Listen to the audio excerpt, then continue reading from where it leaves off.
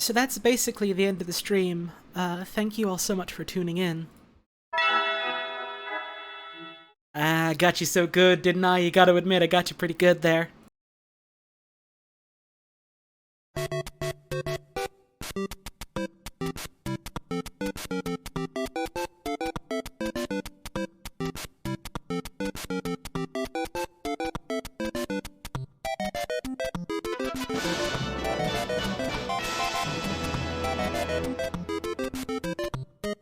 Shortest birthday ever.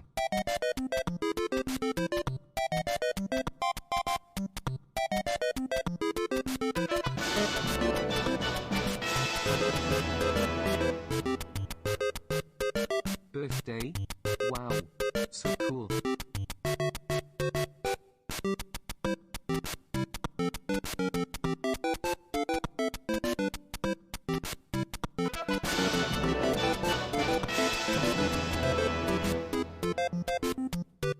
Happy birthday.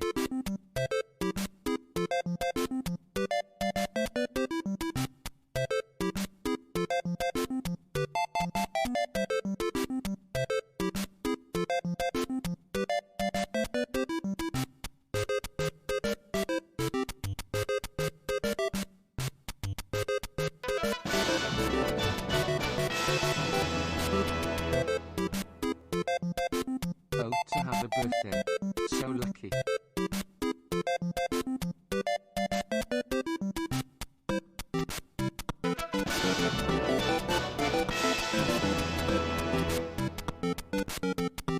Yippee.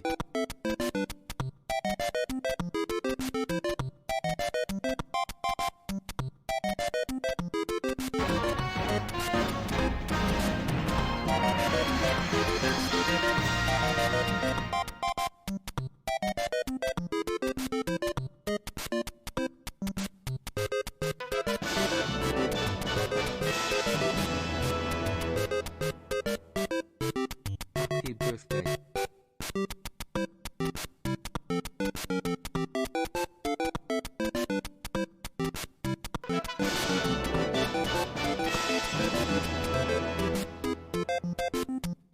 Happy birthday.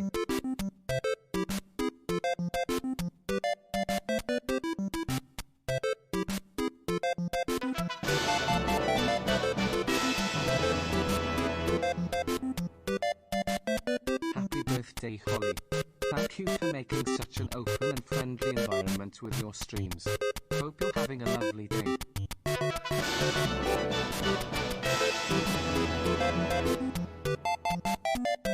Yippee.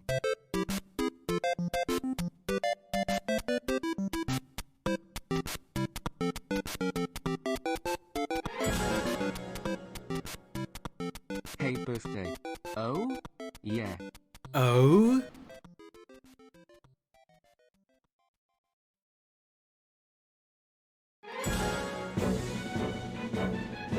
Okay, Holly, here are $5 so you can get yourself a slice of yummy birthday cake. Don't go and spend it on enormous laser beams that destroy the chat. Happy birthday, Holly. Wow. I don't know the years, so here's the days and the month. Happy birthday.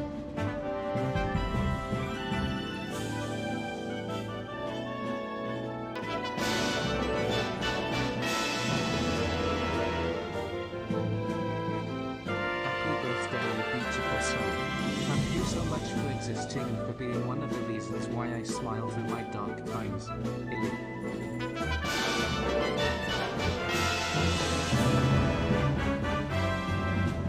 Happy birthday. Hope you have a wonderful one.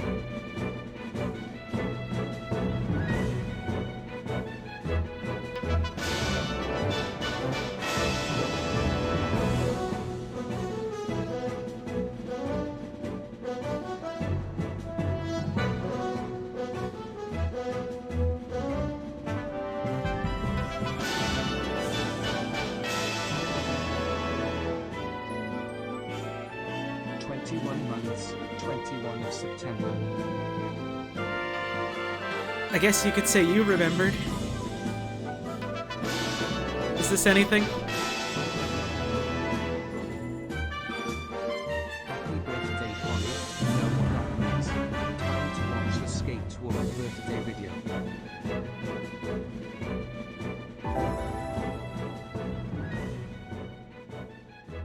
happy birth.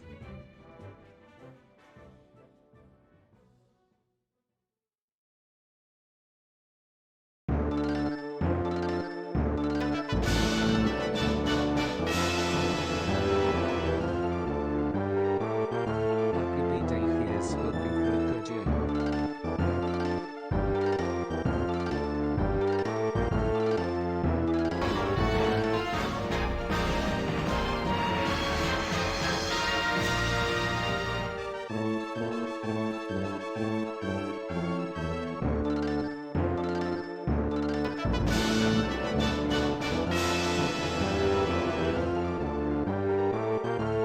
Happy birthday. May the cakes and creams be plentiful and to your liking. Many gifts for you. Oh yeah.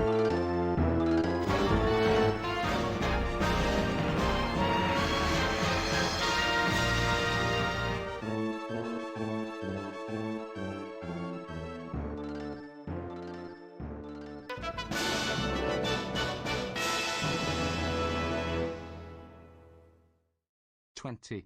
Hell yes. We are here for #brothers and also Miss Holly. Miss Holly, happy birthday. I don't think there's necessarily any bros today, sorry. Unless... Birthday. No, that surely wouldn't happen, right?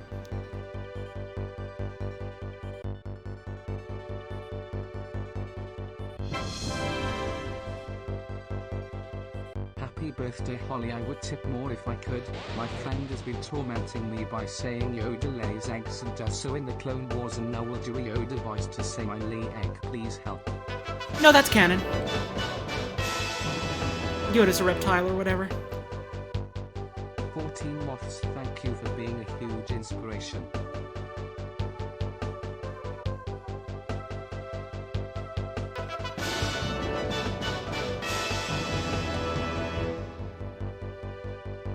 Yahoo, yippee. Happy birthday, my friend Holly.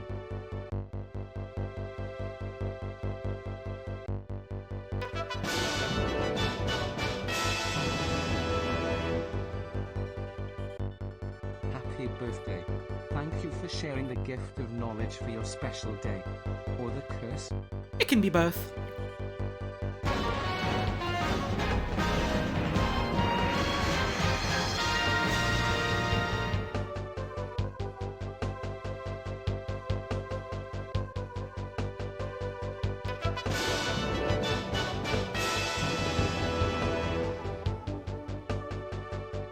Happy birthday, Holly who also physics.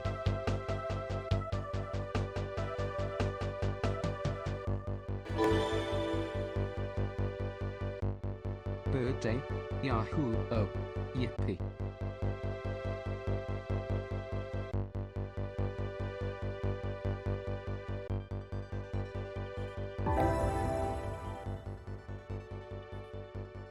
Top 10 epic birthday moments.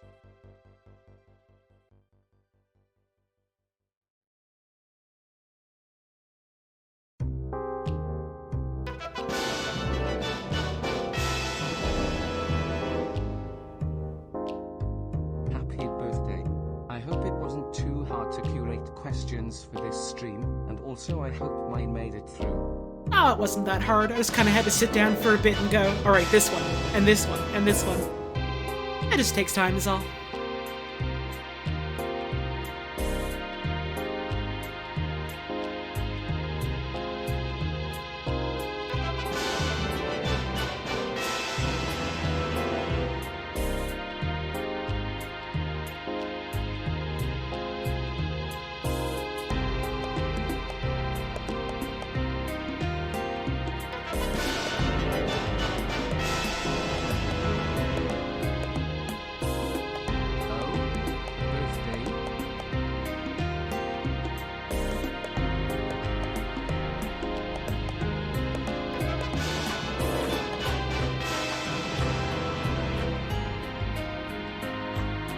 Thank you for the gift sub to God.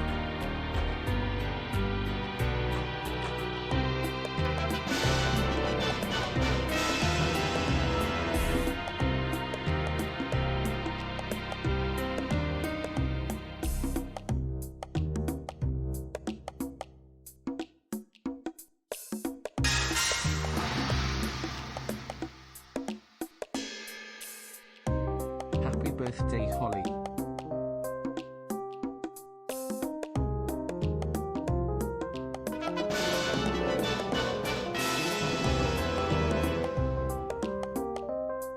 Happy birthday, Holly. Hope you have had a wonderful day so far. Smile.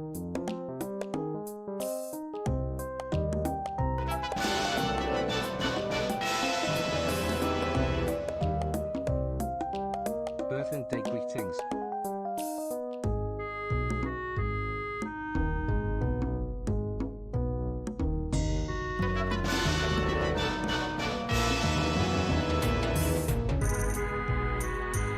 Holly Jones love happy birthday. Thank you for all the streams and fun times.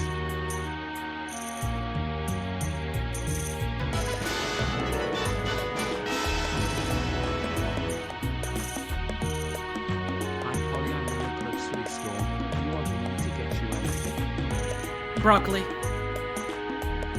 Thanks.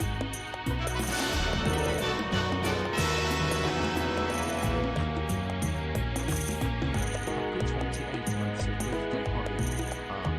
Wait. That's not quite right.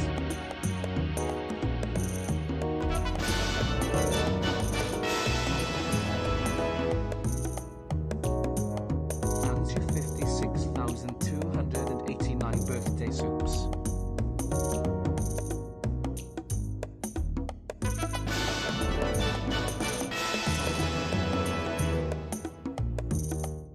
Whoop whoop, happy birthday, Holly Tones. Thank you for making me laugh when times are hard. Holly Tones bonus BB. Holly Tones bonus BB.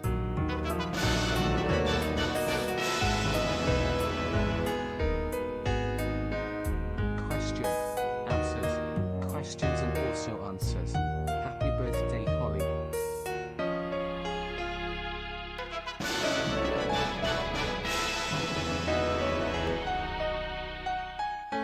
Happy birthday, Holly. Hope her birthday has been awesome.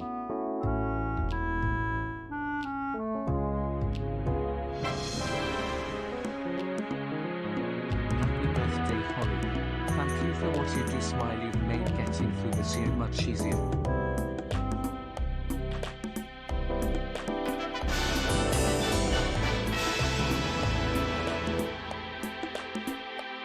Happy birthday, Holly.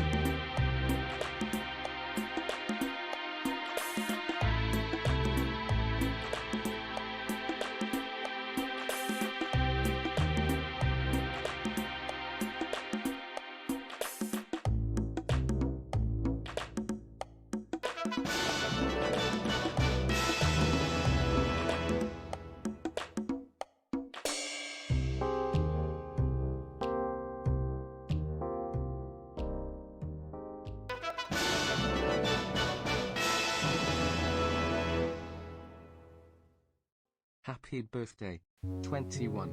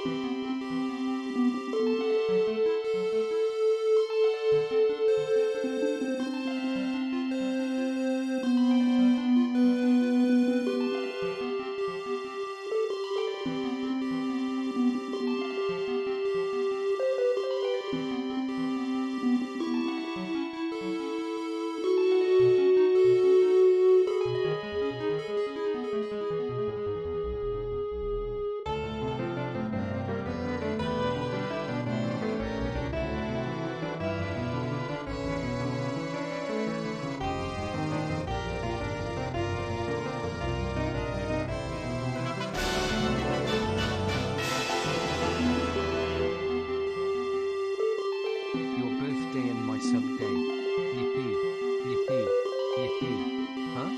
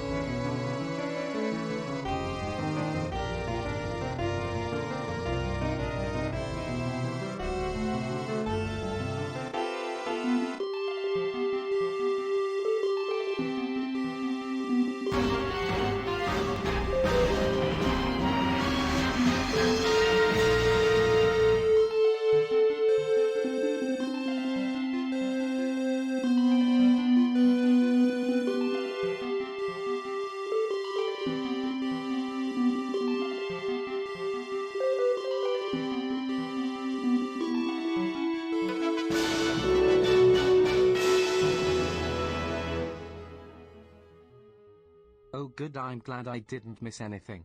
Happy B-Day, Madam Hollow Tones. Hi. It's my birthday.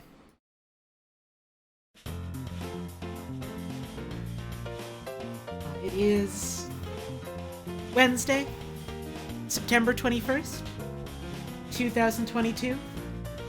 It is a nice and cool 16 or 15 degrees in my area. The sun is starting to come out again after a day of cloud. We are officially living in the post-RTVS Deltarune official crossover world. She be living in a birthday world. And it's my birthday. And I'm 28. You get Honest Tom's discount beef for the tip. Happy birthday, Holly. I will say I'm probably gonna be muting the alerts just because, like, this is gonna be a very talky stream. I'm gonna be doing a lot of talking. And it's a little bit hard to do that over the sound of alerts happening, unfortunately. Which I'm always sad about. The what crossover? Oh, so, Fangamer...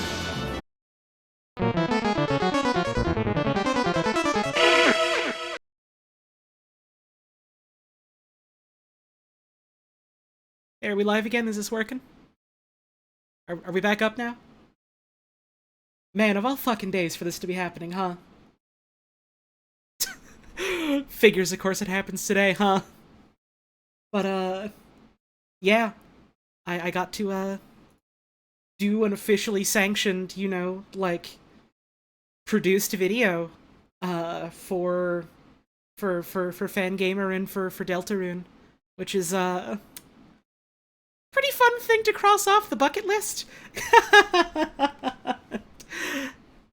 To put it lightly, I suppose. So that's fun. If you got to catch that live, or if you caught the VOD for that, well, I hope you all enjoyed. We all worked real hard on that. And if you haven't seen it yet, well, I reckon you're in for a treat. Okay, Twitch is doing the dog shit thing where if my stream has a hiccup like that, it decides that actually this is a whole new stream and I have to do all the ads again. So I'm just gonna hit the button now, I guess, while I do my normal pre-stream stuff before we get into, like, the actual meat of the stream. That's frustrating. I'm really sorry, y'all. There's, not much I can really do about my internet service just deciding to stop working, though, and there's not much I can do about, the like, ads manager thing just being programmed kind of bad.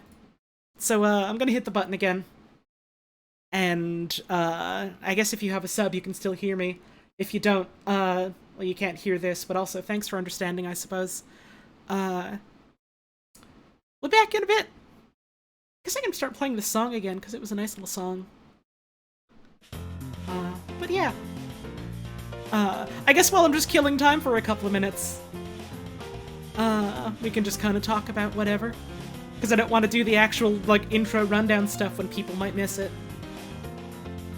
But, you know, hey, welcome to the stream. Wonderful to have you here. Thank y'all very much for tuning in tonight. I don't really have anything crazy planned for tonight. It's gonna be relatively straightforward, so I hope you all enjoy what's in store. So glad that we did the Spanton after not surviving joke. Oh, that wasn't us. There's I don't want to talk too much about like behind the scenes stuff related to that video, just because like we're gonna do that as like a group eventually, probably. And also there's some stuff that like legally I can't talk about because we signed an NDA, and also some stuff I just don't really want to talk about for the sake of the privacy of folks related to it. But we didn't come up with any of the prizes. That wasn't us. That was presumably Fangamer and Mr. Toby Fox who came up with what the prizes were going to be. It was just our work to present it and all that. That was a real good time. Who is RTVS? I'm going to assume you're not joking, in which case, wow, that's surprising that someone's following me just for me and not for, like, you know, because of the things that I've done in a group. That is, Radio TV Solutions, the, I don't know if Comedy Collective is the right way to put it. Someone on fucking Reddit said that we were an advertising agency. Man, I wish we were getting paid advertising agency money. But, it's, you know, the group what did Half-Life VR, but the AI is self-aware. That's us. And we like doing other stuff together, as evidenced by that which we did. And that was a real good time. You do not know RTVS, you just know me.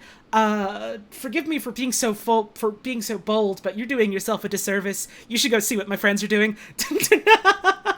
You should go check out my friends and all the cool shit they're doing, because they are working on some wild stuff. All of us, you know, both as a group and also individually, do some cool shit, and you should go give them a look. You should go check them out.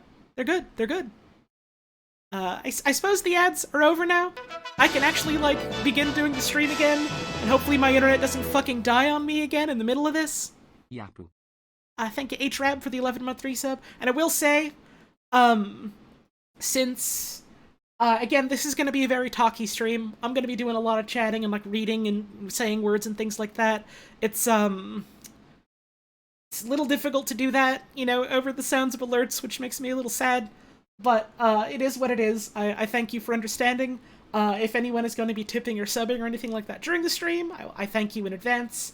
It is very much appreciated. To everyone that has subbed and tipped and things like that, while the stream was starting up, thank you all very much. Your support and your generosity, really always does mean the world to me. And I just want to say that, again, like, it's because of, like, the support of people like you that, I can, you know, keep paying bills and keep justifying doing this as a way to help pay my bills. And not just in the sense of people tossing money my way, but just in the sense of, you know, people being an audience, being a member of the community, liking the things that I do and that my friends do and that we do together. I don't know, it means a whole lot to me. In like, so many ways. Never forget that these streams and, like, these shows and things we do... Cranky Kong, can you shut the fuck up for a second? My man? Actually, I'll let this play out, because that's $100 fucking. But just remember, none of this would be what it is without folks like you, so thank you all very much for tuning in. It does mean the world to me. Thank you, Boxhead Paint, for the $100 tip. My fucking god. We'll let this one play out, and then I'll hush up the alerts, I reckon.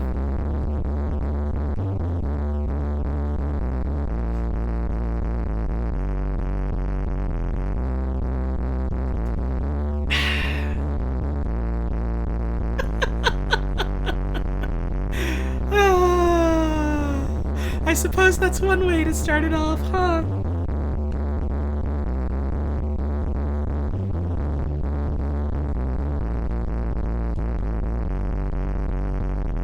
just kind of bobbing along to the music for a moment. Came in thinking the audio was messed up? No, no, no, no, no. This is HD sound. This is high definition Cranky Kong audio. Let's fucking go.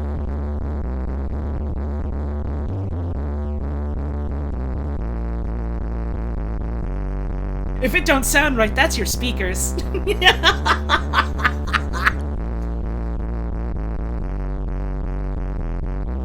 Thank you again, Boxhead Paint, for the exceedingly generous $100 tip.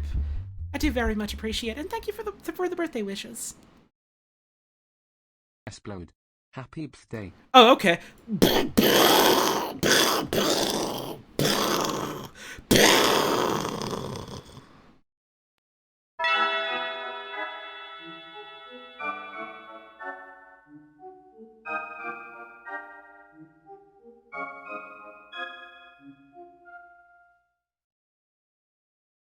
So how about we get to the actual meat and potatoes of the stream, why don't we? Alright, so the alerts are muted now. Again, thank you to anyone like the Spliffdonk who's going to be subbing or tipping or anything like that during the stream. I do very much appreciate it, but again, this is a very talky, chatty stream, and trying to talk over alerts firing off is going to be a little difficult. Let me just, I've pulled up this Nintendo 64 Jungle Mix 01 Drum and Bass Liquid Funk Jump Up Neurofunk Dark Side etc. Video on YouTube, and it's got some fun music in it. I think I've played this before on a stream, but it's good listening, so I'm gonna let that go. Try and find a good level with regards to being able to hear the music, but also still not, like, fighting for the audio over it. I think this is good enough. I'm gonna hope this is good enough. So, a couple of weeks ago, I put out the call, like, hey, I think it would be fun to do something like this for a birthday stream. And I didn't think I would, have the time or the energy or the interest or anything like that to do anything like big and crazy. And again, now that we live in the post-Phantom world, you maybe understand at least part of why that might be. But I thought it would be fun to do something like this. I saw my friend Ku, Shinigami Eater, I believe is his Twitch right now. Unless he changed it to Ku Eater, I can never remember. I'm so bad at remembering things. Which you're maybe about to see in tonight's stream.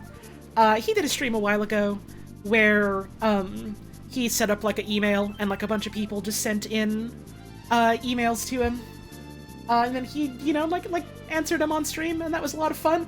And I asked, like, hey, I know this was like a thing that you did. Would you be cool if I did something like this one day? And he was literally like, dude, Holly, I did this because I saw you doing like questions on Tumblr and I thought it'd be fun to do. And I was like, oh, so it's my idea.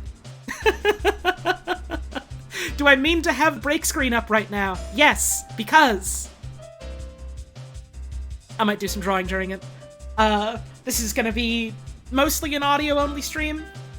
Basically just gonna be, sounds happening to you, but I thought maybe it could be fun if I, scribble a little bit while we do it. But I will be looking over questions that people sent in. There were quite a few sent in. There were quite a lot sent in. Quite a large number. And I whittled it down to about 109. And mind you, that's not 109 questions, that's 109 emails. Some of which have multiple questions, some of which have some overlapping questions. Maybe I'll get through it all. Maybe I'll decide actually this is too much and I'm too tired. Holly, it'd be really cute if you did a stream of you and Puzz using a shared drawing program like Drawpile. That would be very cute. I'm gonna have to... I think Puzz is watching right now, and I'm pretty sure that's something she might be into. Maybe at some point. But, right now, we're here for questions. So, let's get to it, I suppose. Here is, our first question of the night. And I do believe this was, my first question that was sent to this email account, and it is as follows. What is one toy or treat or object you've always wanted to get for Lola, but haven't been able to get yet? Thanks, Pal. Well, thank you for your question, Pal. I don't really think there is any. A lot of the time when we're like, oh, maybe this is something we should get for Lola, maybe she would like it, we just kind of get it. And so because of that, she does just kind of have like a little nest of toys that she kind of hoards over like a dragon. There's never really been any sort of thing that I've seen like, oh, maybe this is like some expensive like pipe dream in an ideal situation type of thing that she might like kind of thing, just because like a lot of the stuff like that I can think of would be things like, I don't know, like cat trees or like enclosures or things to jump on top of. She's not really super into that nowadays. There was one that she really liked for like a couple of years ago when she was younger, and then she wasn't so much interested in like, you know, jumping on top of it or anything like that. And I think anything that we would get, she would just be interested on the basis of it being like a new thing for her. So I don't know if there's necessarily very much that we could get for her that I can think of like offhand that's like, oh, this is like a dream thing that I'm sure she would really like. But it's an interesting thing to think about. It just made me kind of go, man, yeah, Lola has a lot of toys, doesn't she? It's easy to forget sometimes. Thank you again for your question. This next one is as follows. If you could do one, quote, troll physics, end quote, thing in real life, what would it be? And have a happy birthday. Wasn't your birthday when I sent this, though. It is August. Or due. I'm not a cop. But thank you for your message, I'm not a cop. It's very much appreciated. This is a really fucking good question. I tried not to, I tried not to, like, think about any of these questions too hard when I was, like, you know, getting them or compiling them for, like, the big list of things to answer, just because I think it would be more fun to answer some of these, like, off the cuff. This one, I do have to admit, I did give it quite a lot of thought. And I kind of whittled it down to two. I think, to me, I guess it's three, technically. All of the funniest troll physics things, to me, involve... I mean, I guess most of them do involve gravity by some degree, just because of the nature of physics. But I guess involved specifically, like, flight. One of them, of course, cover yourself in oil. Absolute classic. Perfect legend. If you ever think to yourself, no, if cover yourself in oil was real, I simply wouldn't be interested in doing that.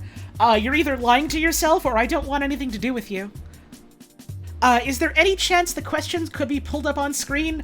No, I do not want to be posting people's fucking email addresses. Some people sent these in confidence, some people have, like, their dead names on, like, email accounts and things like that. I don't really want to, accidentally, you know, expose anyone's fucking personal info on a stream. So I'm simply gonna read them, and if you, miss what a question was, I apologize for that. That's just, kind of the way it has to be, instead of, you know, accidentally showing off someone's,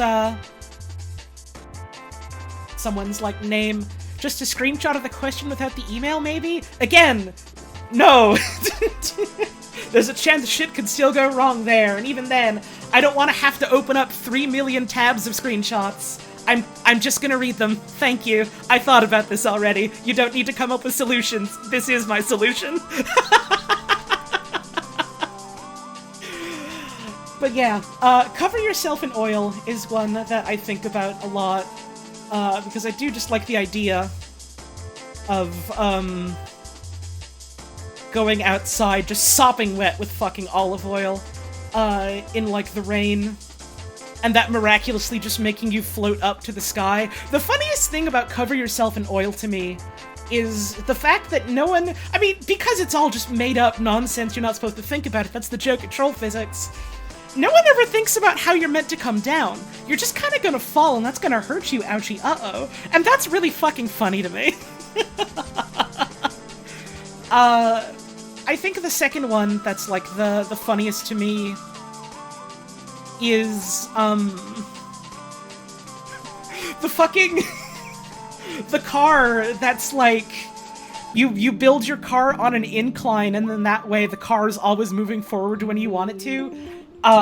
Specifically because, the idea of people trying to come up with, like, perpetual motion machines for fucking centuries, has always been, like, equal parts fascinating and funny to me.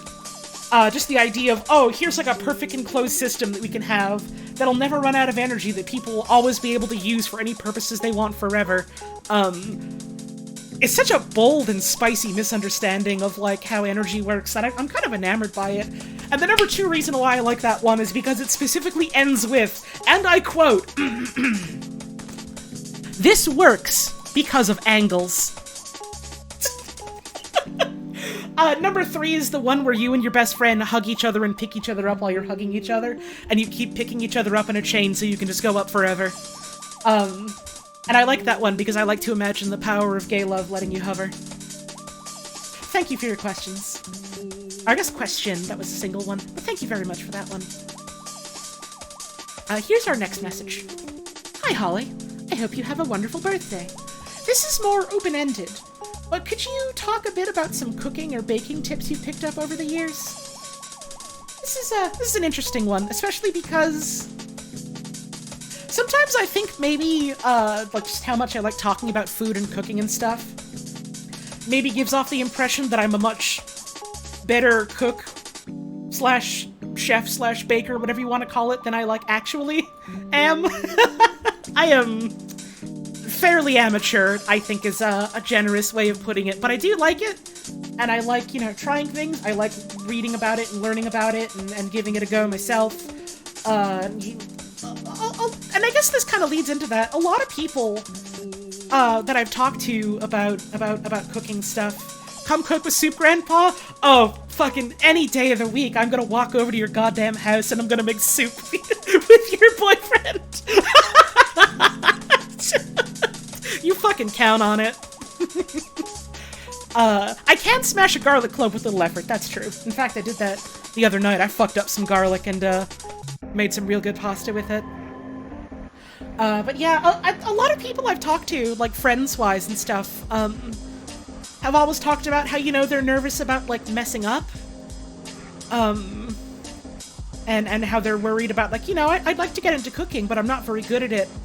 But I'm worried that I'm gonna, you know, like, make mistakes, and I'm going to, like, mess up and things like that. And I'm gonna put this very bluntly. Yes. Yes, you fucking are. You don't pick up a new instrument, and then day one learn how to play a symphony, you know? You're gonna make mistakes. That's normal, that's natural, that's part of the process. And I guess part of the worry specifically because of that is, like, you know, this is food, this is something you spent money on to eat. And then there's, like, you know, the worry that if you fuck it up, you're just gonna have, like, nothing to show for it, you'll have wasted your money. Things like that, and I definitely understand that worry. But I think it's valuable to try and, like, reframe that. Because think of it this way. Number 1, unless you somehow, like, screw up real bad, and, like, I've screwed up real bad before, everyone has, everyone's probably bound to a couple of times in their lives. If you, like, screw up real bad and, like, I don't know, leave a pan inside of an oven while it's heating up, or, like, burn something, or something like that, then sure, that's to some degree kind of unsalvageable. But chances are, a lot of the time when you, like, make a mistake in cooking or you fuck something up, it's not going to be some, like, oh, there's nothing I can do with this now, I can't eat this at all, type of thing. It's gonna be like, oh, I maybe added too much salt, or oh, I cooked this a little over long, and now it's like a little dry, or oh, it was a little bit underdone, so I gotta put it in for a bit, or oh, I didn't have this one ingredient, so I had to sub it out for something else. And, like, that's fine. That's okay. There's no problem with that, and chances are you're probably still gonna be left with something that's okay. Even if it's not perfect, this is easier said than done. I sure fucking struggle with it. What you want to do is you go and you take the idea of perfect, and you fucking kill it. Because nothing's ever gonna be perfect. The only thing that's perfect is, Yoshi. And that fucker's not real.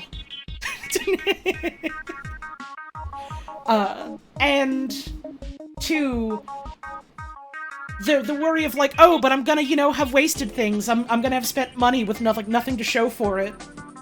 Think of it this way. Maybe you don't necessarily have, like, the exceptional meal you wanted to show for it. But if things are still okay, you still got a meal to show for it. And even in the worst case scenario, pretend that, like, somehow, no, everything's gone completely wrong, botched it, nothing you can salvage at all. You have experience to show for it. You made a mistake. You know, like, what not to do next time. You know how to change things, how to try and improve things. All you gotta do is just, you know, try and get back up on the horse and give it another try.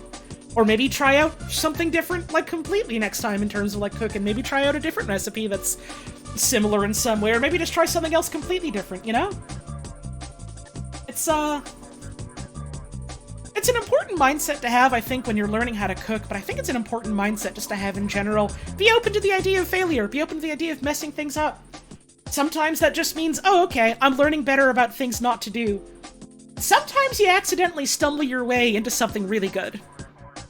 Sometimes you accidentally go, oh, I probably shouldn't have done this, but I'll give it a try, and you go, wait, no, fuck me, this is great. Some other cooking or baking tips. If you're really new to cooking, try and, like, follow recipes that are easy for you to understand, and that you think, you know, are relatively simple to do.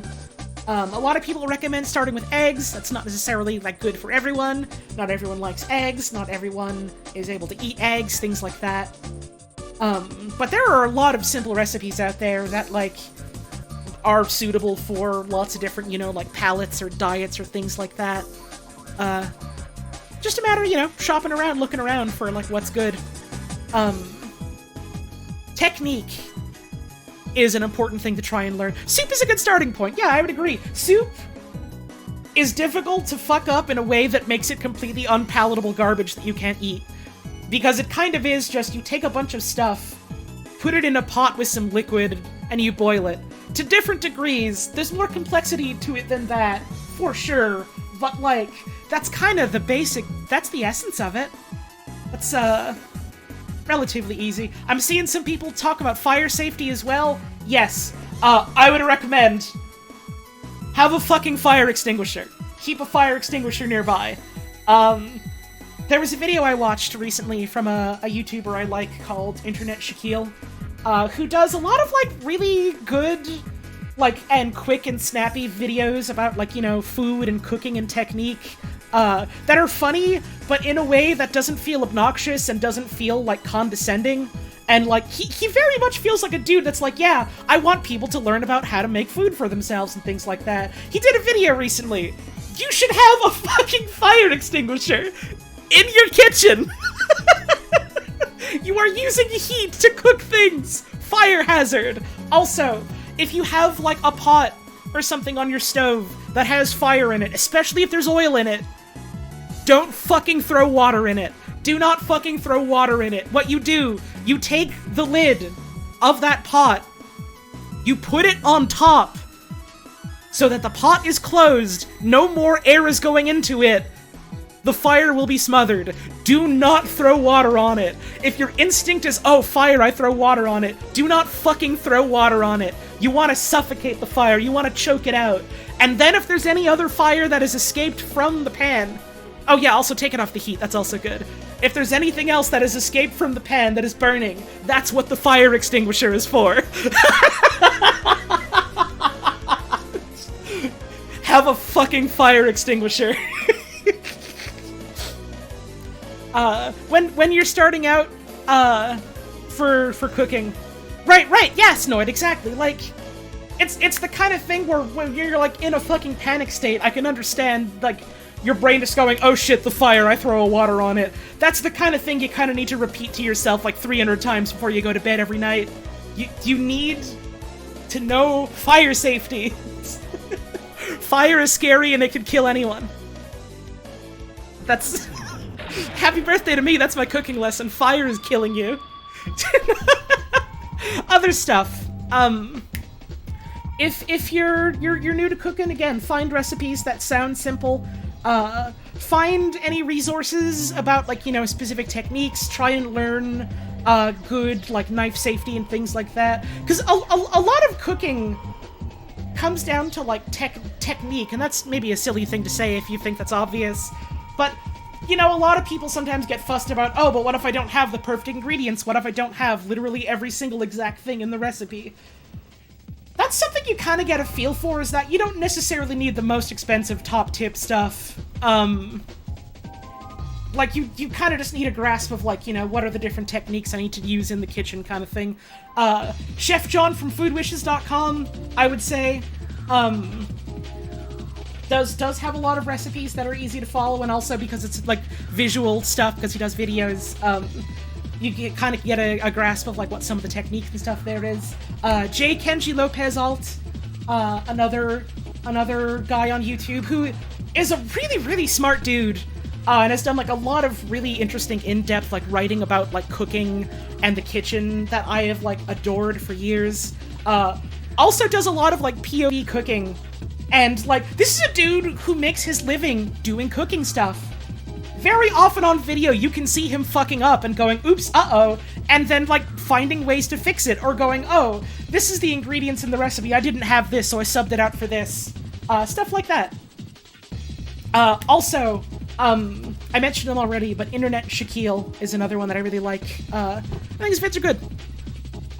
Also, a thing that I appreciate about him is that he's not the thing that I appreciate about, like, a lot of these guys is that they're not really concerned with being like, oh yeah, this is my recipe, my original thing that I made up. It's just like, no, here's, like, some cool things from people that I've, like, learned and, like, heard about over the years and tried and things like that. So here you go. And, you know, like, also linking back to stuff like that, which I think is really, really cool and things like that. Don't eat raw flour. If you're getting into baking is a lot more, like, specific and measured than, you know, like, standard cooking stuff. Chemistry is a factor of both baking and, like, general cooking, I would say. It is much more prominent in baking. So you want to try and be more exact about, like, measurements and instructions and stuff when you're doing baking. Yeah, so don't be afraid to mess things up. Try to look for recipes that seem simple in terms of technique and also, you know, equipment required. Be cool about fire safety. Don't forget, everyone fucks up, even if they're God. And I don't know, just, you know, don't be afraid to give it a shot. You're gonna make mistakes. I make mistakes. I make mistakes all the time, and that's fucking awesome of me, quite frankly. It took me several tries to make myself happy with, just, like, making fucking pasta aglio e olio, or however you want to pronounce it. I hear some, like, Italian-Americans call it pasta alla olio, which is, it's literally just chop up some garlic, fry it in olive oil, maybe add some herbs and some red pepper. Add your pasta. It's literally that simple. It's taken me multiple tries to try and get it to the exact way I want it. And even then, there's still several ways where I'm like, I want to figure out how to make this better. There's certain things that I'm trying to make better. That's a very simple recipe. It's very tasty. Take it from me. Even when you make mistakes on that, you've still got a delicious pasta with garlicky oil on it, and that's good. So, stuff like that to keep in mind, I reckon. Thank you for your question. I hope it's okay that I kind of spent that long on it. Here's another one, and it says, "Hi, I'm sure you're going to get asked this/these types of questions a lot, but I'm still interested in asking. Whenever I see someone doing something they love and they're really good at, I'm really curious what paths they took to find themselves there. So, when/how did you figure out streaming was something you wanted, or was something you could do as a career? What was the first thing that clicked that made it feel right to you? In that vein, what are some things about streaming that you think would benefit, quote, traditional jobs? Like, what parts of it do you think would translate well, if that makes sense? Thanks for the opportunity. It's a really neat stream idea. Happy extremely early birthday. Hope it's a good one. Thank you for your message, and thank you for your questions. In terms of when did I figure out this was something I could do as a career, it was kind of something that I, like, stumbled into. It was always something that I had, like, an interest in doing. Just as, you know, like a side thing, like a hobby, because it's like, oh yeah, I like playing video games, I like chatting with folks about the things I'm playing, I think it's fun to do that, maybe I could try doing that just, like, for fun, and I was doing that for a little bit, and then kind of had to stop, because I didn't really have as much time, and, like, the job that I was working, at the time was, like, kind of demanding in terms of, like, my time and energy, and I got home and I was exhausted and I didn't really want to spend more time on the computer when I spent all day at work on the computer. So it was just kind of a thing I dabbled in, like, very, very rarely, but in the back of my head I was like, man, there's a lot of streams out there that I watch that I really enjoy, and I think it'd be really cool to be able to do stuff like that myself. And that was always just kind of lingering in the back of my head, and, you know, for years I was like, I could maybe give it a try more often, but I don't know.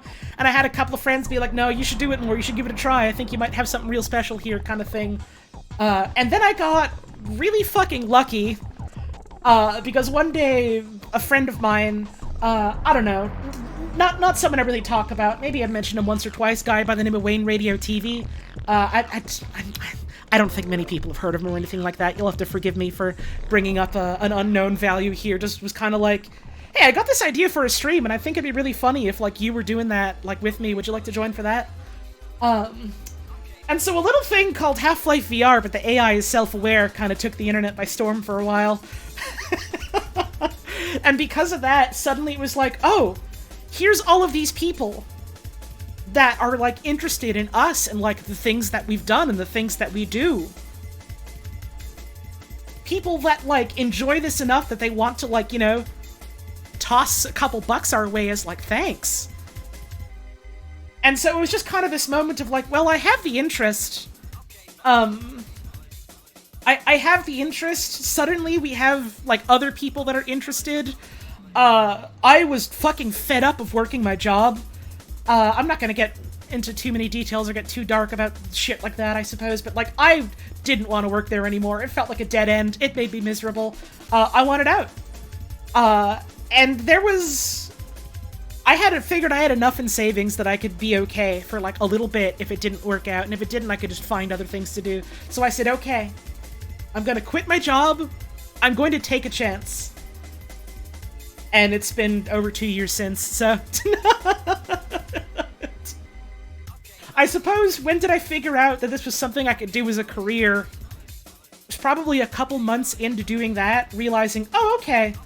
So this wasn't just a flash in a pan thing, like, sure, people have, like, dropped off, and people, not as many people are, like, throwing as much money my way or anything like that. But there are enough people sticking around and enjoying the things that I do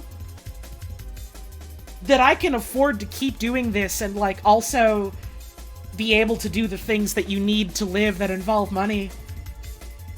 And I was like, oh shit. Oh fuck.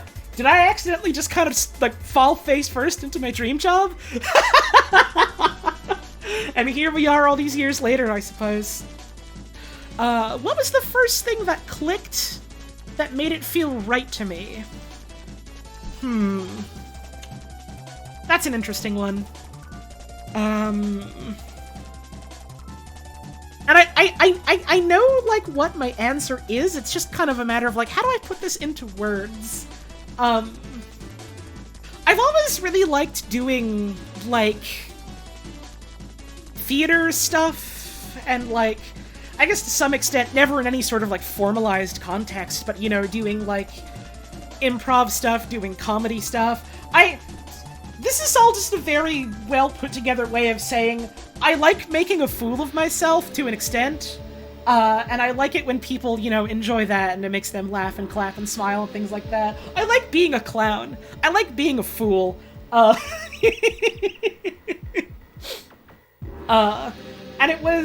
this was, like, even before I was doing it, like, as a career. this was just when it was still like a hobby thing, was like, you know, I had like, I was in multiple theater festivals back in the day. I mean, yeah, I know. I know. But you know what I mean. And so, like, you know, I had like that kind of experience knowing, like, yeah, I like doing that kind of stuff. This is a more, like, different context in, like, a digital setting sort of thing, so that's different. But it was just kind of like, yeah, this is similar to, like, stuff that I really enjoy. I think it'd be neat to give that a try, and then I sort of, you know, started off doing that as just, like, a for fun on the side thing, like, no money involved in it. And, you know, just, like, did it to, like, a couple of friends and a couple of folks that followed me on Tumblr kind of thing. And it was, like, aside from the fact that, you know, there were tech issues, and to this day, I still think dealing with audio is fucking garbage. Like, even then, like, it was like, man, no, this is fun. Like, I enjoy just, like, getting to goof around and, like, you know, talk about a cool thing that we're all sharing and experiencing with each other. And, like, I get to, like, actually talk to people live when we're doing it. Like, I don't know, that's just really cool, you know? Shouts out to 140 for being the first real stream game. No. That was the first real stream game when I started, like, doing it full time. Shoutouts to Monster Hunter Generations Ultimate. The actual first thing I streamed. The VOD is forever lost to time. Gone forever. Shoutouts to maybe the 4 old heads that might remember that.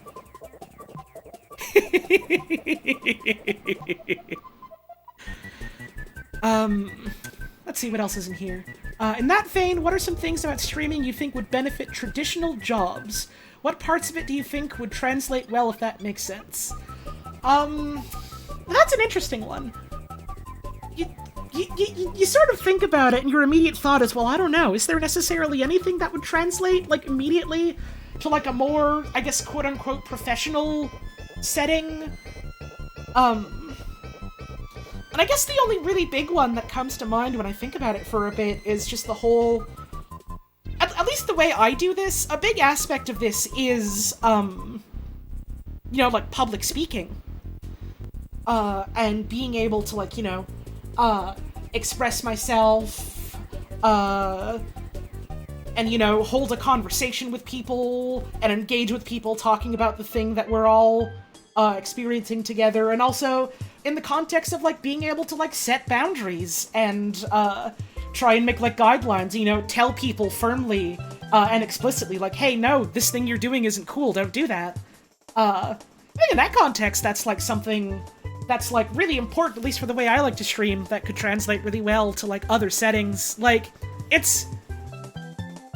I'm sure a lot of people could, you know, either, vouch for this, or a lot of people could think and say, like, yeah, this is something I wish I was better at, or, like, in retrospect, I wish I did, but, like, being able to, like, advocate for yourself and express yourself, you know, loudly and confidently is, like, a really valuable skill in general, not just in, like, a career context, you know? I saw someone in chat, Dumeg, also mention autonomy over workload, and, like, I think that's something that is very valuable if you're, like, self-employed, or if you're working a job where you do have some amount of freedom like that.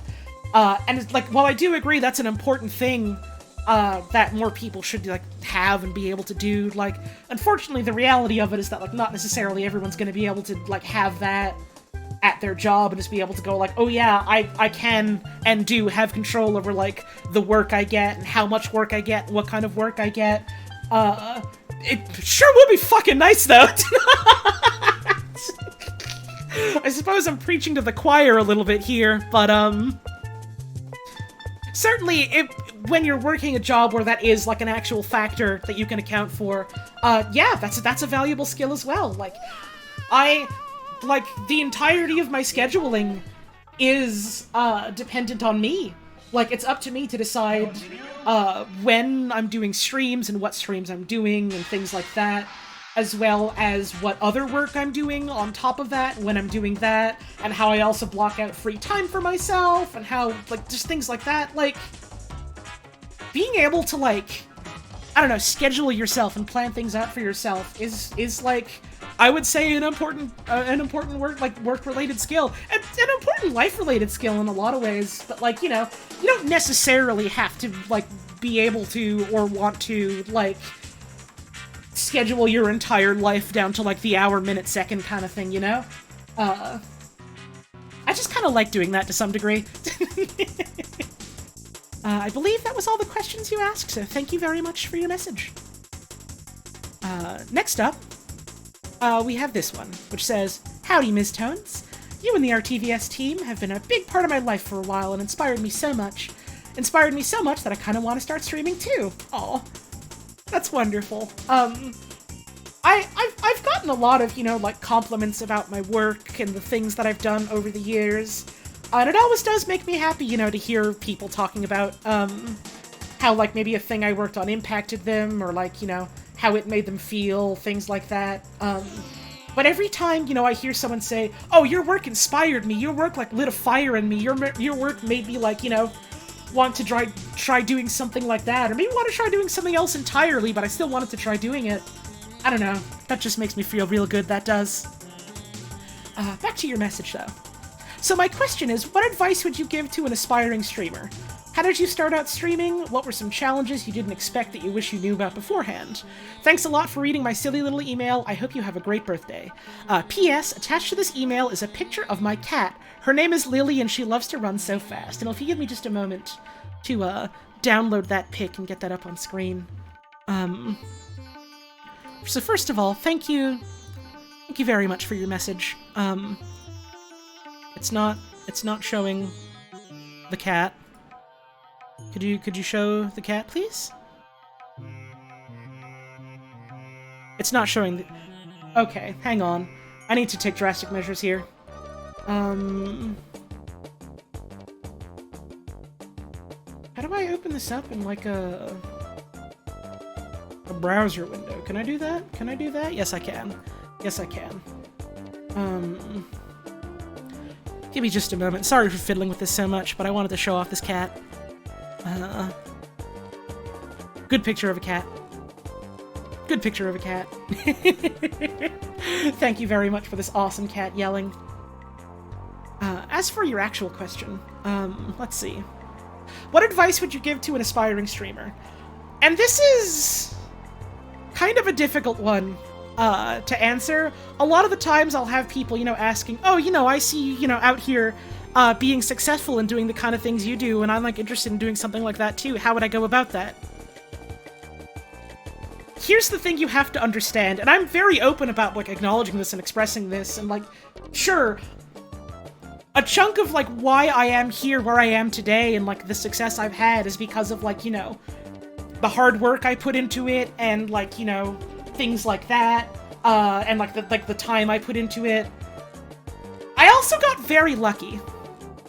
I was very, very lucky.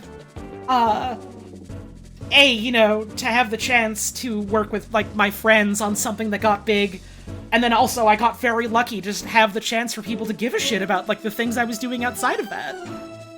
And that's just kind of the truth about how streaming is today, nowadays. Like, a lot of the people that are, like, right now at the tippity top of streaming, which is, like, nowhere near where I am, to be fair. I'm very happy with, like, the size of my streams and, like, my community and, like, the growth that I experience. I am nowhere near the top of that. I'm okay with that, but I'm nowhere near the top of that. A lot of the people that are because either A, they already had a huge following on, like, other platforms, or B, because they got in on the ground floor of this and were, like, you know, some of the first people doing stuff like this, and so other people, you know, stuck around and kept watching them. Because it was like, "Oh yeah, well, you know, I've been watching you for a while," kind of thing, so I'm just gonna keep watching that. This is the guy that I know who does the streaming thing. Sort of thing, you know? And so that is kind of part of it, is just...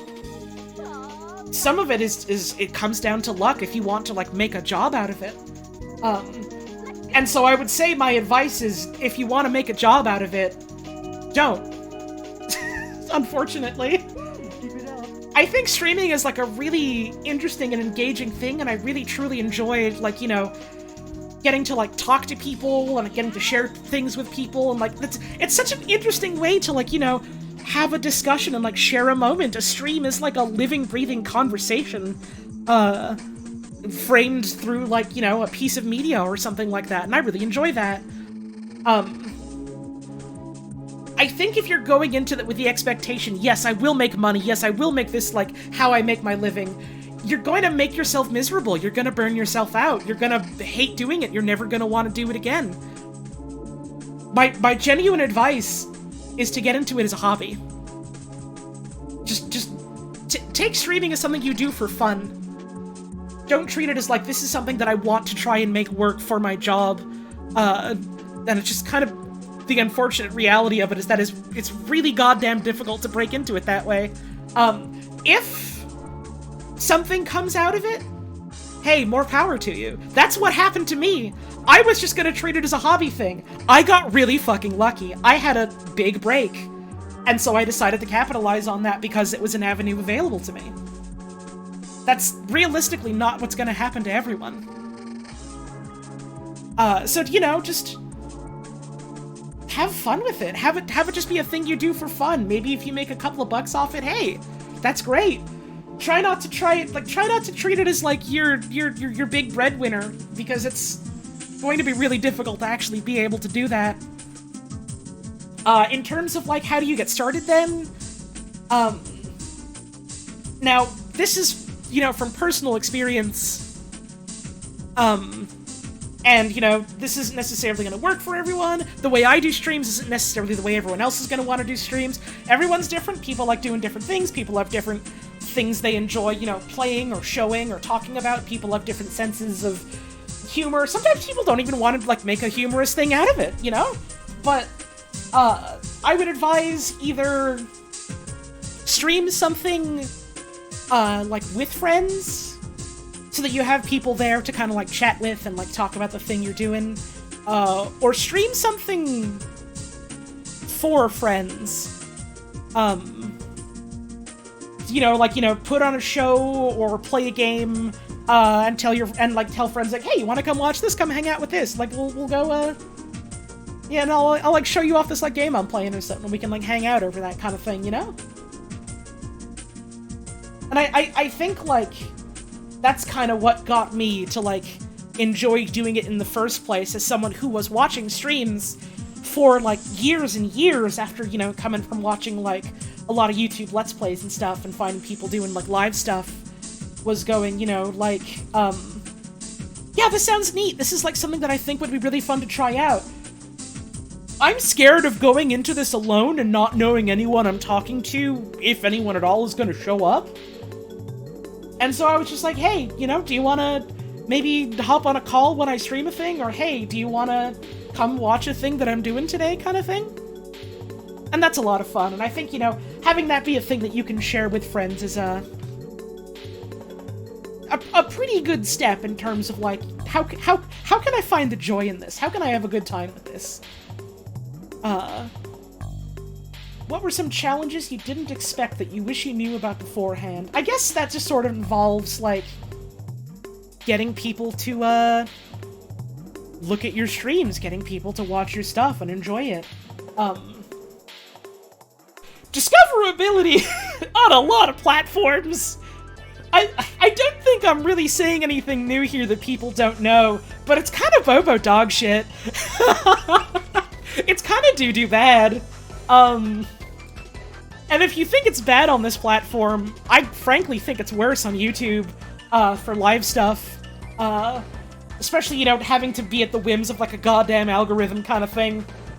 And, you know, some people try and, like, specifically play that, or specifically, you know, play to the strengths of that. Then some people, kind of like me, go, fuck it, I'll just do what I want. And both of those things have their, like, ups and downs. I guess, as a more tangible thing related to that, when I was, like, starting out, and this is something I still do, unfortunately, checking out, like, metrics and looking at, like, the numbers and, like, fucking worrying about it is a surefire way to make yourself miserable. You can look at the numbers and be like, ah, shit, ah, god, you know, my subs are all down this month, or, oh, my viewers aren't turning up as much, and, like, if you're in a position like me where this is your job, to some extent, you have to care about it. You have to give some amount of a shit about it. Like, you can't really escape that. But if that's kind of the end-all, be-all that you focus on exclusively, your brain is gonna go to hell before you die, and you're just gonna be miserable all the time. And so this is, like, much easier said than done. Hi, Brady, by the way, I hope you're doing well. Like, so much easier said than done. I know this, I realize this, I acknowledge this. Try not to focus on the fucking numbers of it. And also, again, if you're worried about, oh, what if no one wants to watch, or how am I gonna get people interested, again, try to have this be like a thing you do with friends. I think that's a good way to, A, know that there's gonna be people, you know, coming on in and having a good time with you, if it's like a thing that you plan out with friends to do. And B, you know, that way, if strangers show up, you are, like, more loosened up just because you're talking to people you know already. And then also, if they're, like, a weird shithead, then you and your friends can have a laugh, like, hey, look at this weird shithead, instead of having to kind of do it alone awkwardly, you know? Almost all your streams are just raid or you play in MOBA and you love it, everything else is just a bonus. Right, see, I think Brady, in a lot of ways, but in streaming especially, has, like, kind of achieved the ultimate zen state, where, like, Brady just does what I was doing before it ended up being a job thing for me. He's just doing it, like, to have a laugh and, you know, like, share a thing with buds. And anything else that happens out of that is just, like, that's just gravy. How do you find friends to stream with to begin with? I don't know, you just ask any of your friends, hey, do you wanna watch a video game together? Do you wanna come and, like, talk about a video game with me? Stuff like that. Thank you again for that message. Here's our next one. Hello, Miss Holly Hollowtones. If you had to choose, what would you say would be your favorite bird of all time? Either just by aesthetics or because of a fun piece of trivia you know about them. If not your favorite, as is often very hard to choose, at least your top 3. If you read this on stream, you don't have to read the section if you don't want to. That's a bold claim. I'm gonna do it anyways. My favorite bird, though, is infinitely hard to choose, would be the kiwi bird. I think they look really silly with their big old dino feet and whiskers. I did a report on them for school like 5 to 6 years ago, and for some reason retained all the information from it. Did you know that kiwi birds have the largest egg-to-body ratio of any bird, with the egg being 20% of their body weight when carrying it? Compared to a human compared to a human at third trimester only being 5%. This is because they evolved from a much bigger bird, the extinct elephant bird, and their egg did not fully shrink to fit their much smaller size. Because of this, it's almost ostrich size coming out of a chicken-sized bird. Okay, thank you for listening to my bird facts. I hope you have an amazing rest of your day/night. From Chip Burger. Well, thank you very much for your message, Chip Burger. And thank you for the kiwi facts. The whole kiwis evolved to be a different size, but something about their young didn't quite evolve to that degree as well. Always just reminds me of coconut crabs, which are, you know, very directly evolutionarily related to, like, hermit crabs. And so, you know, hermit crabs are small, and they like to be into water, and they hide in, little shells and stuff.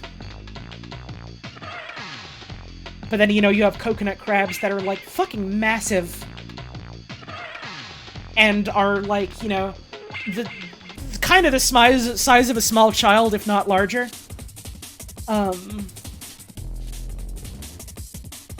And, you know, like, various things related to that, which is always interesting. I'm not sure why I'm going on a coconut crab tangent. Coconut crabs are cool, though, but we're here to talk about birds. I like a lot of birds, as evidenced by the fact that I like talking about crabs, birds!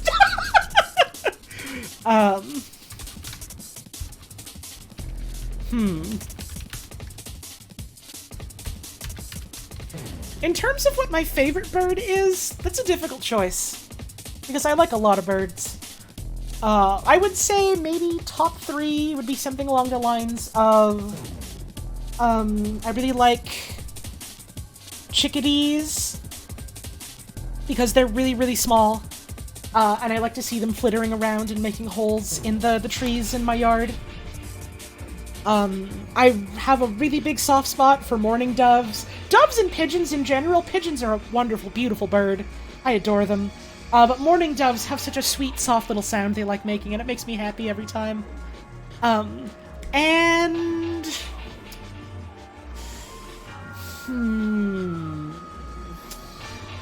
What are those, like, really small, little, I believe they're like a Japanese bird? They're like these tiny little white things that are like you could put them in a little cup of your hand. They kind of look like if a BB was real, I think. I don't know if they're like a type of tit or not. I guess I'm talking about tits on my stream now, but, yeah. I really like those. Here's a little BB drawing for you. I hope you like it. And thank you again for your message.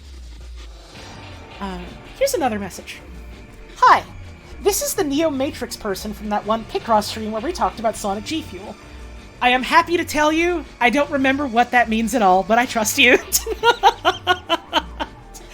Anyways, I hope you have a good birthday. Well, thank you very much. What are your opinions on the Magna Pinna / Big Fin Squid? Those big gangly guys in the deep darks of the ocean that swim by moving their big funny fins. And I chose to answer this one specifically because this is a question I get a lot of the time. Not specifically about squid, but just like in general. Especially on Tumblr, I find. I'll get a question just being like, "Hi Holly, really love your work. What do you think about this animal? What do you think about this animal?" I almost never answer them because the answer is almost every time, I don't know a lot about animals. I know a fair bit about, like, birds. I know a bit about cats. I don't know a lot about animals. And so a lot of the time someone would be like, well, what's your opinion on this one? And if I answered it, my answer would just be, I don't know what that one is, I'm sorry. I've never heard of that one, I know nothing about it, so I have no opinion. I can look up a picture of one of them right now, though. Let's see.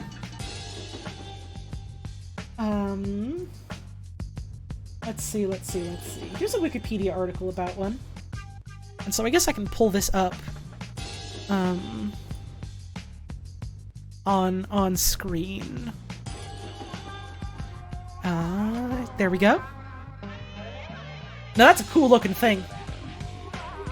Now that's a cool looking thing right there, that is. That's a cool looking beast of a thing. I do enjoy that one quite a bit. So I guess on the basis of aesthetics and visuals, cool fucking guy. Thank you very much for your message. Here's another one. Good afternoon or evening, Holly. I hope this letter finds you well. Do you collect anything? If so, what have you collected? Warm wishes in your streaming endeavor. From Lev. Thank you very much for your message, Lev. I don't really collect anything nowadays, and part of that is just because, like, I don't really have a lot of, like, space for putting things that I already own, let alone new things I would get. And B, you know, I'm still trying to figure out, like, when and how I can move and where I'm moving to and things like that. And at this kind of point in my life, it's just kind of like, well, if I got myself more things, it would be difficult to move them all, you know? It would be difficult to, like, transport them all, like, to somewhere else in the country. Oh, this is the new Tetris part of this mix. Let's fucking go. Shouts out to the new Tetris soundtrack. Fucking adore that game soundtrack. Anyways. I did definitely used to collect things as a youngin', though. I collected Lego. I loved getting myself Lego sets. A bunch of, like, Bionicle, but also a bunch of other sets as well. I have, like, a bunch of bins of Lego. Of, like, most of my sets disassembled, so that I have all the parts, you know, ready if I want to build my own thing, things like that. Let me put it this way. I have so much fucking Lego that I could not keep all of it in my own house. We had to put it in storage in, like, my grandma's house because she had some spare rooms. I really, really liked Lego when I was a young, and I spent a lot of my money getting Lego, and also, like, asking for, like, birthday and Christmas gifts to be Lego. I guess to an extent, you could say I collect video games, but, like, since a lot of those are digital, that's more of, like, a kind of like a digital library of things for me to, like, browse and look through and be like, yeah, I got some cool games. And, like, I see a lot of people sometimes be like, oh, I've got all these video games and I've never played, like, most of them. And, like, sure, that certainly applies to me in a lot of ways. But, like, I don't know, I feel like people feel that way about, like, books they own and, like, you know, movies they've bought, or, like, going to a library with a library card and being like, man, I could get any of these books. Where do I start? And, like, sure, there's the worry of, like, well, I have all these things that I haven't immediately, like, you know, experienced. Is that a waste of my money? But the way I like to think of it is, one, I saw a thing that was cool, and I said, hey, it's cool that this thing existed, and so I gave some money to the developers to help support them and support the idea of cool things existing. And so I don't regret that at all. And B, I don't know, I think it's just nice to have, like, a library and to be like, yeah, I've got all these cool things that I'm gonna get to sit down and experience someday, and that's really cool. And so in that regard, I don't feel a lot of the regret that other people do when they talk about, how they own, like, a lot of games or whatever and haven't played all of them. Because, in my head, I'll get around to them eventually. And if I don't, then hey, at least I helped, someone who made a cool thing hopefully continue to keep making cool things. In terms of Lego sets, a lot of the stuff I had was also, like, hand-me-downs from relatives and stuff. Because I had a lot of, like, cousins and stuff that were also into Lego when they were younger. I am fucking up these Bionicle feet, by the way. Just ignore the fact that I don't really know how to draw those. Even though I have strong opinions on them. Wish Lego wasn't so expensive. That's part of why I don't collect it myself anymore nowadays. Because everything costs so much. So I had, like, a lot of older sets from, like, the 70s and 80s and 90s kind of range. And then also, you know, things from, like, the late 90s, early 2000s that I bought myself, and a whole bunch of Bionicle after that.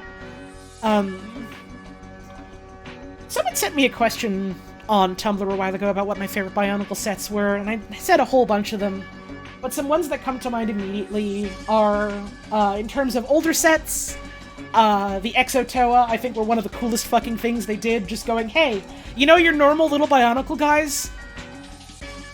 What if we made a set for them that was real big, and it was a giant mech suit you could put them in? This is not how you draw a mech suit, but just pretend it is. This is what mechs will look like in 2038. They will all look like, a cubicle version of Big Man from Splatoon 3. And in terms of, newer sets, I kind of started getting back on the Bionicle bandwagon around the era of, like, the Fantoka and Mystica. I saw, Toa Inika, whatever they called it, the Mask of Life that came to life and made itself a body. And I thought that was the coolest shit, and I thought it had a cool set design, and he came with a surfboard, and I was like, you know, I can't really afford to get a lot of Lego sets right now. I want this one. And so I did, and it was great. I had some mixed feelings about sets in that era in general. I feel like they really started hitting their stride again when they got to, like, the Glatorian. And then kind of fumbled a little bit, like, right at the end. But I really, really liked Toa Ignica, and, like, a bunch of the vehicle stuff they put out around that time. Really cool set designs. Really cool stuff. Mari Nui was the best Bionicle phase. That was the water one, right? I wasn't super hot on it. But, hey, more power to you. I think it's very cool that, even if there's a thing out there I'm not super hot on, other people can look at it and go, yeah, I love this. Hell yeah. Thinking about how Toa Matanui is $1,500 US sealed. Yeah, huh! I was looking that up on a lark the other day, like, oh yeah, that's true, they made, like, Matanui an actual set, a little while after that. And, like, it's super fucking expensive. And here's the thing, here's the kicker, here's the worst part about it. I like quite a few sets from, like, that generation. I think Toa Matanui looks kind of dog shit. The small one has such a flat, boring color palette, and the big one is just, like, kind of weird. Like, they like, fucking knocked it out of the park with, what if Takanuva was 12 feet tall and in his goth phase? I also have that one. That one's also really fucking good. And then they made the giant Matanui one, and it was like, I'm not really feeling this. I'm not really feeling this. And, like, I guess, like, the sort of just shape and build quality in that regard of the smaller Matanui is a lot better, but, like, I just kind of hate the color palette they used for it. It was just all orange. All mustard orange, and that's basically it. And, like, not much else in the way of, like, color contrast, and it's just kind of, It feels kind of disappointing for such, like, a big, important character. I'm realizing now it's probably time for me to get up and have a break. We are a couple of questions down, but some of these are definitely going to get faster. So I'm excited to start diving more into it. I will flip this off. I'll let this music keep running just because it's good music. And I will be back in just a bit. I'm going to get up and have a stretch, get myself some more tea to drink. Maybe get yourself something to drink too. We'll be back real soon.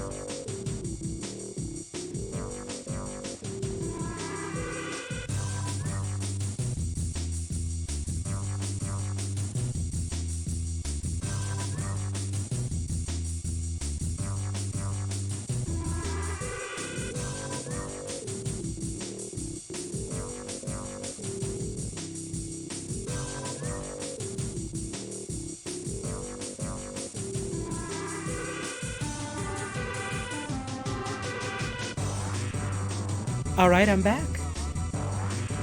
If you're just tuning in, welcome. Thanks for stopping on by.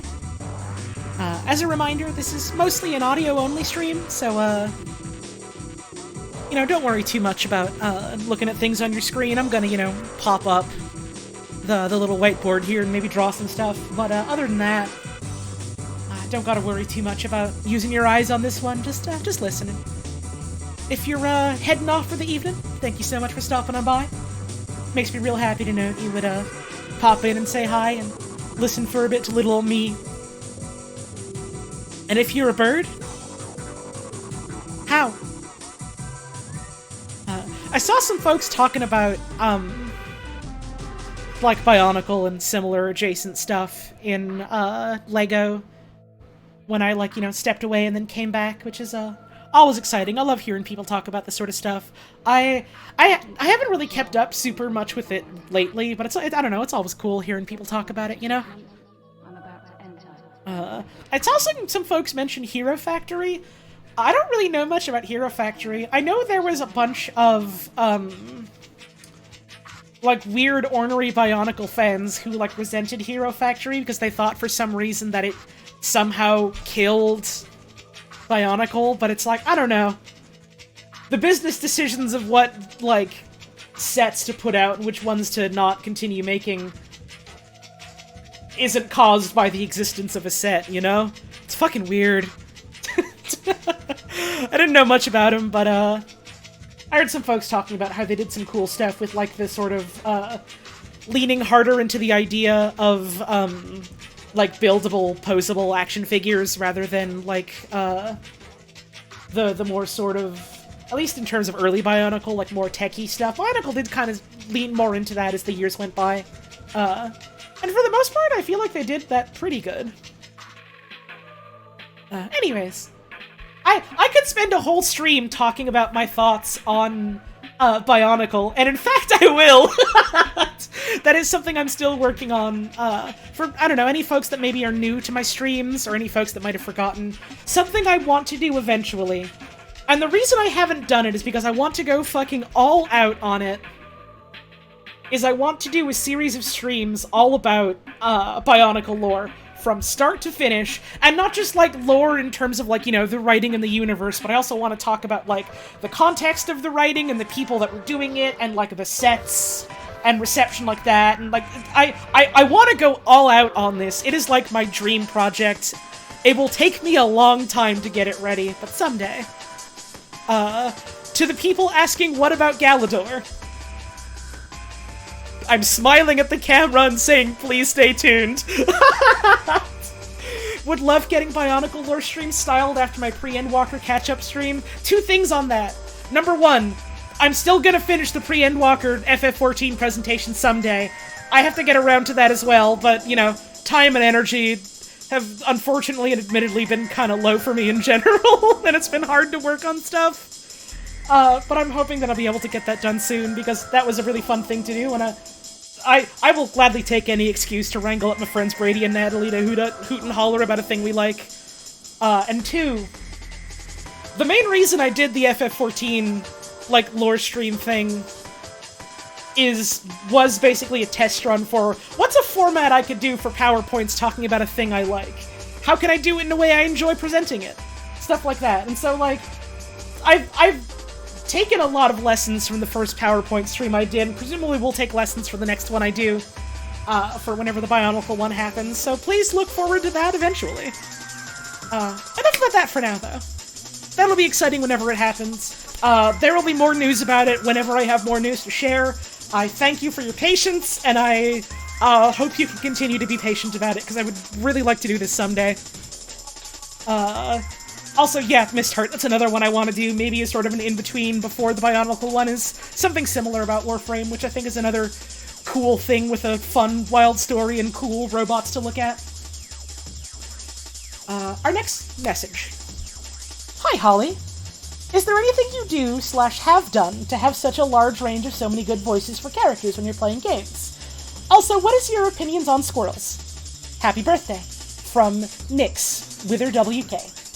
Well, thank you very much for your message, Nix. It's the this is a question I get a lot, in terms of, like, oh, how are you so good at, like, doing voice stuff? What's your experience with, like, voice training in the context of, being a trans woman? Or, what is your experience with, like voice lessons in terms of, like, voice acting stuff?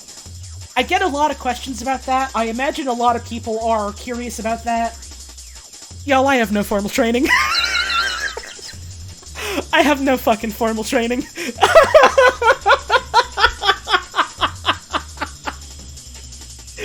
I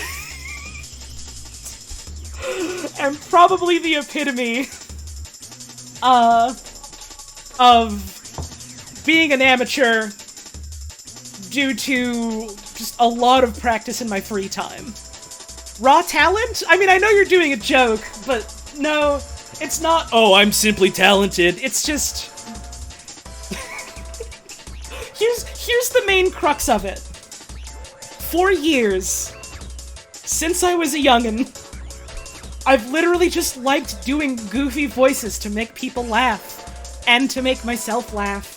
It makes me happy. It makes me happy, and it makes me happy seeing other people being made happy about it. Sometimes you love something so much you care about it and try to hone it as much as you can. Right, yeah, it's something like that, Ogrish. It's literally just, this is something I've enjoyed doing for myself and for people around me. It's just, literally, my fucking sister and I just do this to each other whenever we see each other. And then it sort of came, well, I like doing clown shit. I like being a jester. I like being a fool for people. It's fun. Part of that is using my voice as an extension of that, as like a tool that helps me do that. And then I kind of realized, yeah, it's fun to do that. What if I start pushing that? What if I start pushing that and seeing how far I can take that? Talent is just practice you didn't notice. That is a very succinct way of putting that, Exio. I like that a lot. That is much more to the point than anything my meandering ass could have said. And I very much agree with that. But yeah, it's literally just been many years of me just goofing off and then going, well, I've goofed off a whole bunch just on my own. What if I tried doing this, like, on a stage and then, like, doing theater stuff? And then going, well, what if I tried doing this on the internet and then doing it on the internet? And then it just kind of went from there, like, oh, I figured some stuff out about myself and, like, my identity and how I feel about myself and who I am. I have all this time and energy I've put into, like, fucking with my voice to make it sound different ways. How can I use, like, my toolbox that I've, like, built myself over the years to, like, I don't know, like, change my sort of natural register in a way that I enjoy, and that's just kind of what I brute forced my way into. There are probably much smarter ways that you could go about doing something like that if you're interested in it from, like, I don't know, a gender-affirming perspective. If you're interested in it in, like, a professional voice acting perspective, you can and maybe should, look into, like, actual professional voice lessons. That's something I want to do myself someday, just because, like, I don't know, I try to stay humble, but even then I think I've done alright, just kind of being self-taught, but even then, like, I feel like there's stuff out there that I just don't know because I have no perspective of knowing what I don't, of, like, not knowing what I don't know, And so I figured going to people who, like, have that perspective and know how to help with that could, like, be a valuable thing. So, TLDR, just a lot of, I guess, or too long didn't listen, rather, I suppose. It's just, I spent a lot of my childhood trying to make myself sound like a YouTube poop. And now, because of that, people are paying me on the internet to do it. What are my opinions on squirrels? I think they're wonderful little guys. Thank you very much for your message. Do I remember my role in Half-Life VR, but the AI is self-aware? Yeah? Why wouldn't I? Let's get to another question. This one says, hi, and happy birthday in advance. Thank you very much. What food do you feel you're proudest of having made? And what foods do you want to give a go at making? From Wingu. Thank you very much for your message.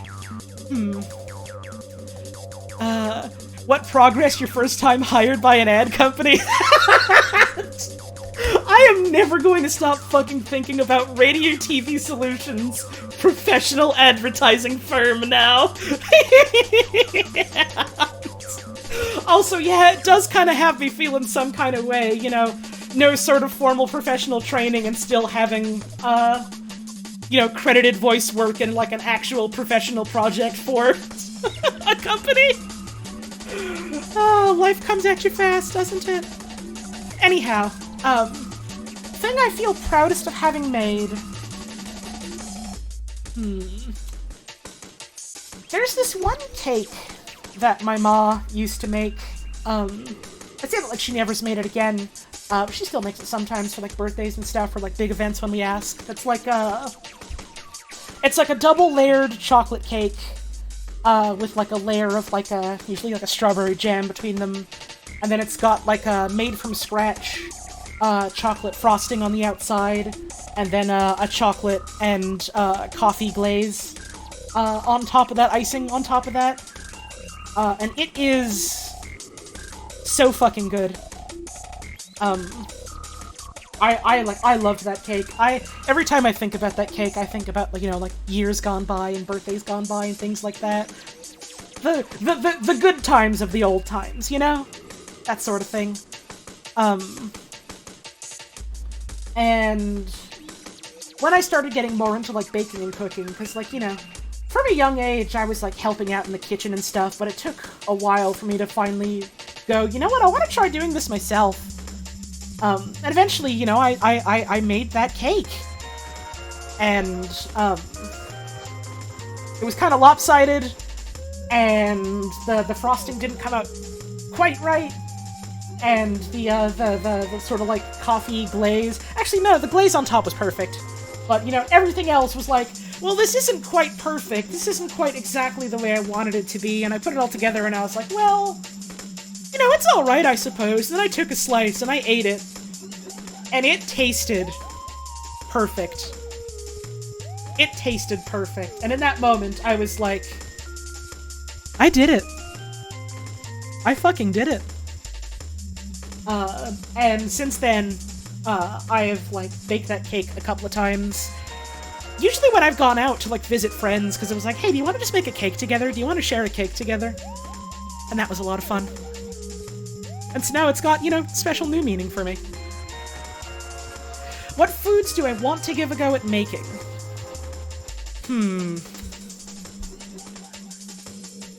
That's a question I'm not really sure how to answer, because it feels like one of those you can't know what you don't know type of questions.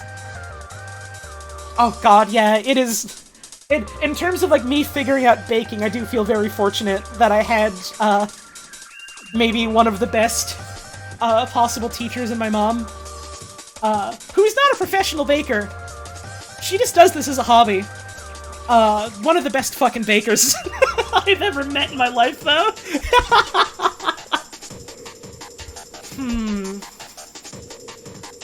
I think someday... Oh! I just realized, immediately comes to mind after a bit of thought. Two things. Mapo tofu. Desperately want to try making that. I've heard it's real goddamn good. I need that. I need that so bad. I gotta take a bite. And, this one thing that's similar to shakshuka. I think it's menemen. It's one of those similar, like, you know, you take stuff and you, like, stew it in tomatoes, and it's like a big, savory breakfast dish. And usually it's made with eggs. And it's a vegetarian dish, or at the very least you can make it vegetarian.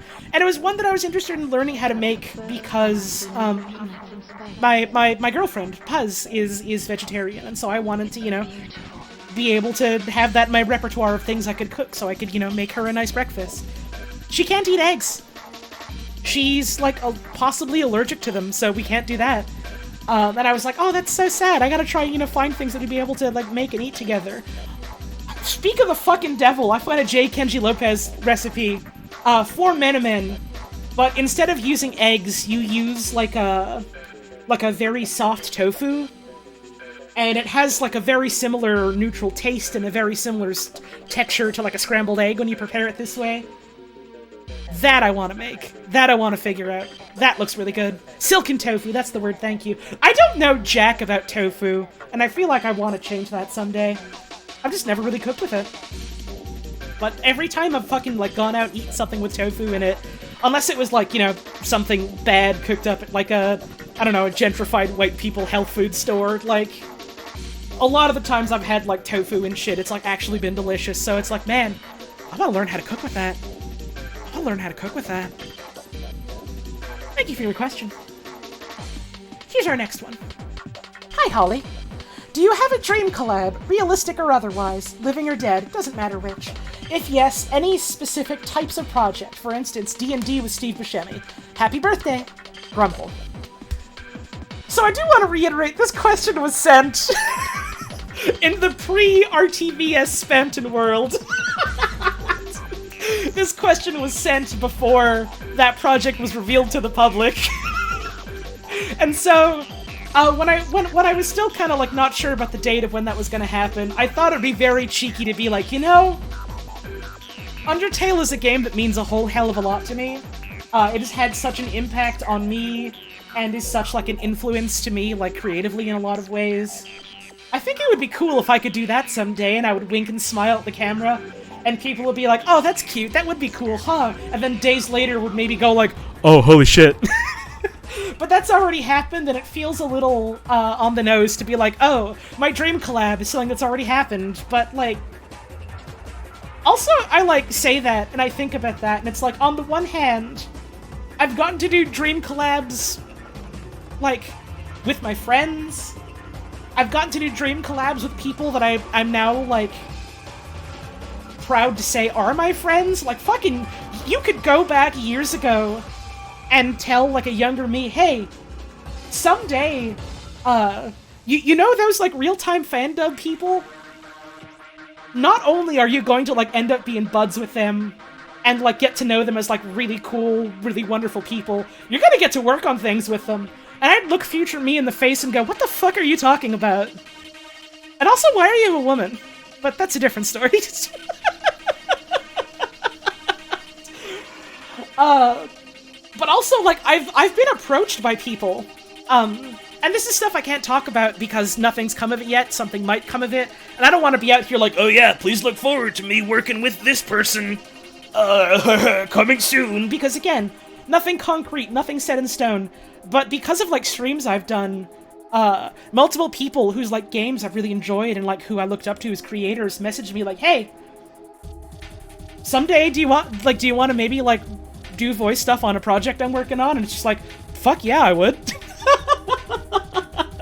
Also, hello? Are you sure?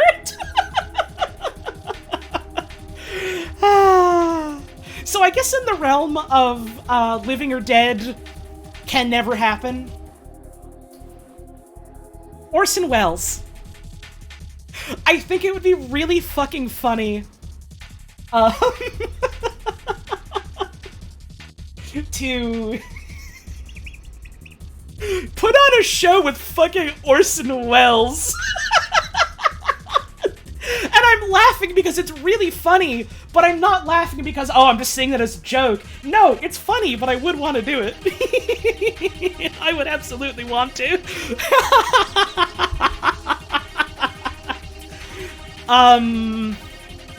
In terms of living, I suppose the two things that come to mind in terms of, well, I can't think of any specifics, but if you're interested, I'm hireable, wink wink. If for some reason I ever end up doing voice work for a project done by Double Fine, or a project done by DE, the devs of Warframe, yeah, I'd be pretty fucking happy about that. And I can confidently say that because there's been no sort of, hey, do you want to do this with us sort of contact ever. And I've not made any sort of push yet to be like, hey, here's my voice acting repertoire, hire me. But you know, if it ever ends up happening, I'd be pretty happy about that. Thank you for your message. Here's another one. Hi, Holly. Happy birthday. I've always wanted to ask what kinds of things inspire your writing, i.e. what authors, tropes, specific media, etc. From Jane Gusherbug. Well, thank you for your message, Jane. When it comes to writing and like creative writing, which it's not something I necessarily do often, and it's something I share even less just because I'm I don't know, I'm kind of shy when it comes to stuff like that. But in terms of inspirations, Douglas Adams is one, the author of the Hitchhiker's Guide to the Galaxy. I am a big fan of those books, and that sort of like kind of dry, straightforward type of humor in a lot of ways, which maybe is like a surprising thing to hear if you know like kind of how wacky my sense of humor tends to lean. But I really adored like his books and his writing. Terry Pratchett is another one, because a lot of the stuff I do end up writing on my own tends to kind of lean towards the genre of fantasy. And like to me, Terry Pratchett is like one of the fucking god kings of fantasy. Like the dude has such, alright, I suppose had is the right word, rest in peace, but had such a like smart, sharp wit that was so perfectly honed by like how much fucking empathy and care that he had for like the world and like people in it. And like it's very easy, like there's a lot of people to be like, oh yeah, this is a dude that has a lot of care in his story, and you read it and it's like, alright, here's a story about a bunch of like gruff white sad dads kind of thing, and it's like, oh yeah, sure, whatever, I guess if that's your demographic. Like Terry Pratchett is the kind of dude who was very openly, like, when people came to him, like, hey, I like what you wrote, this thing here kind of sucks and kind of hurts, would go, oh shit, that's, like, not something I've considered at all. And, like, just, like, I don't know, so moved by it that he ends up going, oh, here's something I never considered. It's time to, like, you know, make this, like, an important part of, like, my worldview and my conception of, like, the world and the universe and all the people that live in it, and like, you know, try and reflect that in the things I make. And I think there's something really admirable about that. Managing to, like, there is a lot of comedy out there that's just really mean. It's so easy to be mean when you do comedy. And I still think there's a lot of ways that you can do comedy in a way that is mean, that, you know, is still funny and, you know, still is valuable in some way or another, but like, this is comedy that gives a shit, you know?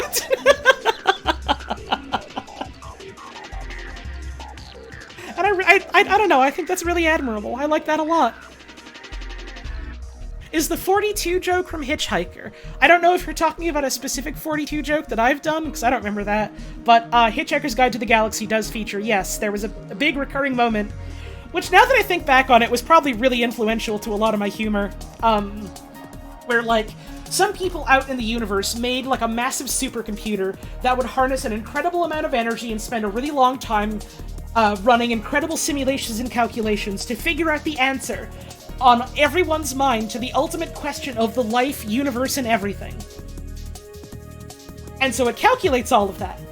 And it's like, alright, I have the answer. And all the scientists who are still alive are like, alright, we've waited our lifetime for this. What is the answer to the ultimate question of life, the universe, and everything? And the computer just goes, oh, that's easy, it's 42. And that's it. And it's one of the funniest fucking things in the world to me. In, like, so many different regards. And it is such a simple thing where if you want to, like, look into it and lean into it and sort of, like, dissect and analyze it, there's so much there that makes that joke feel as effective as it is. But you also don't need to do that at all, because if you just take it straightforward face value, it hits you like a fucking truck in the best way. It's great.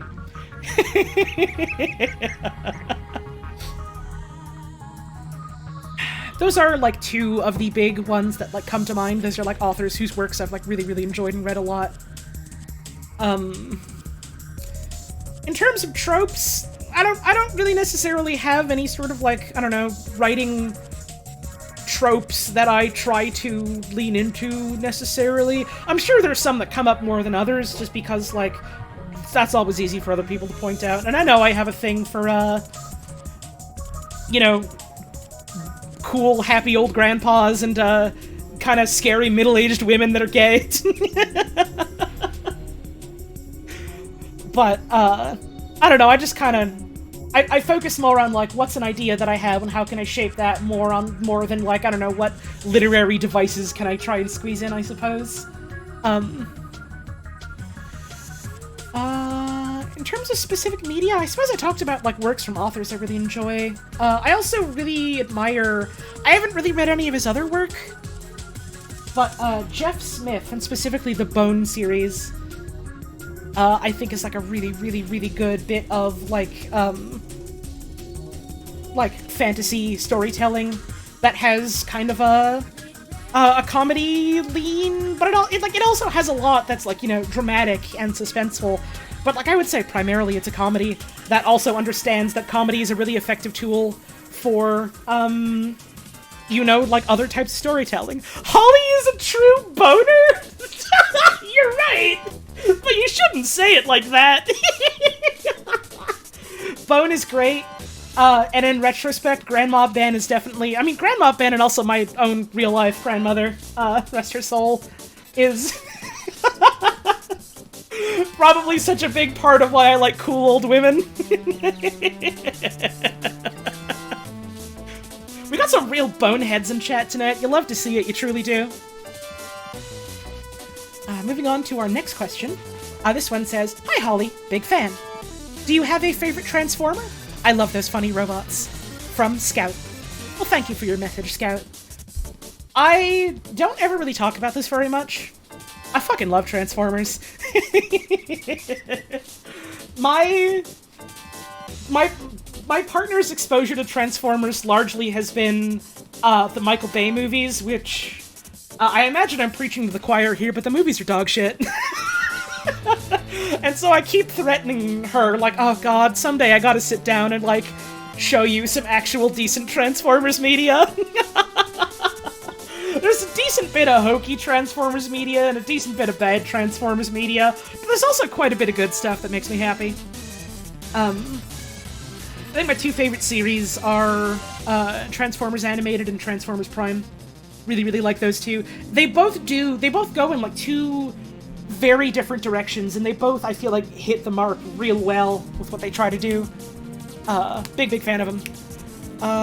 In terms of my favorite Transformer, I really like Bulkhead. I have a soft spot for, you know, here's the big dude, who's, you know, not necessarily super book smart, but, you know, has a heart of gold that could punch through a truck, and also secretly is, like, a technical genius in one or two regards. I think characters like that are fun. I also really like Shockwave, and I really like Soundwave, and I always mix them up because they have the very similar names, but I really like, you know, the one who's like, oh yeah, I'm the boombox robot, so much that it inspired me to make my own whole D&D character, kind of based off of, what if a robot was a sound system? And I really like Shockwave is the one who's purple, and like the computer is kind of like, you know, navigator / ops guy. And also in terms of, I always forget what his name is, but the voice actor for, I want to say original G1 Shockwave, and also for Transformers Animated Shockwave. I think he came back for that role. And he has kind of a voice like this, and he puts on these sort of airs of superiority, and he talks about how the Decepticons will win, and he has utmost loyalty to Megatron. He has a voice like that. It's such a goddamn cool voice. I love that voice.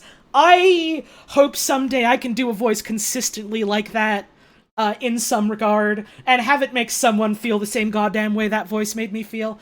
The music mix has ended, so I'm going to put on another one. You can listen to that for a bit. Here's another N64 jungle mix, which I also enjoy. I also, I didn't so much like it in the movies, so I didn't really like the movies, but I liked the idea of it. I like the idea of Bumblebee in those ones, and they do it well in Prime as well, because Prime in a lot of ways was, here's the types of stories we wanted to tell in the movies but couldn't because of Michael fucking Bay.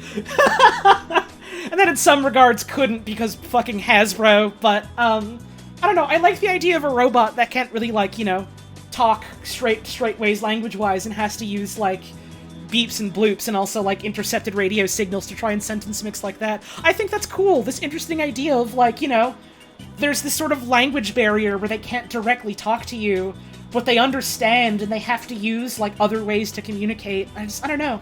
I think that's really cool. That's a cool sort of idea of, like, you know, here's this sort of alien thing that's trying to integrate and communicate with us through, like, some manner of, like, borrowed language. That's cool. It's cool. I like that. It's cool. And also, he gets to be a poop tube guy. Thank you for your message. Here's another one. Hi, Holly. I wanted to ask, since this is one of those things I've always been curious to hear about from LGBT plus people, but did you figure out you weren't cis first, or that you weren't straight? You don't have to answer this if you don't want to, but I figured I'd ask. Also, happy early birthday, from Dandy, Rosie Hyena. Well, thank you for your message, Dandy. I'll put it this way. I've kind of had thoughts about both for years since I was a child. It was definitely the gender thing that I figured out first. And then sort of after that was like, well, you know, okay, well, I have some grasp on, like, what my identity is, question mark. And at first I was like, well, I'm non-binary, I think, right? That's how it goes? But I feel like I'm mostly just attracted to, like, women. Does that mean I'm still straight, even though I don't feel like I'm a man? Is that how that works? And then it was just kind of like, you know, more fiddling and worrying too much when I really didn't need to about specific words and terms and specific hats to wear. And then eventually kind of settled on, no, you know what? Saying that I'm a woman, even if that isn't necessarily right, I think I am to some, I am to some degree, non-binary in a way that's hard for me to sort of put into words, and in a way that I don't really have to put into words because it's me. I'm here. The words is me. I am the answer to that. And then it was sort of a matter of like, okay, well, I'm a woman. I'm accepting that for myself. I'm coming to terms with that. Does that mean I'm allowed to love other women? And that was the thing that took a while after that. And you'd think it would be kind of straightforward. It is for some people going, oh, well, I'm a woman and I already liked women, so that means I'm gay. Took me a remarkably, embarrassingly long amount of time to accept that for myself, but hey, you know, no sense beating up younger me for internalized bullshit, you know? You always gotta try and be patient and accepting with the younger version of you. I think that's an important thing to remember. Thank you for your message. Next up is this one. Holly, do you have a specific favorite animal? Like specific varieties or breed, or just a general species? From bird, they, them. Well, thank you for your message. It's good to know what a bird's pronouns are, I think. So thank you for sharing that with me. I have a couple favorite animals. House cats, which is very obvious. Very, very obvious. I talked about some of my favorite birds. I do like birds quite a lot. Wonderful little guys. I fucking love bears. Bears is great. I'm so sad every day, that a bear will maybe kill you if you get too close to one. Because I wish they were a type of animal that you could hug. You know? I also really like seals. Seals are great. Seals are like a wet fucking plop on the floor that likes to swim in the sea. And that's wonderful. And that's wonderful. There's so many good animals out there in the world. I also really like beetles and bees. And to some extent wasps. And I always feel a little, like, weird saying that. Not in the sense of, like, oh, is it weird to like bugs? No, it's fucking awesome. Anyone who tells you it's weird to like bugs, you're legally allowed to kick them in the dick. But in the sense that, like, the idea of, like, being touched by an insect like, revolts me, makes my skin crawl. I don't like being touched, in general. I especially don't like being touched by a small thing that has no concept of human language. And so the idea of them flying close to me and, like, touching me, which they don't realize is gonna make me freak the fuck out, makes me freak the fuck out. And so I'm always like, do I still deserve to say that I like bugs? I think I do. I think I can still appreciate them from a distance. I think that's okay. I think that's A-okay. Thank you again for your message. This message is as follows. I keep thinking of saying, like, the name in the email and then remembering, no, I shouldn't do that because some people don't want their, like, whole-ass legal name associated with their email said. So I haven't done it yet, but I have to keep catching myself like, no, don't do it. So here's the next message. Evening, Holotones. As someone who does a fair amount of cooking, do you find yourself following specific recipes or playing it by ear with what you have laying around more often? If the former, are there any specific recipes you find yourself returning to? If the latter, what would you consider an atypical / non-conventional ingredient you use in a good chunk of what you cook, if any? Either way, what's a dish you whipped up recently that you're particularly proud of? Thank you for all the work you put into your streams, and thank you for making that one post about pickling onions a while back. Quote, go pickle some onions and you'll feel better. I do remember making that post. I did like making that one. I had never thought to do that myself until I read it, and now I have a constant supply of my own recipe for kick-ass spicy pickled onions. Goes great on quesadillas. I'm about to make some right now after I send this email. Have a lovely evening from the Binging of Babish. And included in their message was, this image.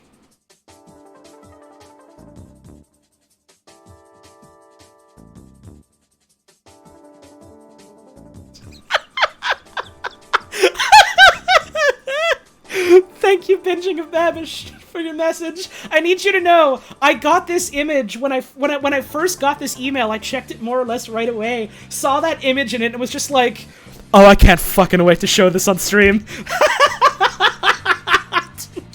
Also, this is a name I recognize, you know, hanging out in the community, not just in my streams, but also in a lot of the RTVS streams, so shouts out. Thank you for supporting me and my friends. It's very much appreciated. I need a drink. Hang on a second. I was very excited to get a cooking question from the Binging of Babish, I gotta admit.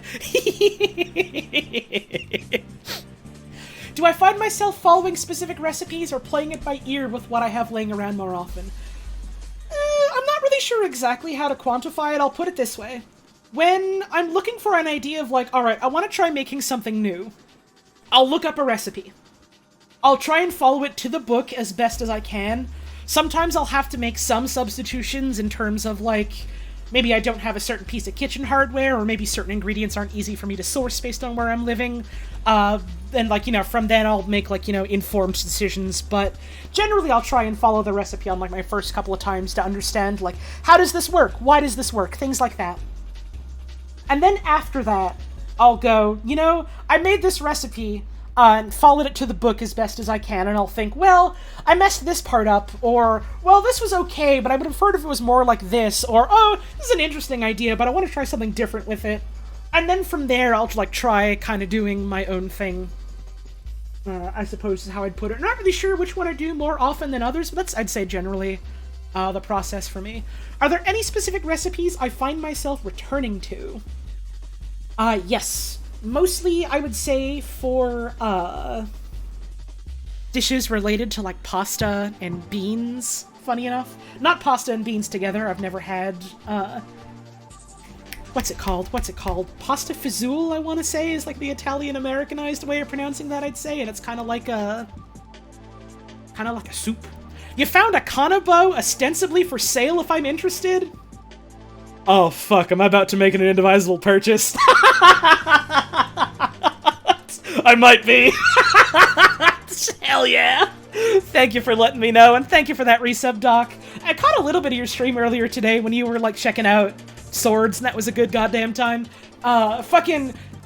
It's my birthday, so if any of you fuckers in chat want to do me a birthday gift, go follow Doc on Twitch. I believe they're doing, like, a big marathon tomorrow to, like, help with, like, moving costs and stuff. Go check that out. Go do that. There's your fucking gift to me. On that note, I, like, maybe will not be streaming tomorrow like I initially said I would, because one, that's happening, I want to go watch that and plug that and support that. Two, I underestimated how much talking I'd be doing tonight and how sore that would make my fucking throat, so maybe I won't be doing a morning stream tomorrow, and I'm very sorry about that, but you understand how it is, I'm sure. I underestimated how fucking exhausted I would be on the first week post-Spampton. But I think we should be good to go, getting back to the regular schedule next week and all that. I need a drink. Is there a specific fan art tag if we want to post our stuff on Twitter? No, just at me. Just at me. Or like post it in my Discord or something like that. If you at me or you put it in my Discord, that's how I'm gonna be able to see it. I don't really fuck with tags very much because I find they can be kind of inconsistent. Anyways, the binging of Babish. Recipes I keep returning to, generally, like, very simple dishes related to, like, either pasta or, like, sauteing or ostensibly stir-frying, like, beans and stuff. Like, there's this one recipe I really like, dead simple. Picked it up on an Internet Shaquille video, and again, this is something he's very openly like, no, I didn't make this up, this is just a thing that, like, a lot of people around the world do. Very, very simple. Can of chickpeas. You rinse off the chickpeas. Olive oil in a pan. You fry your chickpeas. You smash a clove of garlic and you toss it in with the chickpeas.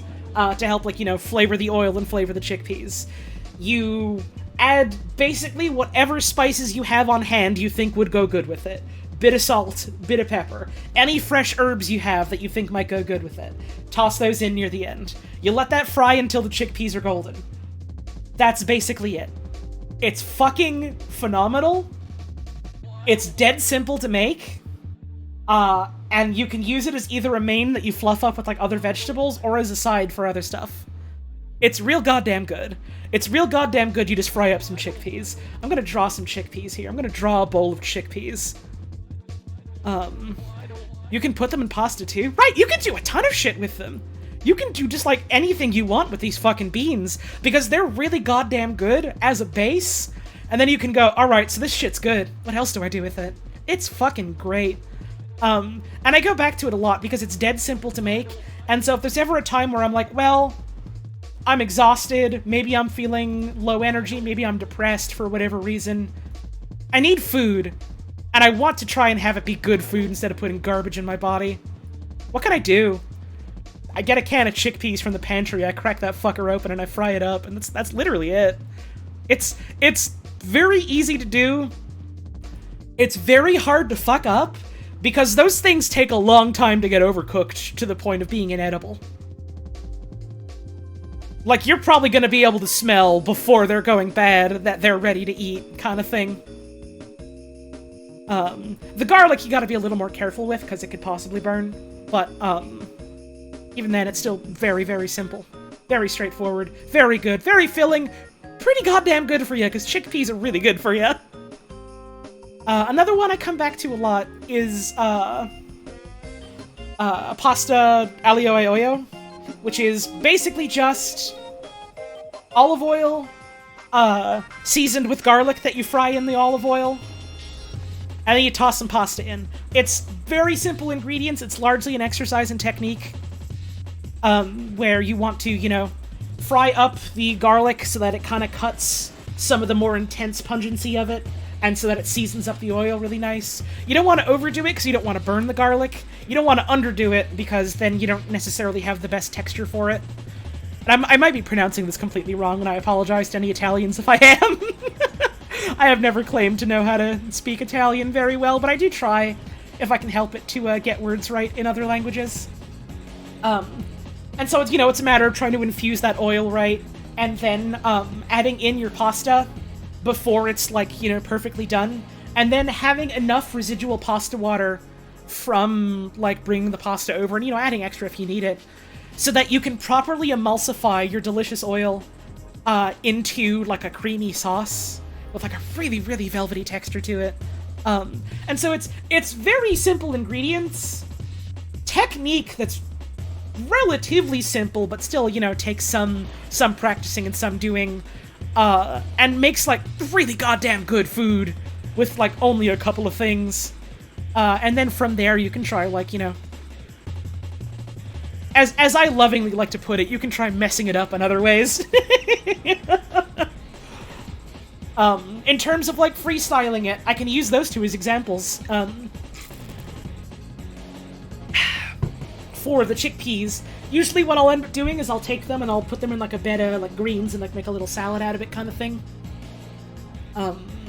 Maybe toss, like, some kind of dressing on the salad beforehand and have it on the side with the beans. Sometimes I'll try and make, like, a... kind of like a... I don't know if the right word is, like, deconstructed hummus kind of thing, where it's like, well, you got these cooked and seasoned chickpeas, and I try and season it with, like, flavors that I would want to eat in a hummus, maybe a little bit of extra garlic in there, and then have it, like, on a pita, or, like, with pita chips or something. One time I just, like, straight up made, like, a wrap out of it, and then just put, like, feta and some, like, very quickly pickled onions, and I think a bit of olives in there, and, like, the olives were a little bit overkill flavor-wise. But, like, it was still fucking good.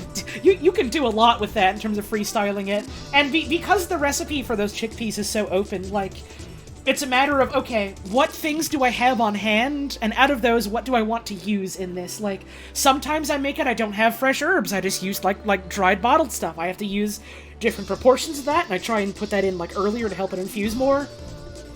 Sometimes I'll have, like, you know, basil on hand, sometimes I'll have, parsley, sometimes I'll have oregano, I'll have, like, sometimes I just put mint in it, and that was good, but I only had, like, a little bit of scraps left over from something else. It's good, it's good. And then in terms of the pasta, once you've kind of, you know, gotten the hang of, alright, well, this is kind of just frying off some garlic and oil, and then adding other stuff to it, like, you can add more on top of that. I've done things I've enjoyed. I've done broccoli in there. I've done a little bit of celery in there. One thing I do that's very similar, but at this point kind of a different recipe, that I kind of ended up realizing was a thing that other people make, and kind of accidentally reinvented the wheel, was you take a bunch of fresh tomatoes, like cherry tomatoes, and, like, you can use, like, I guess, like, ones just, like, from a store or, like, from Costco or something like that for that. I've done that in a pinch. But, if they're, like, ones you've grown yourself or ones you've gotten at, like, a farmer's market and they're, like, at the height of their freshness, like, you've just gotten them off the vine kind of thing, that's when it's best.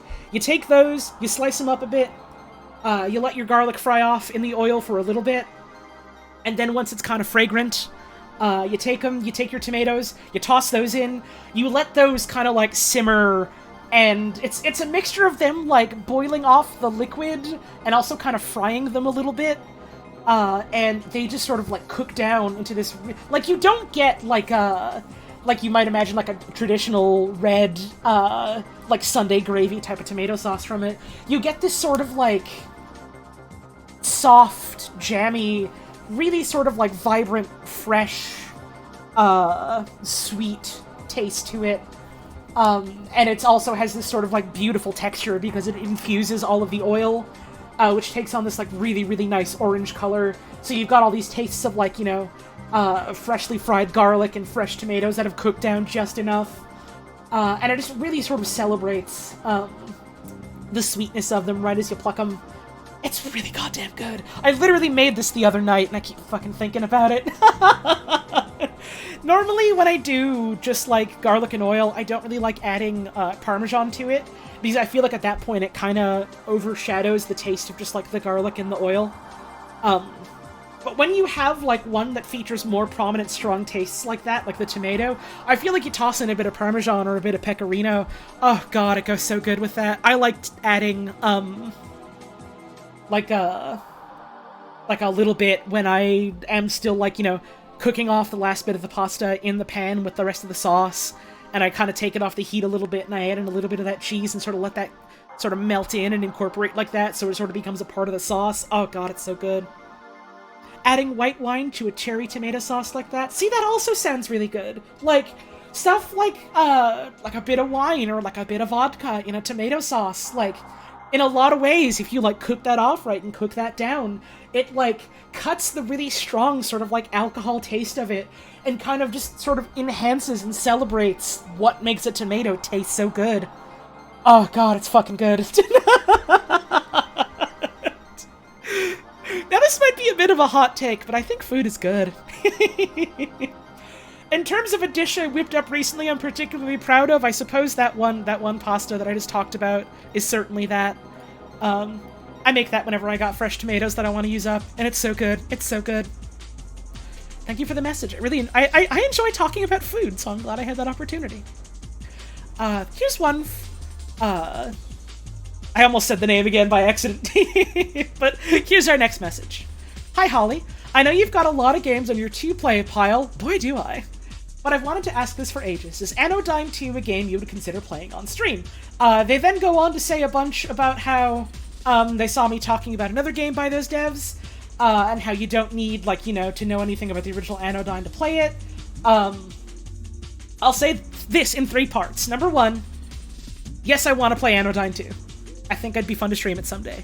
Number 2, I want to play Anodyne 1 first. I know I don't have to, I still want to. Number 3, they mention Sephony, which is another game by the devs. Sephony? I'm never quite sure how to pronounce it, and I apologize if I'm bungling that. I've not played that one yet. I do really want to play it, though. It apparently doesn't have, like, native Switch Pro controller support, which is, like, the one main thing that has stopped me from playing it, like, day fucking one. Because that's the one controller I have. And I don't want to buy other controllers because they cost money, and also I don't like them as much as the Switch Pro. But apparently there's workarounds, so I'm gonna have to look into it because I do want to play them because it looks really good. But yeah, in general, if you have a question like, hey, do you want to play this game? Or, hey, maybe you'd be interested in this one. Generally a better idea to just post it in, my Discord in the suggestions channel, because that way I'm gonna actually remember it, because I check that often, especially when I'm looking for, like, ideas of what to do next. But for what it's worth, these specific ones, yes, I do want to play all of them. Thank you for your message. Let me pull up the next one. Sorry, I had to scroll down a little bit to find it. I'm still not really used to the, like, Gmail UI. I believe this is the next one. Here we go. Hello, Holly from Holly. I'm here to ask important birthday questions. Let me just download this picture you've included. Question 1. What are some of your favorite CPUK characters and why? Question 2. Do you have any stories you are willing to share about things that scared you as a child that maybe weren't that scary with hindsight? Happy birthday, and eat a food. And they've included in their message... give me just one moment. They've included in their message the following image.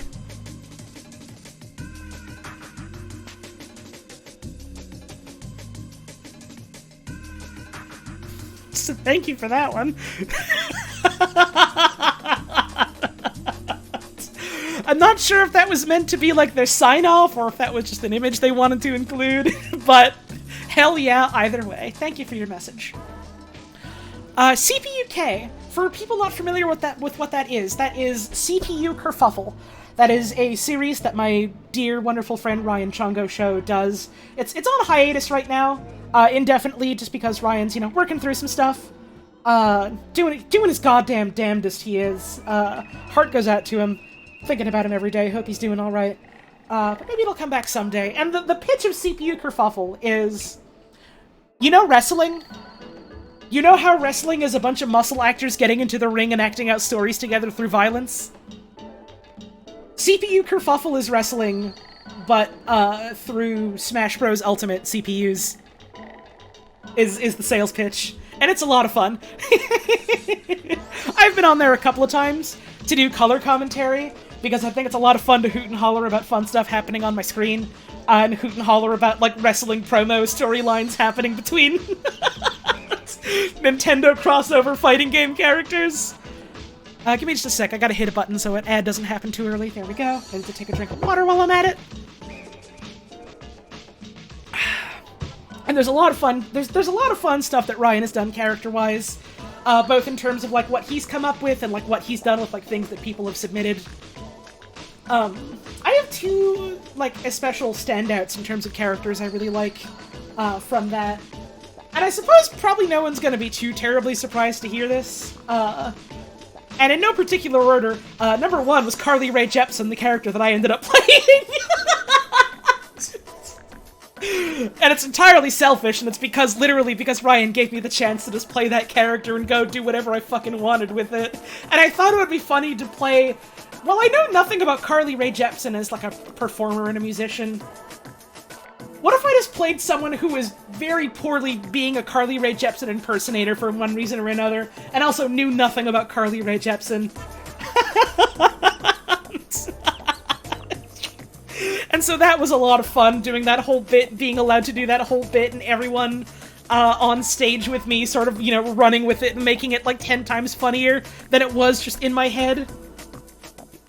So that was great. Number two, definitely the Grunk, because I have a soft spot for characters that are just kind of huge and loud and angry and punchy and doing their best. And that one is less, I like it because I was given the chance to do voice work for it, and more, I'm so honored I was given the chance to do voice work for it because I fucking love that character. Right, Sneaky Phoenix, a little bit of an Anton, but in the body of a Bowser, which is good. Anyone out there in the world, if you have artistic chops and you want to do it, you can draw Anton from Anton Blast, passionately kissing Bowser from Super Mario Brothers, and that'd be pretty cool. I say that knowing full well that the fucking Anton devs would probably get a kick out of it. Literally considering how, their response to people on Twitter being like, oh, fucking Anton Blast, that's just a ripoff of Pizza Tower, or Pizza Tower, that's just a ripoff of Anton Blast. And their response was to post a picture of the two protagonists from those games sloppily making out with each other. So... Sophie! Thank you for the raid! You got here just in time for me to be talking about sloppy gay makeouts! And thank you for the 29-month resub! I love you too, my friend! And thank you, Socks, for the raid! You all got here just in time for me to be talking about sloppy gay makeouts between video game characters!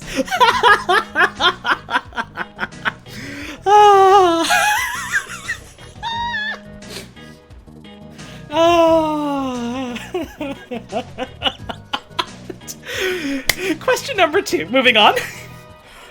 Stories about things that scared me as a child that weren't scary in hindsight. Here's the thing.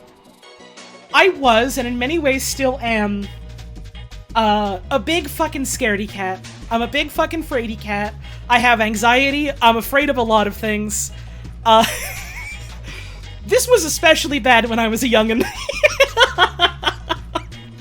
I was scared of robots in general.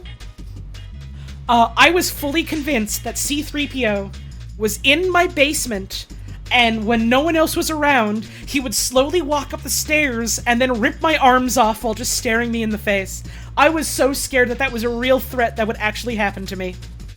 I also didn't like my sister saying warning, that's right. That scared the shit out of me. That... As any of you with siblings might be able to attest, especially when they're younger, sometimes siblings can get a little hot-headed and kind of get into, start doing dumb things at each other that get a rise out of each other just because. My sister and I did that a fair bit. I've told the Inspector Gadget story a couple of times, and how my sister had the fucking Inspector Gadget McDonald's toy, and how that scared me shitless, and how she used to use that as like a fucking ward to get me away, just like holding it up like a fucking cross that you would hold up to a demon. Now, at the time, horrifying, fucking mortifying, I was scared for my life. In retrospect, really fucking funny. Really fucking funny.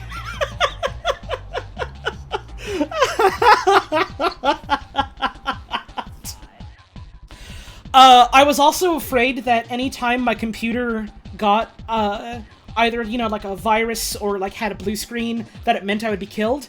And I was afraid that if I got in trouble like on like an online forum for like breaking the rules, no matter how minor, it meant that I would get sent to jail. I think those are the ones that I've talked about before. In terms of like weird childhood fears, I didn't have much of a concept of what was punishable by death, and also what was like a crime or what doing a crime meant. So I was just kind of scared a lot. Thank you very much for your question, though. It is time for me to get up and have another stretch, so I'm gonna get up. I'm gonna get myself some more tea to drink. Maybe go up and do the same for yourselves. We'll be back real soon.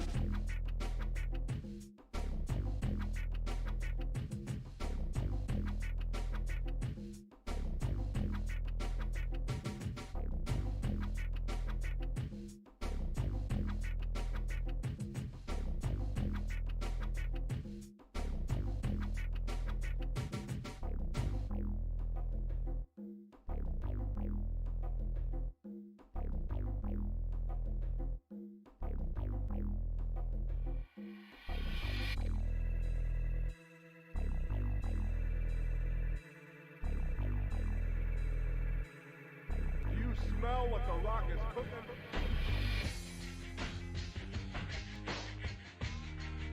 The rock says, the rock says, the rock says, the rock says.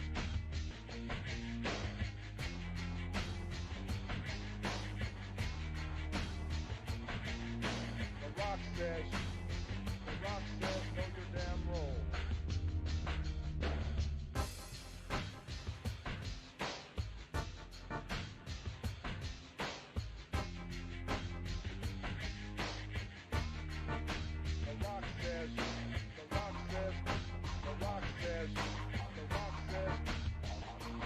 Alright, I'm back.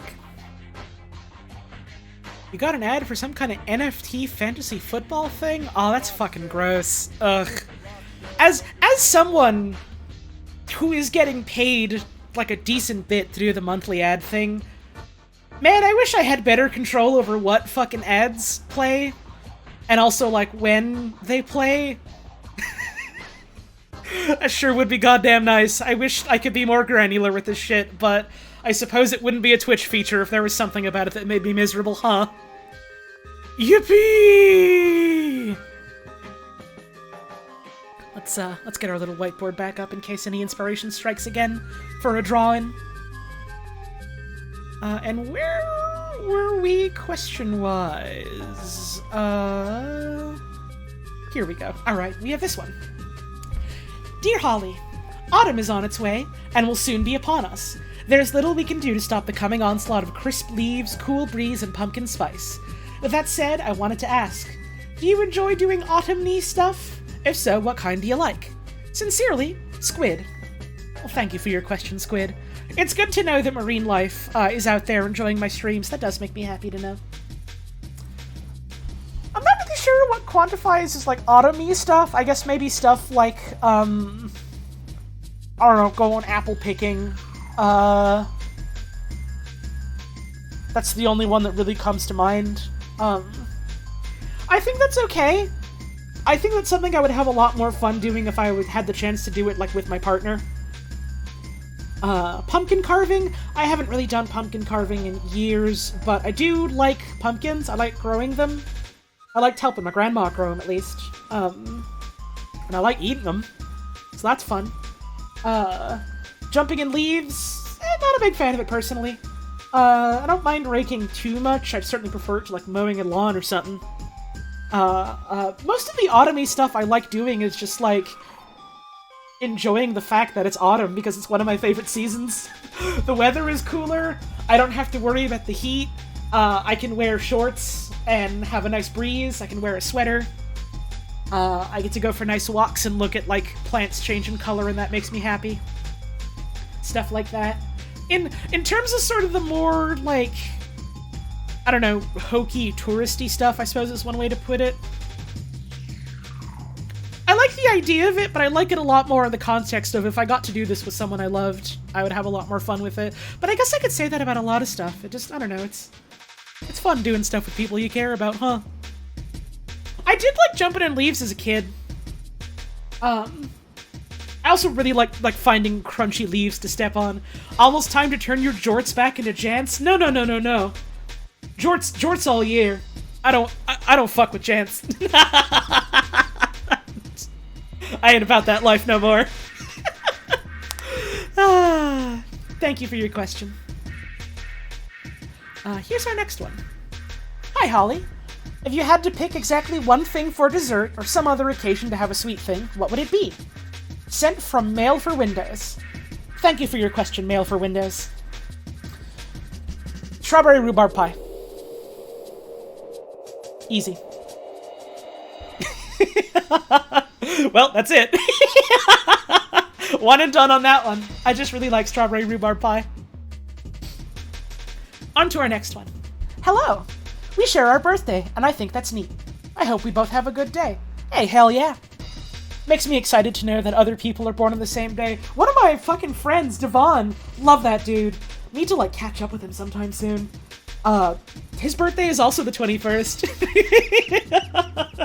So, like, every time our birthdays comes up, it's just kind of like, birthday brother, birthday sister. That always makes me smile.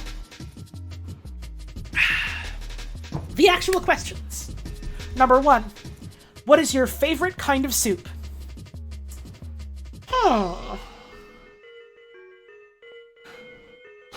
I'm gonna say either Quebecois-style pea soup or wonton soup. Specifically, there's this one place in Montreal, like a little hole-in-the-wall place. I believe they're called Le Roi du Wonton. Let me spell it out, because a lot of people don't necessarily know how to speak or pronounce French. Let's see. That's a horrible color to read. Okay, there we go. And they're this, like, little place, in Montreal, kind of like a little hole-in-the-wall place. It's run by, like, a family, like, an old woman and I think her two, like, daughters, basically. And they make basically all their stuff by hand. And because of that, like, it takes a while to get made and takes a while to come to ya. It is worth the wait every fucking time. And it is some of the best fucking soup I have ever had in my entire life. The wontons are so fucking fat, and they have such a delicious wrapper, and the fillings are so juicy and tender and flavorful, and the broth is not too strong, but also it's not weak at all. It's just enough flavor to not, like, overshadow the taste of the wontons and to complement everything. And I like to get it specifically with noodles. The noodles are really long and chewy and have, like, a really great, like, texture and look to them. This is a really bad drawing of a bowl of wonton soup because it's just kind of a bowl with lumps in it. Oh, but my fucking god, it is masterful. I ate that soup and I felt like my life was changed for the better. It was so good. It was so good. Wonton soup is so good. What is your favorite snack from gas stations or convenience stores? Cheetos. And every time I get them, I eat them, and I, like, start off eating them and I go, oh, these are so good. I get halfway through a bag of small Cheetos and I'm like, yeah, these are pretty good, I guess. I finish off a small bag of Cheetos and I think to myself, man, I feel dreadful. I shouldn't have eaten those things. What have I done? I'm swearing these off forever.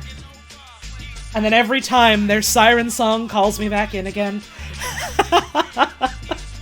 Crunchy or puffy? The crunchy ones specifically. I do like the puffy ones, but they can be inconsistent. But now that I think about it, the puffy ones less often make me, like, have that post-Cheeto misery, so...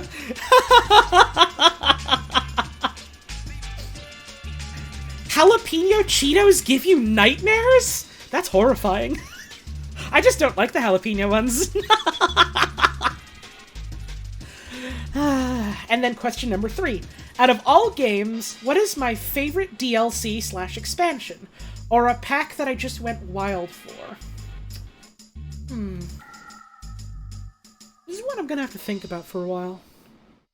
This is one where I kind of wish I had actually thought about it in advance before stream. But I decided, no, it'd be funnier to come up with this off-the-cuff sort of thing.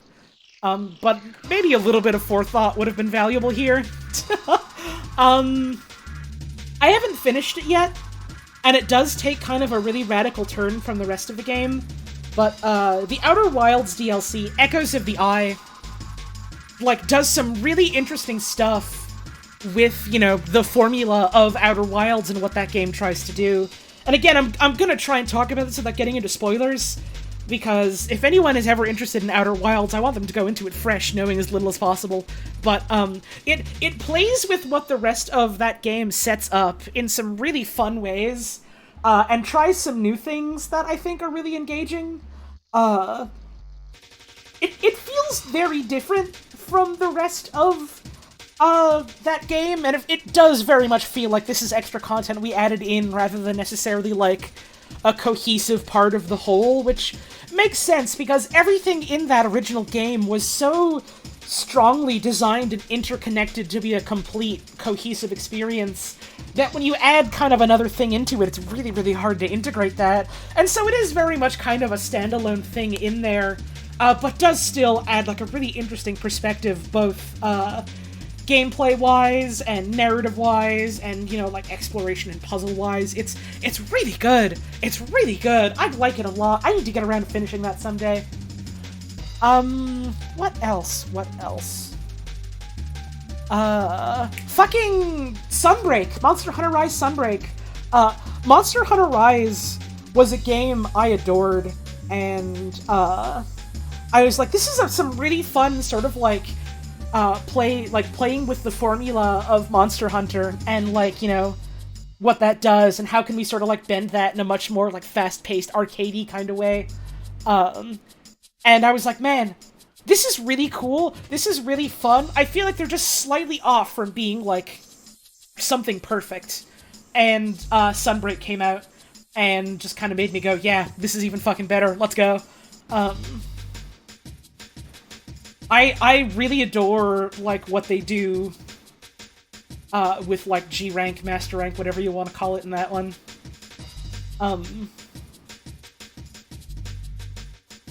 And I think that, like, you know, the switch skills is a really fun sort of way to reintroduce, sort of the super hunter arts that we had in Generations, and also sort of a fun play on, like, you know, super moves in, like, a fighting game kind of thing.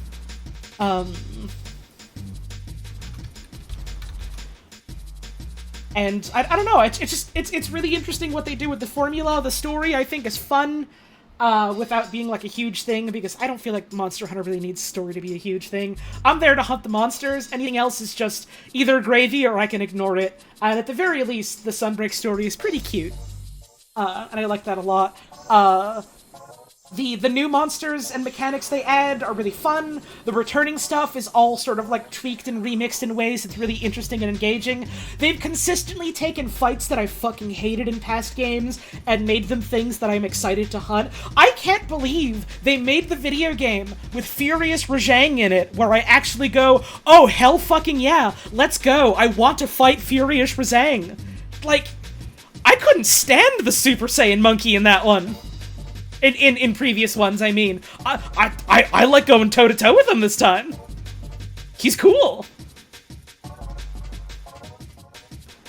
And this is my drawing of Monkey. And I'm very excited for the title updates. That the first one they've done was really cool. They made me enjoy fighting the Metal Wraths. I'm very excited for a new Mizutsune, because Mizu is one of my favorite Gen 4 monsters. And I'm excited to see what a new Espinasse does. Stuff like that's real cool. It's Monster Hunter's birthday today in the US. It's my birthday. Yo, Leland, thank you for the resub. I hope you're doing well. Rajang not bullshit? It's fucking wild to imagine, I know. And I'm sure there's people out there that probably don't like fighting it in Sunbreak, and that's fine. But I fucking love fighting Furious Rajang in Sunbreak. Yeah, Several Rats, I fucking love Monster Hunter. My first ever stream that I did on Twitch on this channel was a Monster Hunter game. Oh, I just realized you meant Holly as Monster Hunter, as in, like, I as a person am Monster Hunter, not as in I enjoy Monster Hunter. I get it. Rajang's main problem in the old games is he can hop backwards gently and chunk 40% of your health. Yeah, I would say generally that's not really a problem with monsters nowadays. I feel like them just kind of walking at you is not so much a threat anymore, which I do appreciate. They have actual attacks that are coming out instead of just, he is looking at you and walking and now you are taking damage. It's just kind of like, no, there's actual attacks coming out that you can ostensibly react to, even if they do have very small, quick tails and very short, like, periods for you to react to them. Like, they're still there. And that's good. That much I appreciate. What else in terms of DLC? Fallout New Vegas. Very strong base game. Some of the DLCs range from, to weird to pretty good. I think the strongest of them to me, and a lot of people are going to say, oh, it's Old World Blues. The strongest is Old World Blues. It's definitely Old World Blues. And I love Old World Blues, don't get me wrong. What's the casino heist one? I've forgotten what it's called. It's not Honest Hearts. Honest Hearts is the fucking, we accidentally wrote a white savior narrative one, and I'm not keen on that one. Dead Money! Dead Money! I fucking love Dead Money. Dead Money is great. Dead Money is such a good story. That does some, like, interesting stuff mechanically in terms of, like, making it kind of a survival horror? That I think, at worst is kind of annoying, at best is really, really fucking interesting and engaging. Dead Money is great. Dead Money is great. Isn't Dead Money the one you need insanely high melee for? No, but it helps. Maybe it is one of those experiences where it's like if you had a very different build, you had a very different experience with it. I had high speech and high unarmed, and also had, Bloody Mess, because I was like, well, the 5% damage increase is nice, but I think people exploding is fucking funny. So, like, one of the mechanics of that is, there are certain enemies where when you kill them, they end up getting back up again, faking you out, and they come back and chase you down. And the way you avoid that happening is you dismember them. And it's much easier to do that, you know, with, like, a cutting thing. But also, I just had the perks that made it so I punched people so hard, all of their limbs and head exploded. So they just kind of never really got up.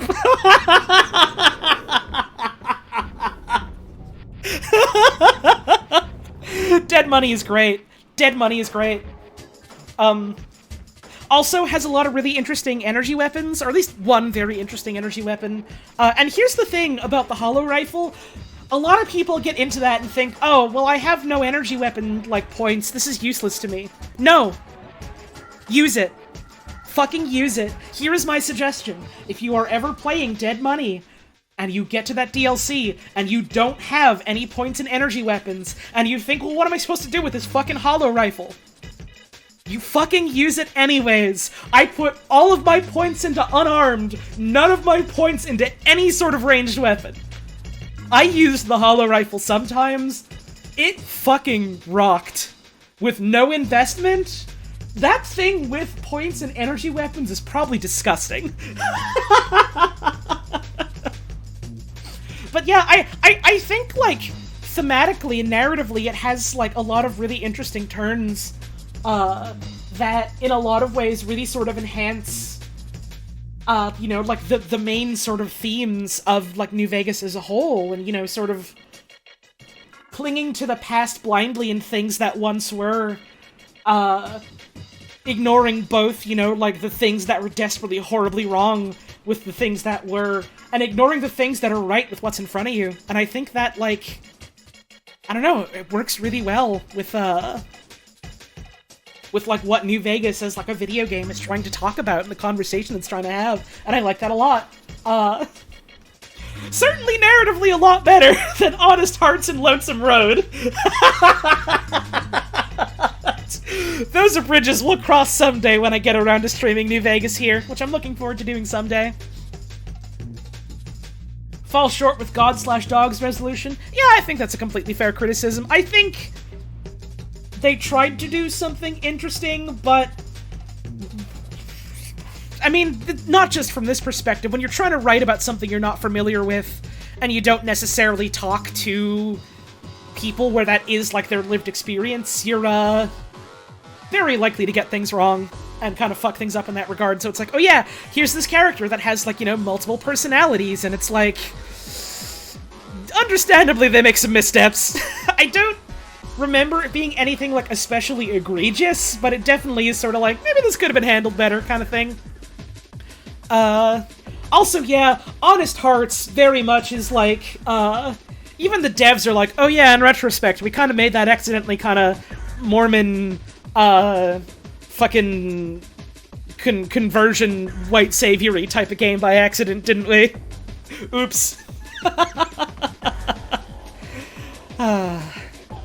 It sure is a DLC you can do. Let's move on to our next question. Thank you for the questions. Where is our next one? It is this one. Hey, Holly. I try to do cool stuff almost every day, because every moment is precious or whatever. Good way of putting that. Have you been trying to do simple, cool things recently, and if so, what? Thanks for the time, and happy birthday! Here's to, like, at least 10 more before the fog consumes us all. Now I'm just thinking about... Fucking last night, I was on my friend Koo's stream, and someone kept quoting this one video I completely forgot about, that's something along the lines of, like, oh man, I sure hope nothing comes out of this Alma's fog and fucks me. And then, like, 10 dudes start slowly coming out of the fog and the video cuts off. And anytime I think about fog, I just think about that. And I'm so glad I remembered it. So thanks for that. Have I been trying to do simple, cool things recently? I try to. I think it's important in general to be able to try and derive joy from, like, the little things in life, you know? I think that's a really valuable thing to try and have in your life. Maybe not everyone would consider this to be small, cool things, and that's fine. But, I just really like going out for walks and going to look at plants and stuff. I like going out and listening to the sounds of, like, birds and bugs, and I like taking a look at different flowers and different trees and stuff. And recently a thing I've been doing, which I think maybe my cat appreciates, is Lola will, like, you know, go to the window by the front, by like the front of the house, and I'll come and sit next to her. And we'll just, you know, sit together and look outside and watch stuff together, and that's, I don't know, I think it's pretty cool like that to just take a bit of a quiet moment, maybe listen to some music or read a bit, sit with a nice cat, just kind of take things all in. I quite like that. Thank you for your message. Here's our next one. Hi, Holly. I wanted to do a slightly personal question, if you don't mind. How did you decide on the name Holly? Or if it's just a branch of Hollow Tones, how did Hollow Tones come to be? Thanks, and happy birthday. Caden Trax. Well, thank you for your message, Caden Trax. I don't really remember. I think it was literally just kind of like, for a while I was like, oh, I realized the whole, you know, gender and identity thing, and I was like, well, I don't want to really go by, like, my birth name, my dead name anymore. That doesn't feel right. I don't feel comfortable with that.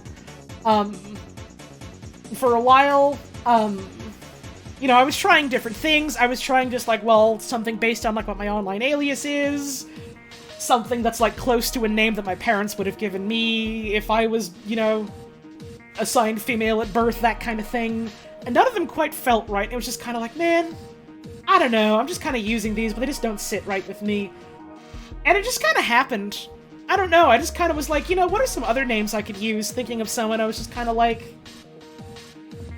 I just kind of realized, oh, Holly, that sounds nice. That feels correct. It fits. This is a hat that fits me, and I'm happy about that.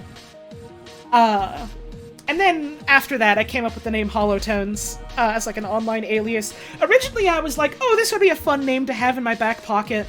Mom wanted to name you Kathleen, so that wouldn't have been a good path to go down. Yeah! Yeah! I feel that. It was just kind of a username I thought up with one day, because I was like, maybe it would be fun at some point to, like, try and make music. And that's still something I want to try getting back into someday, but I was like, oh, but what if I want, like, an alias to work under that for, and just kind of came up with that. And sometimes people ask, is there any deeper meaning to that name? Why did you choose it? I promise you, it is so dead simple, so straightforward, I just thought it sounded kinda cool. Thank you for your message. Where is our next one? Here it is. How many Picross games do you have lined up? I really love your Picross streams, and would be sad if you ran out of Rosses to pick. I'll put it this way, I don't have any sort of definite lineup of them. I don't really need one. People keep making Picross games. People keep making Picross puzzles. Even if somehow people stopped making Picross, people would continue making logic puzzles. There would always be puzzles to enjoy. It's less a matter of how many Picross games do I have lined up, and more a matter of when am I going to find the time to do more Picross? And the answer is whenever I fucking feel like it. Sometimes I feel like doing it more, sometimes I feel like doing it less. Recently it's been less, but, you know, every now and then the itch comes up and I'm like, man, I want to do some puzzles on stream. There will always be puzzles to solve. The day that puzzles are no longer around to be solved is the day I die and can no longer look at puzzles. And even then, knowing my luck, I'm gonna end up in some kind of afterlife that's literally nothing but puzzles. And then I'll have hit the jackpot. Thank you for your message. Here's our next one. Hi, Holly. Long-time viewer, first-time email sender. Well, to you, anyway. I've got just a couple of questions for you. Number one, if there is any, what piece of lost media interests you the most? It can be any kind of lost media, whether it be something that's completely lost, like the silent film London After Midnight, or something that was once lost but has since been found, like the American Sailor Moon pilot.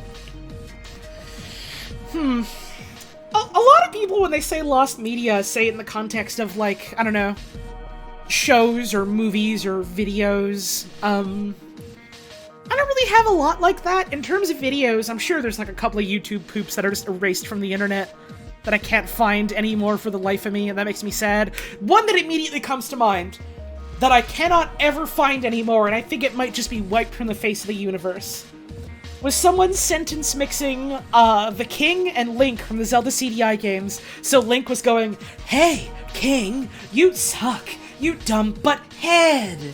And then the King goes, "Hey, don't talk to me, this way." There was more to it than that, but it was very short. It's gone. It's gone. There's nothing left. My sister remembers it. I remember it. It's gone. As far as I can tell, it's not on the internet anymore. And I miss it every day. There's probably a bunch of other YouTube poops like that I watched as a youngin' and I was like, man, those are real good. They're just gone. And that's really sad. The sort of, I don't know, impermanence of like stuff on YouTube in general, but also just stuff on the internet and stuff, like just media in general is perishable. You gotta do what you can to preserve it. Why is my splicing voice so good? Again, the same reason why I'm good at doing voices in general. I spent a lot of time as a kid trying to make myself and friends laugh by doing YouTube poop voices. That is literally why and how I am a voice actress to this day.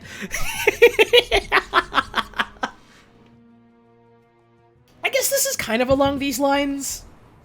I'm not thinking of any immediate specifics, but I have a fascination with video game, like, unused or unfinished or like early scrapped content still like in the files or on disk.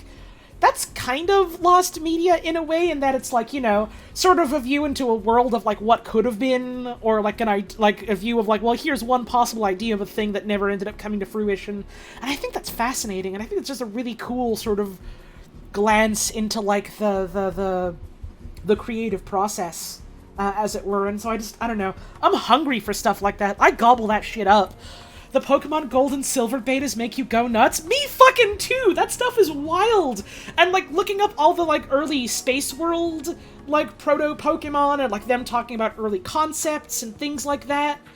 And, like, I don't know, stuff like that. It's cool. Like, Mother 3 for the N64 is also a good example of that, as, like, an actual whole game that is just unused content, because that never came out. They turned that and pivoted into a GBA game. And, like, that stuff is wild. That's really cool to, like, look at and think about. I don't know, it's just, it's fascinating. It's just, like, sometimes people come at it from the perspective of, like, oh, well, clearly this was all cut, because they simply, you know, couldn't put it in, and in the perfect world, all of this stuff would definitely be in the game, and I think that's a weird and unhelpful way of looking at it, and I think it's more useful to come at it from the perspective of, like, you know, a glimpse at, like, the creative process, and, like, how and why things get removed for lots of reasons. Sometimes that's time and monetary and, like, budget reasons. Sometimes it's because an idea just isn't fucking working and isn't fun. Sometimes it's because, like, there's too much overlap and, you know, like, they realize it's unnecessary. Sometimes it's because they think they have something, but they just weren't able to get it working the way they wanted to. Like, they just, I don't know, it's really cool just getting that sort of glimpse into, like, what the creative process for, like, an interactive media like video games is like. I like that a lot. The YouTube playlists I had going have stopped, so I'm gonna start playing my normal music playlist now. And hope that's some good listening to. Stuff like that is real cool. Stuff like that is real cool. Number 2, how did you get into Picross? This is what I've mentioned a couple of times. I got into Picross for the same reasons that I got into streaming, which is largely to thank, like, largely the reason you have for that is, like early YouTube and Something Awful Let's Plays. I was way big into those for, like, a good bit, and people were, I thought, like, quite a few people were doing, like, really interesting stuff in that space of, you know, like, here's a video game, we're talking over it, sometimes that's an avenue for performance, sometimes that's an avenue for analysis, things like that. I don't know, I thought that stuff was cool. Someone who, did videos like that I was interested, that I still, you know, I'm I'm trying to think of the right way to put this without it sounding too clinical, but I still keep up with the things they talk about, and they're a member of the community, they're a stream viewer, and it's the kind of thing where it's sometimes someone online, and whether or not it's a friendship is kind of nebulous. At the very least, a friendly acquaintance and someone whose work and whose thoughts and words I admire. Medibot, who you sometimes see in the streams here, they really, really like Picross, and they would sometimes do Picross streams, and I would tune into those. And one day I was just like, "Hey, what is this? What is this thing they're streaming?" And I was like, "Oh fuck! Oh, this is my shit, huh?" Since then, my life has not known peace in a good way. Shouts out to Medibot. They are a wonderful, wonderful human being.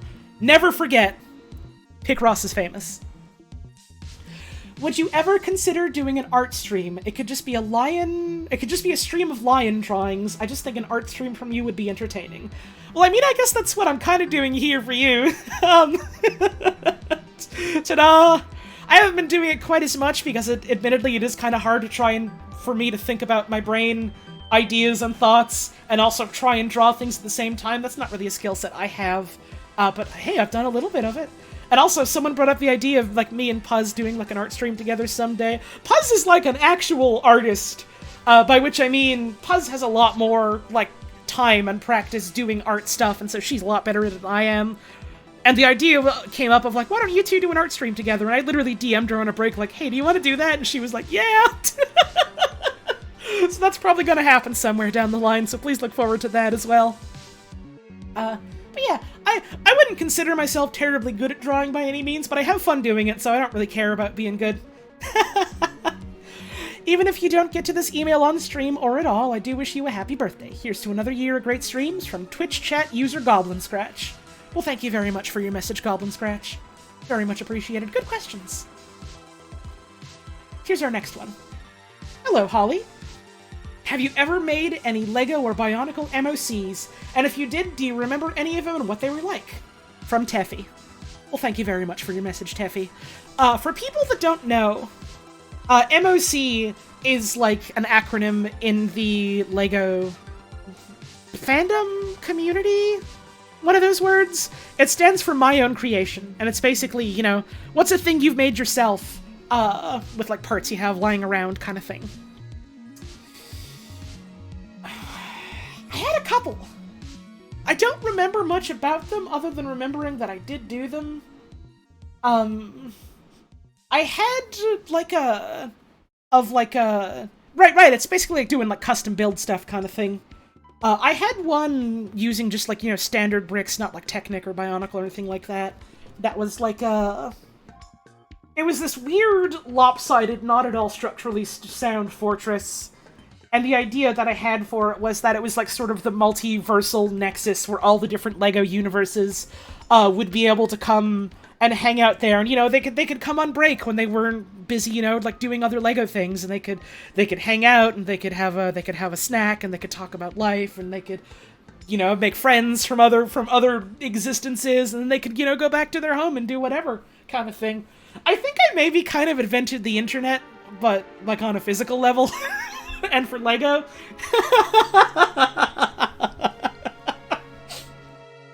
And I because I was a kid that had kid ideas and was very excited about kid ideas. And I liked the idea of having it be oh, and then one day there'd be some kind of threat that would come together that was trying to take apart the whole universe, and they would have to all band together and use everything they'd learned from each other and from different people and the different things they know and abilities they have to overcome it. And I was yeah, that could be a fun story with a good lesson to teach people. And then also I think the big twist I wanted to do was that the big thing trying to disassemble the universe was a vacuum cleaner. Because I think that kind of epiphany came to me one day after one too many LEGO pieces got sucked up by a vacuum cleaner in my house. And years and years later, the fucking LEGO movie came out, and not quite exactly what I'm talking about, but kind of in the vein of what I'm talking about, did something like that. And it was this kind of moment of watching and being like, wait, what the fuck, they're doing this? And I remembered that idea I had as a kid, and I felt so fucking vindicated. I was like, god damn, great minds really do think alike. I didn't have any Bionicle MOCs, or mocks, or whatever you want to call them. I had fucking I had a Throwbots one, though. I had a fucking Slicers one.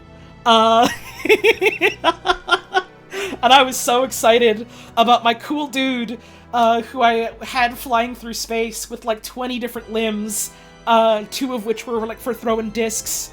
I don't even remember what it goddamn looked like. It was like a mess of colors and parts, though. Like, so just slapdash whatever I had tossed on top. Oh, it would be cool if this was here. You know fucking, never actually played this game, Elden Ring. The dude that has all the arms stapled on him, Godric the Gifted or whatever. Godric the Grafted, that's it. It's like that. It was like that, but Bionicle. Not Bionicle, fucking Throwbots. But I did use a bunch of Bionicle parts, but it would specifically in my head, I always thought of it as, well, this uses Bionicle parts, but this isn't a Bionicle character. What thing like this would exist in Bionicle? No, no, no, no, no. This is a Throwbots guy. I don't think I ever took any pictures of it or anything, so I cannot for the life of me remember what it looked like. But I do miss it sometimes. Thank you for your message. It was fun to think about that. I need a drink of water. Here's our next question. Hi, Holly. Question. How did you discover the infamous Tittlebirds? Thank you for your question. Quite literally, someone I followed on Twitter, not Twitter, Tumblr, that I was friends with, had a fucking gif of them that they were obsessed with posting. And I thought those little birds that wiggle and jump, even before I knew what they were, or why they were, I thought they were the funniest goddamn thing in the world. I thought they were the funniest goddamn thing in the world. The infamous what birds? Hang on. Hang on. Hang on. Hang the fuck on.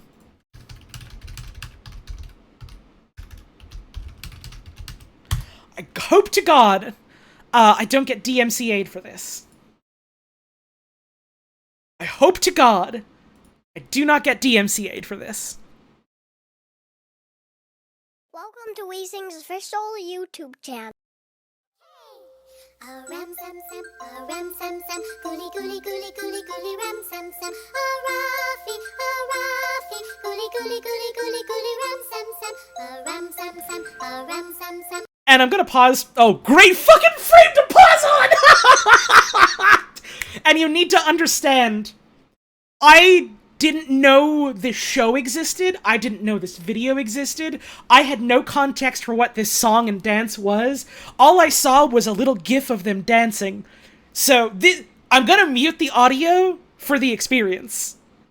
This is what I knew of the Tittlebirds.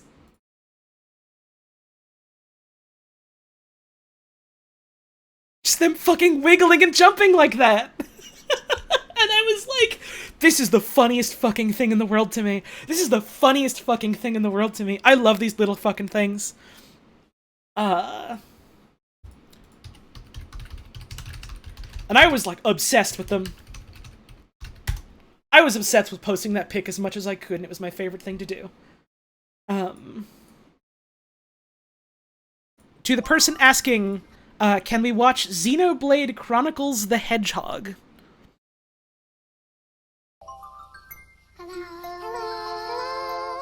Hi, Silly Wim. Hi, Tittlebirds. Tittlebirds, will you sing for our guests? Okay. Okay.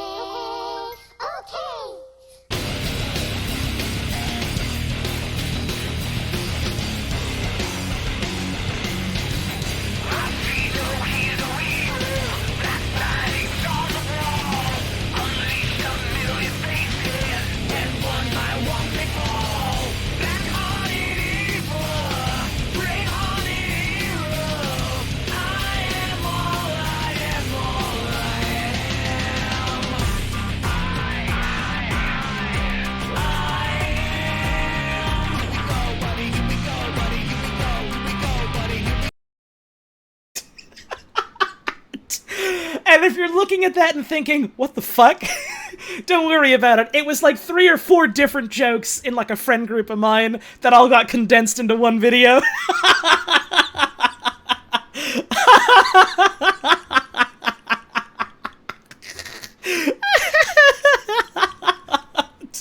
Please enjoy. Let's get that music back up. Alright. Where was the emails? Where was the emails? There we go. So yeah, that's the Tittlebirds. That's how and why I know about them, and that's why I'm obsessed with them. And they got the funny beak, and they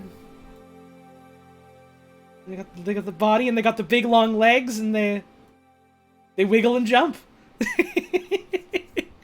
Thank you very much for your message.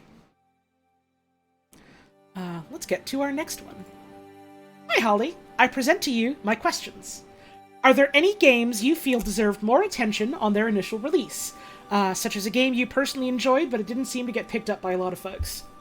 I think there's quite a few games like that, and that's just kind of, unfortunately, how it goes sometimes nowadays, especially with, like, smaller game releases.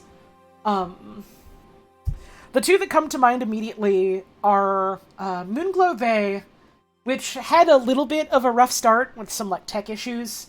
But even then, like, even when I was, you know, actively experiencing, oh, I'm streaming this and completely soft-locked myself in a way where the game is no longer playable live on stream, like, even then I was still like, there's something really special here. Like, there's something really interesting and special here that I wish more people would give a chance, / will maybe give a chance someday once the devs have more chance to, like, you know, work on fixing a couple of rough spots. Another one, Airport for Aliens, currently run by dogs. And I apologize if I pronounce his name wrong, because I'm so bad at remembering how to pronounce names a lot of the time, so I hope this is right. Xavier Nelson Jr. is, like, kind of a fucking genius when it comes to making video games. If you've played Hypnospace Outlaw, he is at least one part of why that game is the way that is, and many people worked on that and made that game as special as it was, but he's definitely a part of that. And Dog Airport game is like an incredible fucking video game. I adored that one. And a lot of people, I think, sort of looked at it, gave it a glance, and were like, oh, haha, this game looks so strange, this game has such a strange premise and title, that's so funny, and then kind of didn't pay it much mind other than that. And I think that's really doing a discredit to the game, because, like, it's extremely funny. It's deeply, wickedly fucking funny, and, like, that's part of the point. That's part of the point, is to be a funny game. But, like, it also just is such a deeply passionate and heartfelt story about love and what it means to love someone, even when, like, you're not always able to be there for them and with them, and, like, it just, something about that just resonated so fucking deeply with me, and it's like, it's genuinely one of my favorite, like, just works of art, period, let alone video games. I fucking adore that game. I wish more people would go and give it a look. Fucking love that one. Did you have any favorite hobbies / activities when you were younger that you eventually fell out of doing? If so, what were they and why'd you stop? I was doing, like, track and field stuff in high school and kind of fell out of that because I didn't really have the time for it anymore. And also because I was still dealing with the whole, oh god, I feel so bad and gross about my body all the time, why? Until I eventually realized it was for gender reasons. What else? But I talked about Lego already. Balp said Hypnospace is his favorite game the other day on stream. Yeah, it's a good fucking game! It's one of my favorites of all time, too! I've also heard good things about Space Warlord Organ Trading Simulator. Need to check that one out someday. Just haven't got around to it yet. You know how it is with video games. You know how it is with things in general. Everything happens so much. I take a drink of water. Feel like most people don't do track by choice. I mean, I did track by choice. I wanted to. I spent most of high school not doing it because I was like, oh, I don't want to fucking do that. And then, like, the final year or two of high school came around and I was like, you know, actually I do want to do that. I mentioned Lego stuff. I did it because of a dare and then realized I fucking liked it. Yeah. I forgot about that part. What else? I was into, like, Warhammer stuff, like Warhammer 40k, like getting and painting miniatures and stuff. Fell out of that because it's fucking expensive. A lot of things I fell out of are either because I don't have as much free time or things cost money, unfortunately. Also, God, yeah, it is funny to think, yeah, I went and joined the track team because of a fucking dare. Almost ended up being a provincial champion of fucking race walking. I'm still, to this day, so fucking mad about that ref, like, disqualifying me and then going, oh, actually, no, we rescind that disqualification, but it's too late for you to move on to, like, you know, further competitions. I think that's also part of why I stopped doing it, because I was fucking bitter.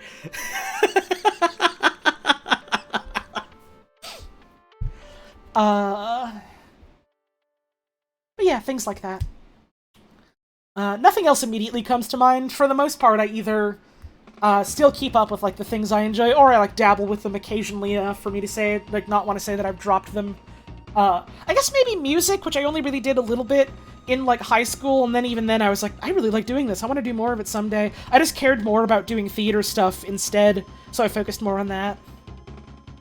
Is there anything coming up in the future that I'm excited for? Was their final question. Yes, but I'm having trouble remembering anything specific other than,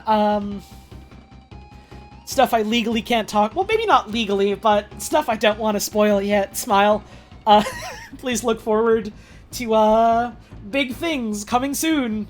Soon in a relative sense, we don't have any dates set, but, you know, stuff like that. We do not intend, to rest on our laurels in either the RTVS gang or the Clown House gang. So, I hope you're excited for things. In terms of things I would like to watch or read or play, I'm sure there are, but nothing really immediately comes to mind. Something I'm looking forward to that's not new at all is I've been going through Star Trek with a gang of friends. And we're almost finished watching the original series, and then from there we're gonna watch, you know, the animated series, which I've seen a bit of and it was a fun time, and the TOS movies, which I'm looking forward to. I'm really excited for the Next Generation and Deep Space Nine. I fucking love those series. Like, it's been really interesting watching, like, original old Trek to see, like, you know, how things started, where we come from.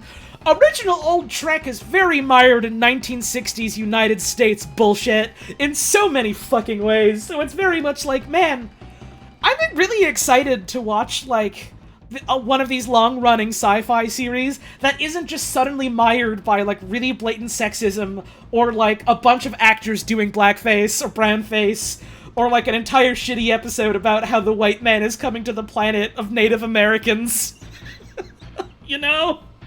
And that's just stuff that we saw recently that we went, no, this sucks, let's skip this episode. It's been very interesting just sort of going back and seeing both, like, in a positive sense, man, that's how things really were back then, huh? And in a negative sense, man, that's how things really were back then, huh?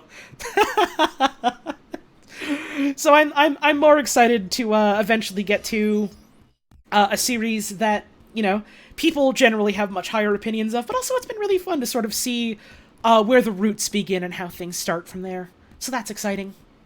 Thank you for your message. These were fun questions. Let's see. I'm realizing now maybe I gave myself many more questions than I have the wherewithal to deal with tonight. My throat just might be fucking ruined tomorrow. Oh god. I want to keep doing this for at least a while longer, though. And if I eventually want to stop, then I simply will, and maybe I'll just do a part 2 at some point. Jumped right into TNG because you love Data and wanted to see him. See, we also almost did that, but then we all decided maybe it'd be fun to actually start with TOS. And it's interesting in a lot of ways looking back and seeing, like, episodes where they kind of flubbed an idea, or seeing a character where they kind of flubbed, like, their execution and going, oh, okay, this is interesting. They're very clearly just doing this again in, like, future episodes and future series, huh? Like, in so many ways, like, Spock's whole deal parallels Data's whole deal, where, you know, they both allege to be emotionless when they very clearly aren't. They just express their emotions in ways that are kind of different and alien to what, your typical human of the era would consider to be emotions. They both, have varying weird feelings and ties to humanity, where, Spock is half human and tries to, distance himself from that. Sometimes to his detriment, and sometimes in a way that makes it kind of reaffirms, his humanity. And Data, who is so, very clearly, not human because he is, an android that was built, in so many ways having such a profoundly human element to him, and sometimes being more human than, a lot of the rest of the cast, and how that sort of develops in such an interesting way. And it's just, they're both interesting characters, and it's so interesting to see how, they pull that idea off. In some ways, I feel kind of better in there. And then, they have, Uhura, who is, a really, important and compelling character when they allow her to be a character, and kind of gets sidelined in a lot of ways because she was a black woman in the 60s, unfortunately. And, she gets to do more interesting stuff in the movies, apparently, which is exciting, and I'm excited for that. But also, it is very much man, they really did handle, the whole, here is a prominent character who is black better, with Geordi, and then, even fucking better with Cisco in DS9, huh? At least from what I've heard. We watched an episode recently where it was really fucking bad, but, in a deeply, deeply funny way. Where it was there was this whole woman whose whole thing was, oh, by the way, she's psychic. And also, she's very aloof and very cold to people, and very, dead set on, doing things all by herself and never needing anyone's help. And the big reveal is, oh yeah, and by the way, she's blind, and she uses, sensory inputs on her outfit to, to be able to parse the visible physical world around her. And, you can probably imagine how well that was handled, given how it's Star Trek from the fucking 1960s. And how that kind of got flubbed in some ways. But in general, that episode is just kind of so weird. Everyone in that episode, every single character, is acting how you would expect a stereotypical woman in this in a show like this to, act. They are all hysterical. They are all, overly emotional and, oh, I have the vapors, oh, I can't handle this. Every single one of them, all at once, even the men. And it was just man, this episode sucks ass, but at least it wraps around to being funny again. And it's so interesting looking at that and thinking, man, they really tried something here. They really thought they had something, and they could just kind of fucked it up completely. And it's interesting to see the bones of that being set, where they go into, TNG. And they have, again, Geordi LaForge, who is a character who, very visibly and openly, has a handicap, has a disability, is blind, and has, is augment's the right word? I don't know quite exactly what his whole visor deal is, but, he has, tools that, help him, deal with that, and, engage, with the world in a way that is, empowers him, and, from the sound of it, it sounds like they cover it, certainly with more respect than TOS ever does for things like that. Which is interesting and exciting. I suppose I'll have to see for myself how well it's actually handled. But, people in general seem to, generally have, high opinions of Geordi LaForge as a character. And, from the bits I've seen of TNG, I really liked him and, the interactions he has with Data, especially. So I'm very excited for that. I've watched a bit of DS9 recently, just because it's been fun watching that on my own. I fucking love Cisco. And I'm literally only on, season 2. I'm literally only on the second season. Dude's character apparently gets so much more compelling after that, and I am so excited for that. It's so wild, but also just sad, and I guess not at all surprising, that DS9 as a show, getting to have, Cisco as, a prominent character. He is the main character. He is the lead character. He is the commander equivalent in the station that we're, focusing the show on, and he is a black man. And that's really interesting. And they end up doing, sometimes it's metaphors, about, you know, racism and discrimination based on that, and then sometimes it is, like, more direct, like, oh, okay, here is the episode that they do where, like, he gets sent, like, into the past or something like that, and now he thinks he's just, like, a writer, in, like, contemporary, or, like, close to contemporary, like, what, 50s or 60s America, and, like, the struggles of, like, you know, trying to, like, be an up-and-coming artist and writer when you are a black man in that era in America, and has, like, interesting things to say about, like, race and how that's, like, especially for, like, a primetime TV show of the time, like, you know, being so blatant and open about stuff like that, and how, like, it's very sad how they do all of that, and yet still, apparently, the fucking actor that played Cisco was, like, blacklisted from Hollywood for, like, apparently, like, very blatantly racist reasons. It's very sad. It's not surprising, but it's just fucking depressing. Man, anyways. I'm due to take a bit of a break. Thank you to everyone who stopped on by real quick to say happy birthday. I do really much appreciate that. I know Wayne is going live right now with, or at least close to right now, I think. I don't know if he's live right now with the Dragon Ball Z demo for that one asymmetric multiplayer game thing they're doing. I'm probably gonna keep going for a bit longer. If any folks, you know, wanna jump off ship and go watch that, thank y'all very much for tuning in. It's always wonderful having you here, and it does make me smile seeing folks, you know, stop on in and saying happy birthday and things like that. So thank y'all very much. The VOD's always gonna be here. This is less of a interact with people stream, just because I'm spending so much time reading things and trying to think of answers to them. So, you know, no hard feelings if anyone wants to go watch another thing, but if you're, you know, curious to see what else I have to say, the VOD will be here for you. And if you're sticking around for the rest of the stream, well, it's time for you to get up and have a stretch, because I gotta do the same. So I'll be back real soon, okay?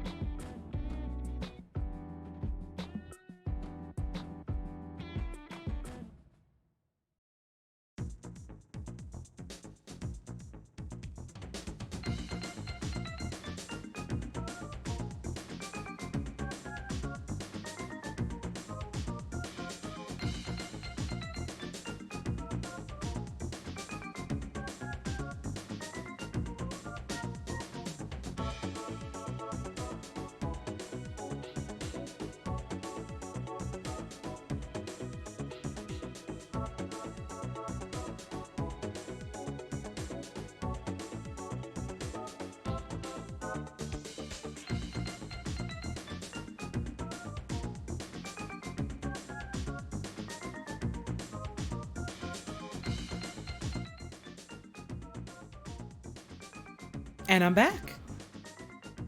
I went out and saw my cat and gave her a bit of a scritch and a kiss on the forehead. She made little sounds. She was mostly there to eat her food, so I was maybe just kind of bugging her a bit, but hey, she bugs me in the middle of the day. I'm allowed to bug her a little bit too. Cute little cat. I love her so much. She's my little baby cat. She's my little angel, my little bubby wubby, my doobie kitten. And she's so small. She's only the size of an ant. She's only the size of a pea. She's only the size of a nut. And she's so small, and I love her. I'm sure anyone else out there with a cat can relate. So, back to our questions. Where were we? Here we go. Here's our next message. This is a very important question that defines the who you are. So pay attention. What's the funniest Strong Bad email or other Homestar Runner cartoon if your favorite Homestar is not a spemail? And why is it funny to you specifically? This is very serious. Please answer honestly. Thank you. Well, first of all, thank you for your message. I do very much appreciate it. I fucking adore Homestar Runner.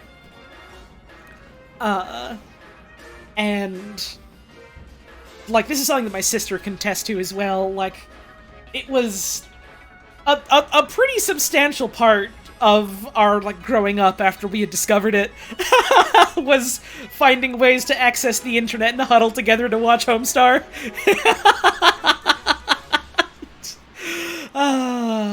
Let's see. In terms of favorites, I think Virus is a classic that, like, a lot of people hold in really high regard just because of, like, I think it's really cool the way it, like, plays with the medium of, like, the flash animation. Like, it makes you think, oh yeah, it's just, you know, in the little window, and then, like, shit outside of that starts breaking, and, like, the UI of the website starts being played with, and that was kind of a moment where I saw that as a youngin' and thought, like, oh man, you can do really cool stuff on the internet, huh? That really plays with people's expectations in, like, really, really interesting ways. In terms of one that I just find really funny, outside of that, I don't remember which one it is specifically, and I don't think it was a spemail, but it was the one where Strong Bad and the Cheat keep talking about Europa in lobsters, and, the fucking whale, like, the drive-through whale with, like, no actual, like, drive-through restaurant is just there, and it's like, 917, 7 you like, please, sir. 7 you like, please, sir. It's the greatest day. that one's really fucking good. I think just, like, the Brothers Chaps is just like me for real, and they really understand, how fucking funny loud, garbled audio is that is where, in the context of it happening to someone else, and the loud, garbled audio convinced that it's completely, like, you know, legible and understandable, and then playing with that further by just having it say complete nonsense. Complete nonsense that feels consistent enough that it's like, this thing is convinced there's, like, a train of logic it's following, and no one else here is getting it. Am I getting punked? What kind of kids meal do they got? It's brown. It's brown. Hey, look what you did! You made Buzz and Cheat cry! Those ones are really fucking good. I adore those ones. Thank you for your message. Here is our next one. It says, a bunny question. If you could turn into a rabbit of any kind, what kind of bunny would you become? This could be from normal rabbits, like Holland Lops and Lionheads, to fictional rabbits, like the Jackalope and Skvader. And why would you choose your chosen rabbit? Well, thank you very much for your message. I don't know a lot about rabbits. I will admit, I don't know terribly much about different kinds of rabbits. I know we got some, like, wild rabbits or hares or some sort that like frequenting our area. They're small and brown, and they're very cute. And I love them. No, Brady, stream's not over. I'm still talking. I guess it does say I'm on a break, so I should bring back up the whiteboard, even if I'm not really using it. I hadn't considered that.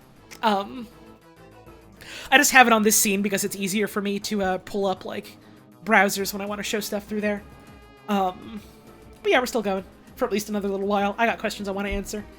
I thought those rabbits were very cute, and I think it would be fun to be them. In terms of fictional rabbits, probably Vibri from Vibribbon, because she's cute and she likes to sing and dance and have fun. And also she can turn into stuff that isn't a rabbit, and that's cool. Thank you for your question. Here's our next message, and it is as follows. GM Construct or GM Flatgrass? Well, thank you very much for your message. GM Flatgrass is way too empty, and something about that unnerves me. Maybe unnerves is the wrong word, but it feels wrong. So GM Construct. Thank you very much. On to our next message. It says, Hi! What are some games you like to play, but not to stream playing? From SkeleKitty42. Thank you very much for your message, SkeleKitty. There's quite a few games that I do where, either I'll play it on stream and just kind of go for one reason or another, I don't really want to stream this, or I just will start playing it and go, I don't think I want to ever necessarily make a big thing out of streaming this. Maybe I'll do it sometimes, but I want to mostly keep it for me. I think one of the big immediate ones is Final Fantasy XIV. Final Fantasy XIV is a fun video game. I haven't played it in ages, but I like it quite a lot. I didn't really get much out of streaming it. It was fun to chat with a couple of folks that were there for it. That was a good time. And also, not a lot of people really wanted to watch it. Which is fair. That's fine. It just makes me go, okay, well, neither party as a whole was necessarily getting a huge amount out of me streaming it. That's fine. I can just focus on streaming other things and play that in my own time. And, just talk about it, on streams with people if the topic ever comes up. And that's still fun. Another one kind of in that regard is Monster Hunter, especially, Rise and Sunbreak, where I was like, oh yeah, I'm gonna stream a ton of, a ton of Monster Hunter and, a ton of, Rise and, Sunbreak and stuff when that drops. For Rise specifically, it was, I really enjoyed streaming through, the base story stuff and, the village stuff. And then, every now and then popping the game open to stream, which I do still like doing.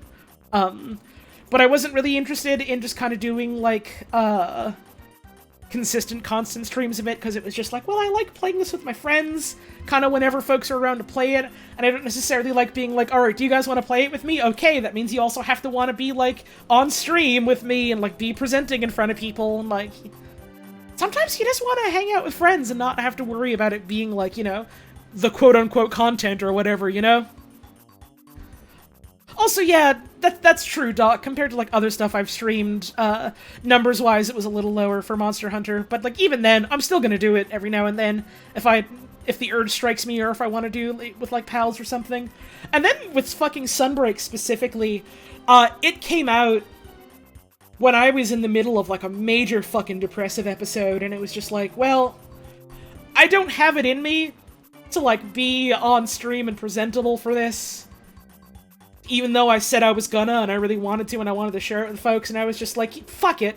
They're gonna understand. I'm doing real goddamn bad right now.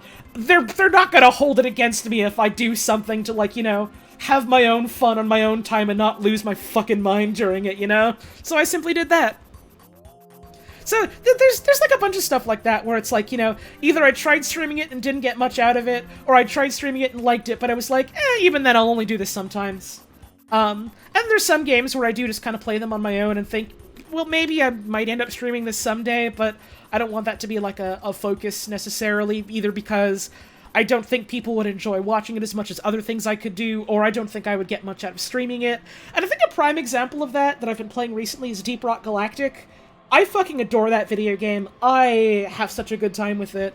I think specifically, unless I could get 3 other goons into a room with me to be on stream, I don't think I could necessarily make a super interesting thing to watch out of it. But also, I've said that before and been completely fucking wrong, so it's some of the best streams in terms of how much fun I had doing it, and how much other people said they enjoyed it, and also in terms of metrics, all 3 together combined. And, I try to specifically focus on what I like doing and what people like watching rather than focusing on the metrics, but, straight up, one of the ones that combined all three of those together that still surprises me to this day is fucking Picross. People love the Picross streams. I love doing the Picross streams, so I'm not complaining, but also it's like, my god, really? So maybe DRG would end up being something like that every now and then, but we'll see, I suppose. I think someday I'd like to do a stream of DRG. I know I keep nudging Wayne, like, hey, do you want to stream DRG together someday, or at least just, like, play it? And he's always like, yeah, that sounds fun as fuck, we should do it together someday, maybe do like, a squad stream. And it hasn't happened yet, because it turns out... A, we're both fucking busy, and we're both fucking bad at scheduling things together. But we both want it to happen someday, so I suppose we'll see. Thank you for your message, I appreciate it. Let's see, what is our next one? It is this one. Not to be annoying, but did I read your question yet? I don't believe I did, no. I think it's soon, though. I think it's like... Yeah, it's literally like 2 questions from this one. Let's fucking go. Brady question inbound. Before that, though, we got a couple others. Like this one. Are there any skills that you've grown over your time streaming that have surprised you? From Shanghai Oh My. Well, thank you very much for your message, Shanghai Oh My. I think 2 of the big ones. Number 1 is admittedly something I still think I need some work on, is multitasking. Streaming, though, at its most intense, is juggling a lot of balls at once while also doing opera. And that's hard. That's fucking hard. That's a specific type of skill set, and that's difficult. You gotta cultivate that.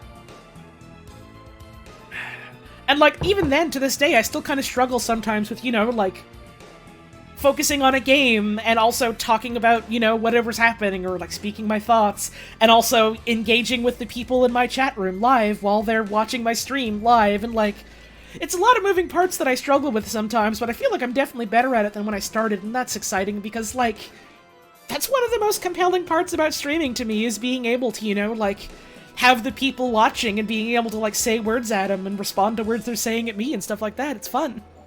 Thank you, Len, and thank you, Gibson, for the happy birthdays. I appreciate it. Thanks for stopping on in. I think another one that kind of surprised me is, self-confidence. Maybe that's not the right word for it. Let me put it in, like, explanation type of words. And this might be a thing, this is a thing that I feel like surprises people whenever I bring it up, especially if you mostly only know me, like, through streams. I'm, like, really fucking shy. Like, at its worst, debilitatingly so. It is something I have struggled with for many, many years, and it's something I still struggle with. It might be something I struggle with for my entire life. Doing something like this, where, I have to put on a show and put on my best face and my best foot forward, and, like, be out here talking and, like, talking to other people and, like, showing up and being present, like, that's hard. That's hard. It's something it's hard for me, at least. And it's something I've definitely gotten better at, like, over time, which is, like, kind of cool to see and realize and acknowledge and be like, oh shit, yeah, huh. I'm kind of braver now, aren't I? And that's really cool. I think that's cool. And, like, even then, nobody's perfect. I haven't, like, completely squashed that part of me that I'm not super fond of. Like, hell, there are even some days where I'm just like, no, I don't feel up to, like, being presentable right now. I don't feel up to, like, having other people perceive me. I gotta cancel my goddamn stream. I can't do it. I just can't do it right now. Like, that still happens to me sometimes, but, like, the fact that I'm able to, like, sit here on a regular basis and do stuff like this in front of, like, a crowd of, like, several hundred people, it's just like, damn. Yeah, I don't know if I would ever have been able to do this, like, other than, like, doing theater stuff. And even then, the only reason I was able to do it in theater stuff is because, like, I go up on stage and I'm not myself, I'm the character I'm playing. I'm doing these streams, I'm me. Like, a part of me that I am sharing and presenting with people, not to say, like, oh, if you watch my streams, you know the entirety of who I am. That's not how, like, any sort of performance works in any sort of way, but it's still me, you know? I'm able to fucking do that, and it's like, damn, wow. Good on you, me. Thank you for your message. Let's pull up our next one. Hi, Holly. I hope you're having a great birthday, or if you're reading this advance, I hope it'll be amazing. Are there any games/game series that hold any sort of sentimental value to you? As an example, the Ace Attorney games are very special to me because I was able to find joy in them whilst my anxiety was actively interfering with my day-to-day life. It's alright if you don't want to go into too much detail about it if you have an answer, but feel like it might be too personal. From Ami Ether. Well, first of all, thank you very much for your message, Ami Ether. Yes, for sure, definitely. Some of it is, like, stuff that I just really enjoyed as a kid. Like, you know, there's, Super Mario World and Yoshi's Island. Those were games that I really adored as a youngin', that still I have a soft spot for to this day. The Mario and Luigi RPG series, also because of that. Superstar Saga was one of the earliest games I, like, actually owned myself. And I fucking loved that one. I played the shit out of it. What else? I guess on a similar vein to the story that you shared, I'm not going to go into too many details because, you know, it's a personal thing, and I don't necessarily need to share every aspect of, like, my life with you, but, I don't know, for a lot of reasons, like, I went through times in my life that were, like, dark and kind of scary and grim, and it was like, man, I just feel fucking miserable right now. There are times where I just don't want to be me anymore. There are times I just want to crawl into a hole and disappear and never have to be around any other person ever again. And, like, you know, stuff like that. I'm sure, like, a lot of people can unfortunately relate in some degree or another, but it is what it is. And I think specifically, there are 3 series I think of, that kind of helped me through that. One of them was Kirby, because Kirby games are just like a ray of fucking sunshine, no matter goddamn what, and they are just always bright and happy, and they are always gonna give you a big ol' smile and a hug and a kiss on the lips. And then if you get a kiss on the lips, you get healed, and that's awesome. Animal Crossing as well, because it was nice to be able to try and, like, give myself some sort of sense of normalcy, of, like, routine, and in a sort of way it kind of made me go, yeah, even when things are hard and I'm, like, exhausted and tired, maybe I should, you know, try doing stuff like this in real life, too, alongside in the video game. And that was nice. And so I'll always think fondly of Animal Crossing because of that. Another one, which might seem like kind of a weird pull, is the Bit Trip series. And you look at the Bit Trip games from, like, a top-down level, knowing nothing about them, it's just like, oh, these are the weird, super stylized, like, kind of rhythm action games, with, like, cool bumping music, and also, like, some weird kind of, I don't remember the right term, but, like, surreal, I suppose, visuals going on, and, like, man, yeah, that's cool, huh? Bit Trip is the type of game where it tells a story through you throughout multiple games without, like, any sort of written dialogue or anything, and it's all kind of metaphorical. And it's the story of a person being conceived, being born, striking out into the world, meeting people, making friendships, learning, like, what love is, getting into a really dark place, throwing it all away, and kind of in the end, looking back on it all and kind of realizing in the end that, I don't know, things were alright, and in a way things were beautiful, and just... I'm trying not to get a little bit emotional about the funny 8 pixels tall guy video game, but, like, I don't know, I played through those games at a really, really dire time in my life, and I don't know, it means a lot to me because of that, you know? I like those games. And they made a sequel to one of them, and they had Charles Martinet be the announcer. And they made a sequel to that sequel, and they made Charles Martinet a playable character. So I can say that.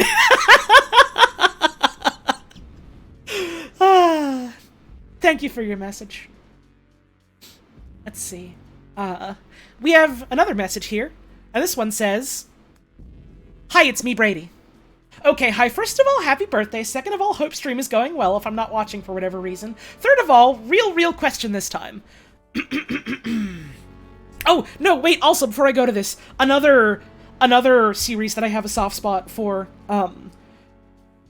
which only really started happening nowadays, the fucking Professor Layton games. These are games I played as a kid, and, like, never really beat any of them, but I still really liked them, and it was something that I bonded with, like, my now girlfriend over, and now we're, like, you know, sharing them and experiencing them together, and it's, I don't know, it's just, it's really cool to have this thing that I'm, like, getting to see sort of through new eyes, even if they are very much old eyes that have already experienced this, and it's, I don't know, getting to share things that you care about with people that you love. It's beautiful, isn't it? It's, I don't know, love is real, you know?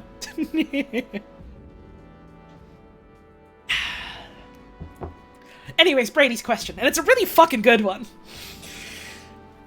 If you were ever given a chance to earnestly decide what the ideal amount of arms and legs for a human being would be, what would you settle on? This would imply that we've always had this amount of limbs from the very beginning.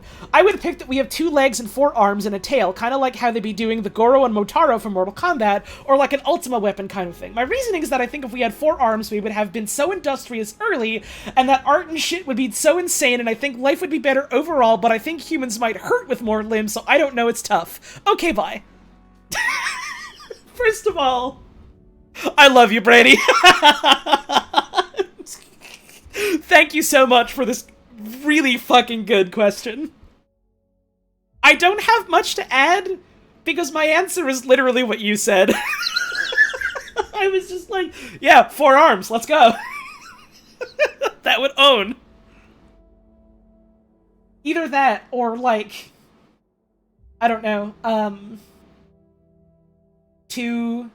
Like 2 arms and also like 2 wings, but kind of like wings in the way that like, you know, some animals will still kind of have like hands that they can use on those wings. Wings like that instead of like necessarily like a bird's wing. Wings that you could still use for gripping, kind of like a bat wing, yeah. Something like that. Either that or 4 arms. That's my answer. Sorry I didn't spend more time on this question, but again, literally, you got the answer I would have got, so... Thank you so much, Brady. It is always wonderful to hear to you. You're like a brother to me. And if we had 4 arms, we could do 4 fucking high fives at the same time, and that would be awesome. Our next message... Dear Holly Hollowtones, what do you think about fictional and or real castles? Do you have any that stick out to you or that you enjoy? Attached, picture of Ishgard from Final Fantasy XIV, because it's a cool castle. Sincerely, local castle lover, Shreno. And they did include a picture of Ishgard. It's a very nice picture. I'm feeling kind of lazy, so I'm not going to pull it up, but you could literally go on Google and search for Final Fantasy XIV Ishgard, and it is a cool looking castle. You should go look at it. I have kind of mixed feelings on castles, where on the one hand it's like, yeah, here's this, you know, like, cool, like, feat of human architecture and engineering, but on the other hand, something about castles always feels so... I'm trying to figure out how to word this, but they just feel so... I don't know, lonely. Kind of sad, and, like, sometimes isolated, just because it's like, oh, here's basically this huge monument to, like, some self-important person's, like, wealth and power, basically, and how they're just kind of shutting themselves off away from the world because they're convinced they're God's gift to the world or whatever, instead of, you know, like, I don't know, being down with other people kind of thing, you know?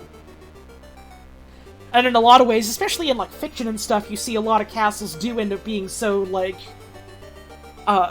imposing and unwelcoming kind of thing like that, and I don't know, something about that just makes me feel like, this is maybe a weird fucking way to feel about a building, and I admit I'm reading into this way too deeply, but something about that I've always thought was like, it just made me feel very melancholic.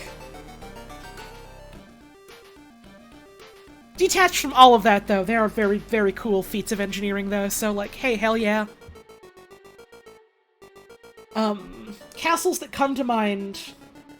Windy Castle from Peppa Pig, because I have nightmares about it. And, this one Lego set that I have from the... I think it was like a ninja set they did. Not a set, but like a series of sets they did in like the, late 80s, early 90s, something like that. And it's this sort of like, Shogun's fortress type of thing with like a cannon near the top, and it's real tall. And that's just a really cool Lego set that I have that I liked a lot, and I've thought about that specific sort of shape of that building a lot growing up. And I have it still built on my dresser drawer, like right now. I rebuilt it a couple of years ago. Like, found all the parts again and found the instructions online and reassembled it, and it was like, man, it feels really cool having this again for me to look at. Thank you for your question. On to our next one. Oh, sorry about my microphone. Hi, Holly. Your streams have been a big comfort to me over the last 2+ years, and I wanted to thank you for being such a lovely presence on Twitch. Oh, that's really nice of you to say, thank you. As for my question, what is your favorite meal to prepare/cook?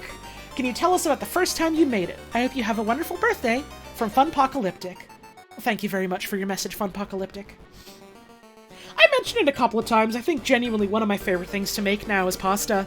I used to think pasta was this massive, like, prolonged ordeal you had to do to make the sauce all, like, over a several hours long period. And then, you know, you had to make a huge batch of it and then seal a bunch of it away. And then after that, you had to make a big bunch of pasta all at once. And then make sure you had enough for, like, leftovers. Because that's how my parents always made it. Because they were cooking for a family of 4.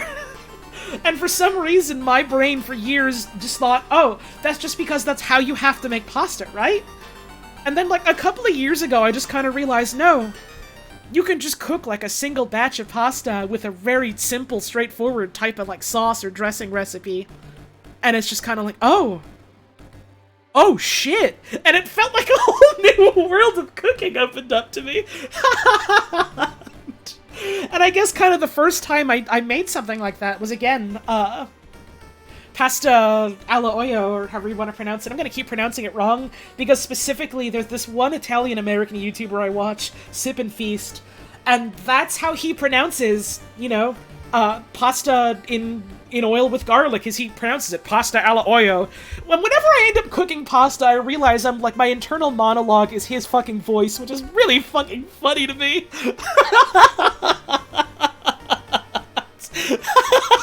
But it was just this sort of moment of realizing, like, okay, well, I'm gonna try making this, and I kind of bungled it a little. I, like, had the heat too hot on the oil, the garlic kind of got over-fried real fast, didn't really get to infuse the taste, into the oil quite the way I wanted it to. I over-salted it a little bit, the pasta was a little bit, undercooked, I used a little bit too much oil. Basically, nearly every step of the way, got it wrong. But I sat there and I ate it and I thought, this is pretty good. I can keep trying to make pastas like this. And I felt like I had unlocked a whole new world of a video game, but in real life for cooking. Oh, thank you for your message. I did really like thinking about that one. Here's our next one. Hi! We'll try to keep this short, but I've been watching your content for a little over a year, and I can't express enough how much this silly little stream has influenced and inspired me. I got into your stream shortly after I discovered my identity as a trans woman, and your vocal range has always been a massive inspiration for me. My question is, do you have any advice for trans women who are only just now starting to vocally transition? And apologies if that's worded poorly. I wish you a happy birthday, and... from Pollyanna, she, her. Well, thank you very much for your message, Pollyanna. I get messages like this a lot, and I always feel kind of bad whenever I do. I get and understand that, you know, being, sort of like a visible trans woman in a space like this, a lot of people, you know, either like me or a lot of people, like, adjacent to me because there's some flavor of, you know, gay or trans or gender weird or otherwise queer in some way or another are gonna be like, oh shit, this is someone like me, wow. And they're gonna, you know, think like, oh, you seem to have things figured out, I wanna know, what things are like. How did you get to the point you are? Is there any advice you could offer me? And I always feel really fucking bad because I'm also just kind of figuring shit out. I was just kind of lucky in the vocal regard, just because, like, I have experience doing voice stuff. I haven't really looked into any sort of, like, recommended, you know, like, voice training methods for, like, you know, how to quote-unquote feminize your voice or whatever. People have, like, offered it to me, and I was like, oh yeah, this seems cool, I should look into it, and I just never got around to doing it. I just kind of brute forced my way into it. And that's really fucking bad advice! It's understandably really fucking bad if someone comes up to you and says, do you have any advice for, like, getting over this wall? And you go, yeah, just fucking punch your way through it. That's dog shit! And there are, you know, many other aspects of, like, expression and identity and, I guess, sort of, you know, experience and performance, if that makes sense, that I'm still trying to fucking figure out. I don't have a lot of shit in that regard, and, like, it's easy for people to not see that because I don't have, like, a webcam set up or anything. I don't post pictures of myself. People don't, like, see me. And so, like, you know, that's a part of me you don't know about, and maybe you kind of, like, you know, what's the word? I don't know, fill in some gaps and think, oh, you clearly probably have this shit figured out. And I don't, unfortunately, and I always feel bad because I don't really know what to tell people.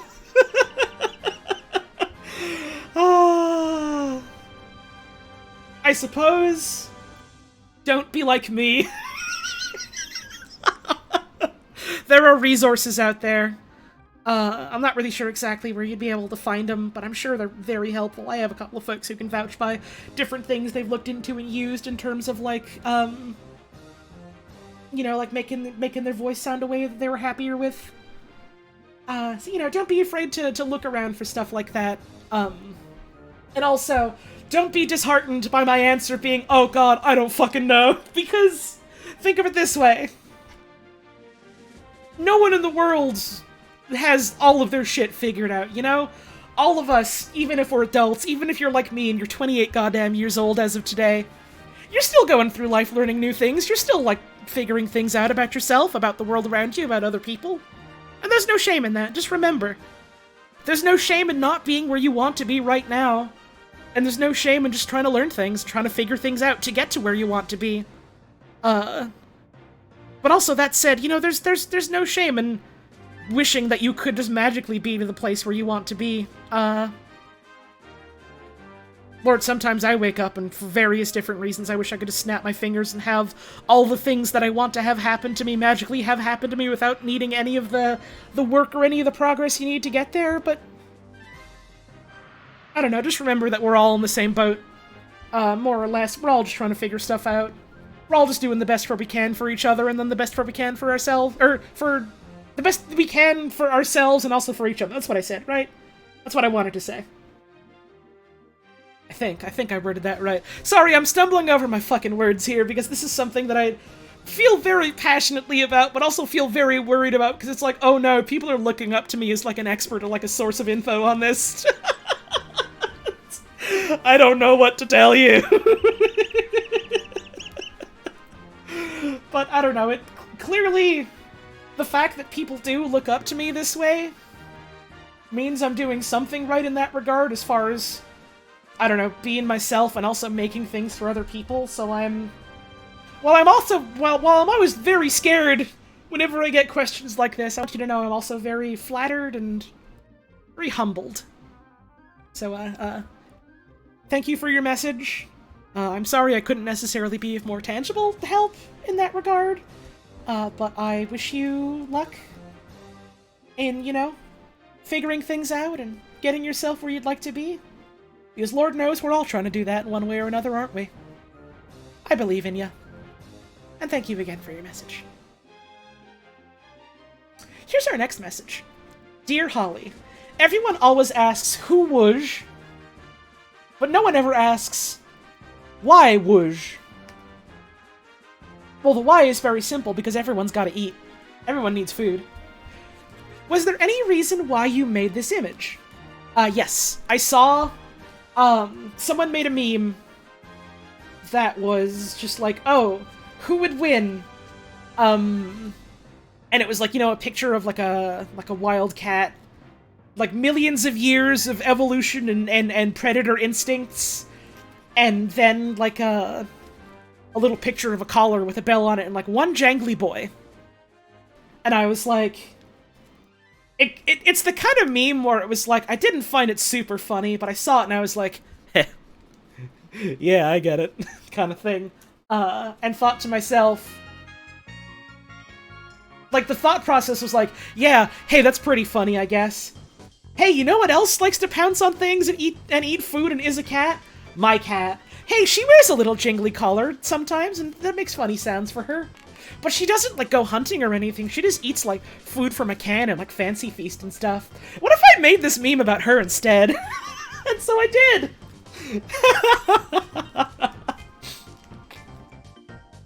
And a lot of people specifically see that and get hung up specifically on the fact that I wrote "who woosh" at the top instead of "who would win," and people are like, what does this mean? What is the context? What is the meaning? You have to tell me.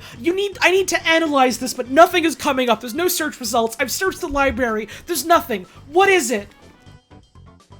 It's fucking nothing. It's nonsense. In the same way that someone in a YouTube boop would say sus or zhezh. I just thought it would be a funny thing phonetically to pronounce. And it would sound kind of like who would, but then you pronounce it different, so it's whoosh.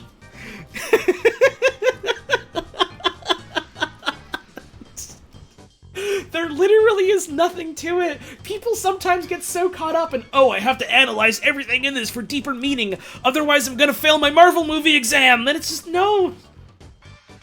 Sometimes nonsense is just nonsense for the sake of being interesting and funny nonsense. And there's meaning to be derived from that, for sure.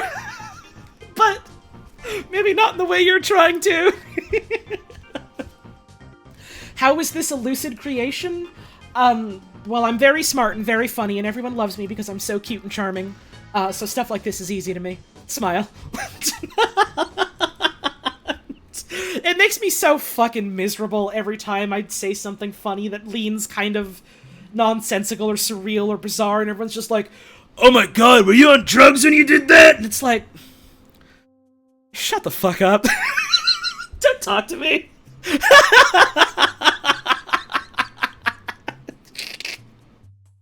Come on now. Have you ever made a joke in your fucking life? Why is dinner in quotes? I thought it would be funny. And I was right. This image has eluded my brain since the day I saw it, and I desperately need any shred of context. Well, there you go. I hope that helps you at all, because you're still goddamn sinking in this ocean. Thank you very much for your message.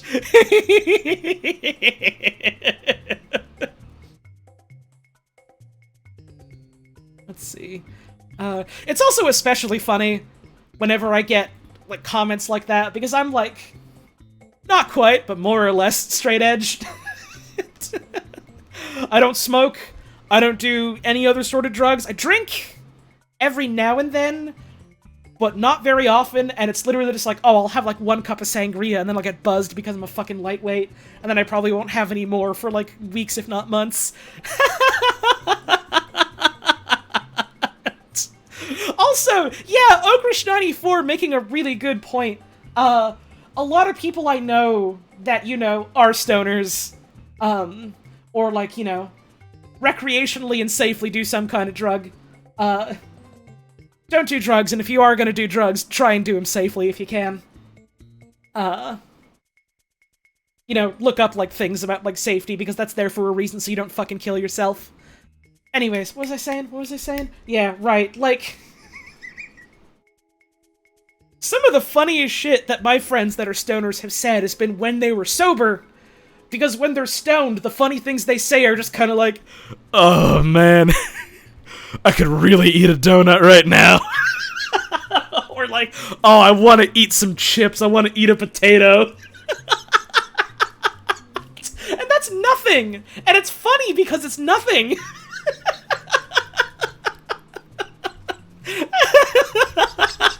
I need a Swiss roll. Ah, you get what I mean, I'm sure. Hang on, I lost my place in my messages. Where was I? Here we go. Here is our next message. Hi, Holly. If you could become any fantasy creature, who would it be and why? Video game creatures can count. And you'll give me just a moment to pull something up as like a sort of demonstration.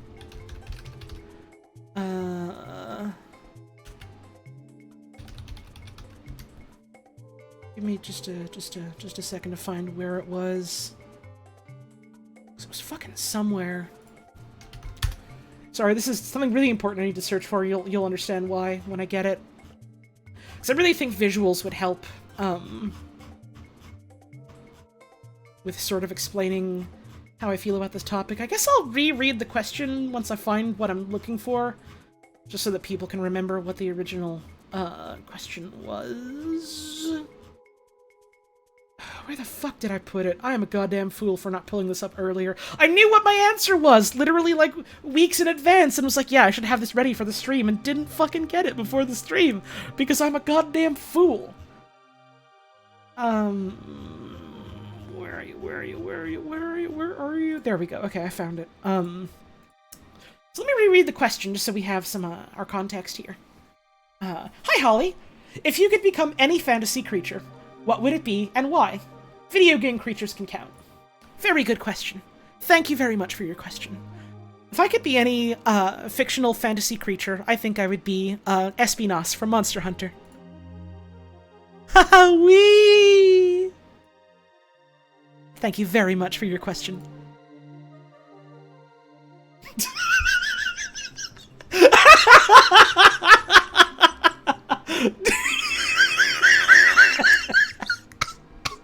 I've been waiting fucking weeks to say that. All that set up for 2 seconds of payoff. Da-da-da-da-da-da. Here's our next question. What would you say is your favorite genre of game? Also, happy birthday and thank you for being cool and epic. Well, that's very nice of you to say, thank you. And thank you for your message. I think it's difficult to try and drill down to just one genre of game that I think is my most favorite. I have very broad tastes in video games, which I'm very thankful for, because there's a lot of different experiences spread across different genres that I'm able to enjoy because I, enjoy playing them. Sometimes that's kind of a hurdle, is, there's a game that you think is doing something interesting, but you just don't have any fucking fun playing it. Just not even necessarily fun, just like, you just aren't into whatever, like, mechanically it wants you to do. But I like a whole lot of shit, which is cool. So I'm very thankful that I can pick up most types of games, and if not, like, have a really good time with it, at least, like, find some way to enjoy it. Like, for instance, fighting games. I don't like playing fighting games. I fucking love hearing my friends talk about them and watching people play them. That's great. I love that. If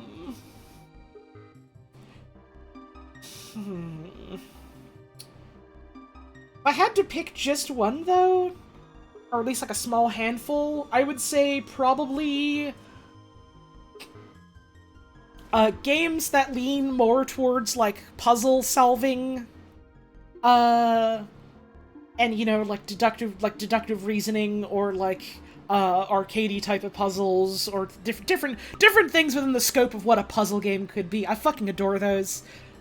Some of my favorite games of all time you could consider puzzles in some regards, like Hypnospace Outlaw, Outer Wilds. You know how a lot of people that are in the FGC will talk about, like, mechanical things in other video games in the context of it being like things in a fighting game, and use, like, the sort of vernacular to describe that and, like, their experience with that? That's me, but with puzzle games. I go into every video game and treat it like a puzzle. to mixed effect sometimes. But still. I think alongside that, platformers, both 2D and 3D, I both find, like, really, really super engaging. As long as the sea touches the sand, I'll always be a platform game woman. I love them. I love doing jumps off of ledges and stuff. Hell yeah. Thank you for your message. This was a fun thing to think about. Believe I described Doom as a death puzzle? It is! You have limited resources and you gotta figure out how you can slam on through and make everything dead without making yourself dead. It's great! You've got the physical challenge, you've got the movement and violence puzzle, and that's great! And that's awesome! Platformers are puzzles too. They're puzzles about momentum and trajectory. And doing cool hop tricks. And that's awesome. I think Assassin's Creed is a platformer. Maybe the earlier ones are. I haven't played any of the earlier ones. I played a bit of Valhalla. That's the one Assassin's Creed game I've played. And it's also basically the only one AAA big name open world video game I've played aside from like Breath of the Wild and Skyrim. And I played it and I was like, oh, yeah, this formula is neat. I definitely see why people would be fucking tired of these if they were just playing like 10 years of nothing but this. I have not played Doom Eternal yet, no. I'd like to someday. I just haven't gotten around to it yet. I might try and upgrade my PC before I do that. But it'll happen someday, just not yet. Here is our next question. What was your favorite card in the Super Go Fish Deluxe for Super Players stream? Mine was probably My Hero Academia or Flesh. Thank you for the really good question. Holly Ultra Kill when?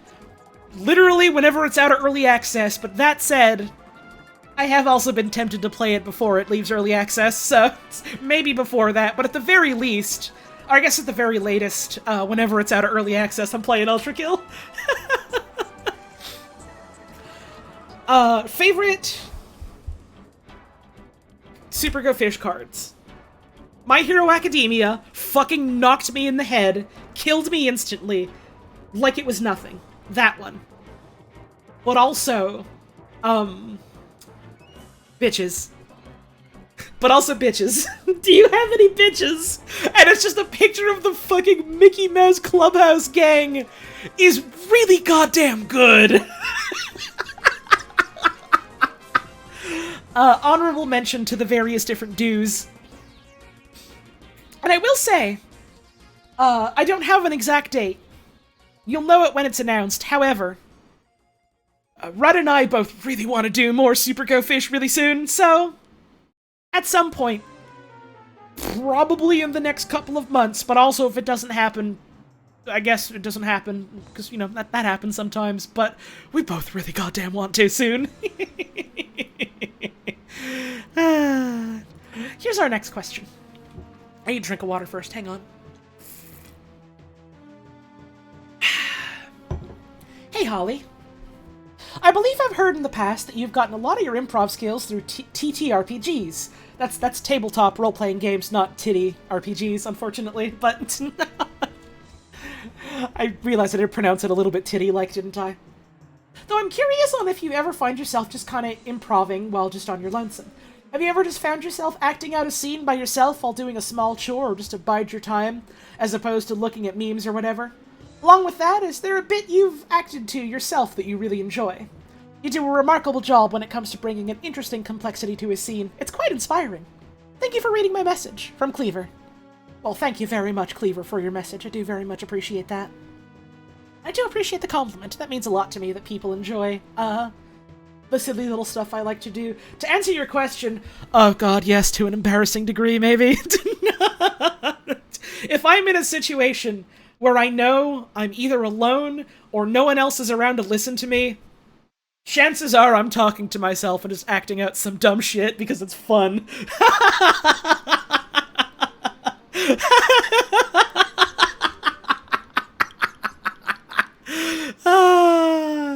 It's fun to just do voices at yourself for no one else to listen to but yourself. What are some of my favorites to do? When I'm cooking, I like making up fake episodes of Gordon Ramsay's Kitchen Nightmares, but it's like this weird, bizarro version of Gordon Ramsay that doesn't actually exist. Where, like, he's talking about, like, my name is Gordon Ramsay. I'm here at your restaurant today to judge how good you are at chopping up this garlic. Absolute dog shit. You couldn't get it right at all. There's a bit of skin on here. I could eat that skin. I'm going to do it right now. You didn't fucking cook it! Shit like that. Like, that's nothing. That's not anything at all. But, like, it's still fun to do, you know? And recently, and I need to preface this by saying I've never watched Breaking Bad. I don't think I will for some time, because, and I acknowledge this is a very stupid because I think it's pretty funny to know nothing about Breaking Bad in this day and age, but, sometimes when I'm doing the dishes, I just like to do a fucking Mike Ehrmantraut voice talking about, like, doing chores or getting things tidied up around the house, just like... Alright, here's what we're gonna do. We're gonna go to the sink. I'm gonna run the water for a bit until it gets hot. You're gonna fill a bowl with a little bit of soap. Get a pretty big bowl, you don't only want a little bit here. And we're gonna get that in there, and we're gonna get it all nice and soapy water. You wanna get that high percentage of the water in solution to soap. You want it to be mostly soap here, that way you can save on water a little bit. Then what we're gonna do is we're gonna take the cloth and we're gonna dip it in there, and we're gonna scrub all those plates clean. If there's even a little bit of stain still on that plate, you're dead. And just, like, talking about chores that I do in the context of Mike Ehrmantraut telling me what to do.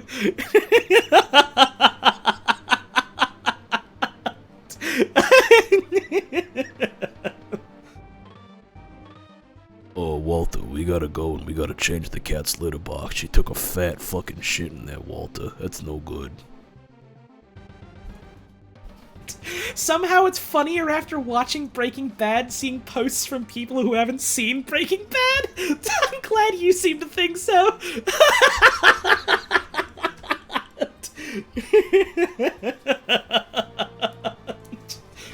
Now, Walter, it's been a couple of days since you last had a workout, so here's what you're gonna do. You're gonna get off the computer, you're gonna turn it off. You can use your phone if you want some music or something, but you gotta get out of that chair. You're gonna get your dumbbells, you're gonna pick them up, you're gonna put them on your bed so they're right there in front of you so you can't just ignore them. You're gonna take those, you're gonna do some bicep curls, you're gonna do a couple of reps, maybe, I don't know, three sets of 10 reps. You're gonna do that, then what you're gonna do is you're gonna take your phone, you're gonna look up a workout plan, you're gonna find one that works for you within your ability of what you think you're capable of doing, and you're gonna do it. And you're gonna try and stick to it regularly, and it's okay if you don't, but if you don't stick to it regularly, you can't just decide, no, I'm never doing it again, because that's how you fall off the goddamn horse again, Walter. You gotta try and keep up with it, and part of keeping up with it involves telling yourself it's okay to flub every now and then and just miss a day or a couple. That's okay. You just gotta try and keep up with it whenever you can, and don't tell yourself that a small failure means immediate failure forever in the future. The only immediate failure is me shooting this gun in your ass. Shut the fuck up, Walter. Let's pump some iron.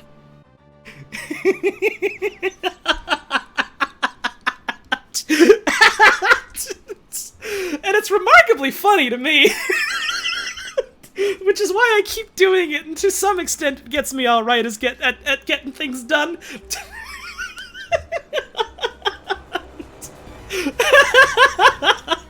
How am I so good at this? I don't know! I don't know what he sounds like! I'm just assuming that's what he sounds like based off of funny voices I've heard other people do!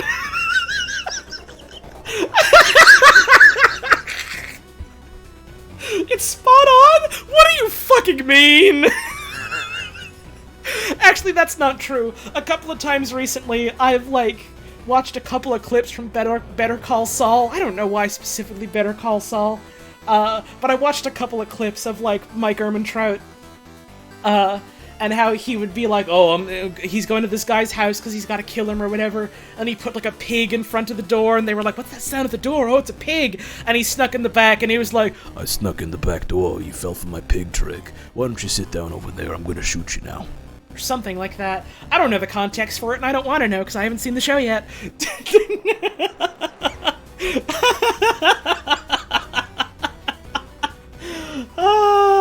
Anyways, thank you for the message. That was a really nice message. You fell for my pig trick. I'm gonna have to kill you now.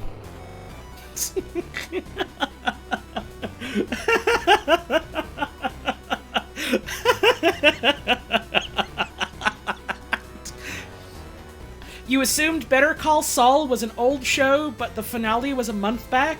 It is not an old show. It is the follow-up to Breaking Bad. Breaking Bad is an old show. It started, like, what? Is 2009 correct, or is that way too early? But, like, it's... Breaking Bad was a show that started years and years ago and ran for a couple of years. Then after that, they did the follow-up, which was both a prequel and a sequel in ways that are, like, really interesting, and is... in ways that is, like, the perfect epitome to me of why I don't care about people coming up with new orders of, like, oh, this is the chronological order, this is the director's cut order, this is, like, the super pooper scooper order. Just fucking watch things in the order they were put out! You get interesting new context when you watch a prequel, having already seen the original work! That's the point! Fuck! I don't know why I get as heated about that as I do, but I fucking do! I don't care if someone else is doing it, but if someone comes up to me straight-faced and says, no, this is the order you really need to watch or read something in, it's just like, go to hell! No thanks, you go do that yourself.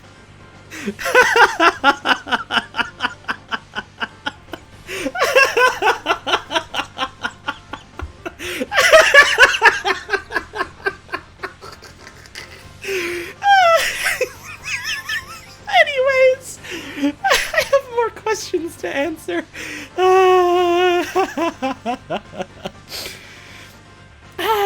Here's our next question.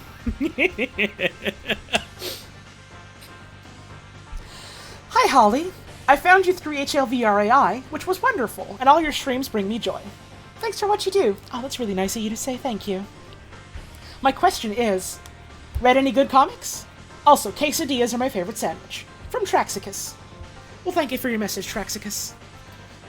I don't really keep up with a lot of comics.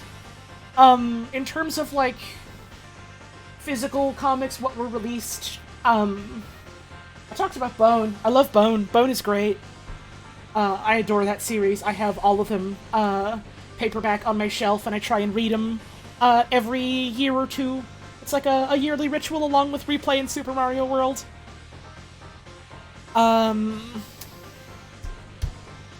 Other than that, not really a lot of, like, graphic novels or comics really come to mind. Oh, wait, no, I'm a fucking jack-off. I'm lying to you. I hadn't considered, like manga, because I don't have any, like, physical manga, but I've read a couple online that I really like. One of my favorites is, I believe the localized name is Yokohama Shopping Trip, and it, like, recently got, like, an actual official English, physical release, so I can actually fucking buy that now, which I'm stoked about. And it is somber, but bittersweet and hopeful. It is a post-apocalypse where some sort of environmental disaster happened. Humanity is in its declining years. And the focus of the series is an android woman named Alpha and her daily life running a cafe. And it is wonderful. It is very sweet. I adore that series so much. One of my all-time favorites for sure. If you're looking for something homosexual and a little bit spicy, I quite liked Still Sick. That is a Yuri manga about, that's not actually about fucking school-age people for once, which I was really happy about. It's about, two office workers at, like, an engineering firm, one of which, does, like, doujin for fun, but, like, kind of keeps it secret from, like, her work life, and one of which, just so happens to, like, stumble in, to one of her conventions where she's selling her stuff and realizes, so you're doing stuff like that, huh? And I don't want to spoil too much about, like, what it gets into, but it gets into a lot of stuff about, like, you know, insecurity, self-doubt, what it means to create things, why we're making things, who we're making things for. Are you making it for yourself? Are you making it for other people? Is there a distinction between the two? Does that matter? Is it okay for you to create love? Are you allowed to fall in love with people? Is that okay? Can you allow yourself that, even if you think you've never deserved it? Things like that. And I just that in like a really interesting, engaging way where like here's these characters and they're like, they feel like people, they're messy, they get shit wrong, they hurt each other, and in the end they make up and they like find something in each other they really desperately needed. And I like it a lot. And also it's gay as fuck. There's two women in it and they fall for each other and they have fucking sex. There's nothing explicit, but like, it's awesome. And that one's called Still Sick. I really liked it. It's one of my favorite Yuri manga. I've also really enjoyed the little bits I read of my lesbian experience with loneliness. I need to fucking finish that one someday. I've heard so much good shit about it, and I really, really liked what I read of it, and I want to, you know, check out the other works by that author. And also Dungeon Meshi. Go read Dungeon Meshi. Dungeon Meshi is really good. I love Dungeon Meshi.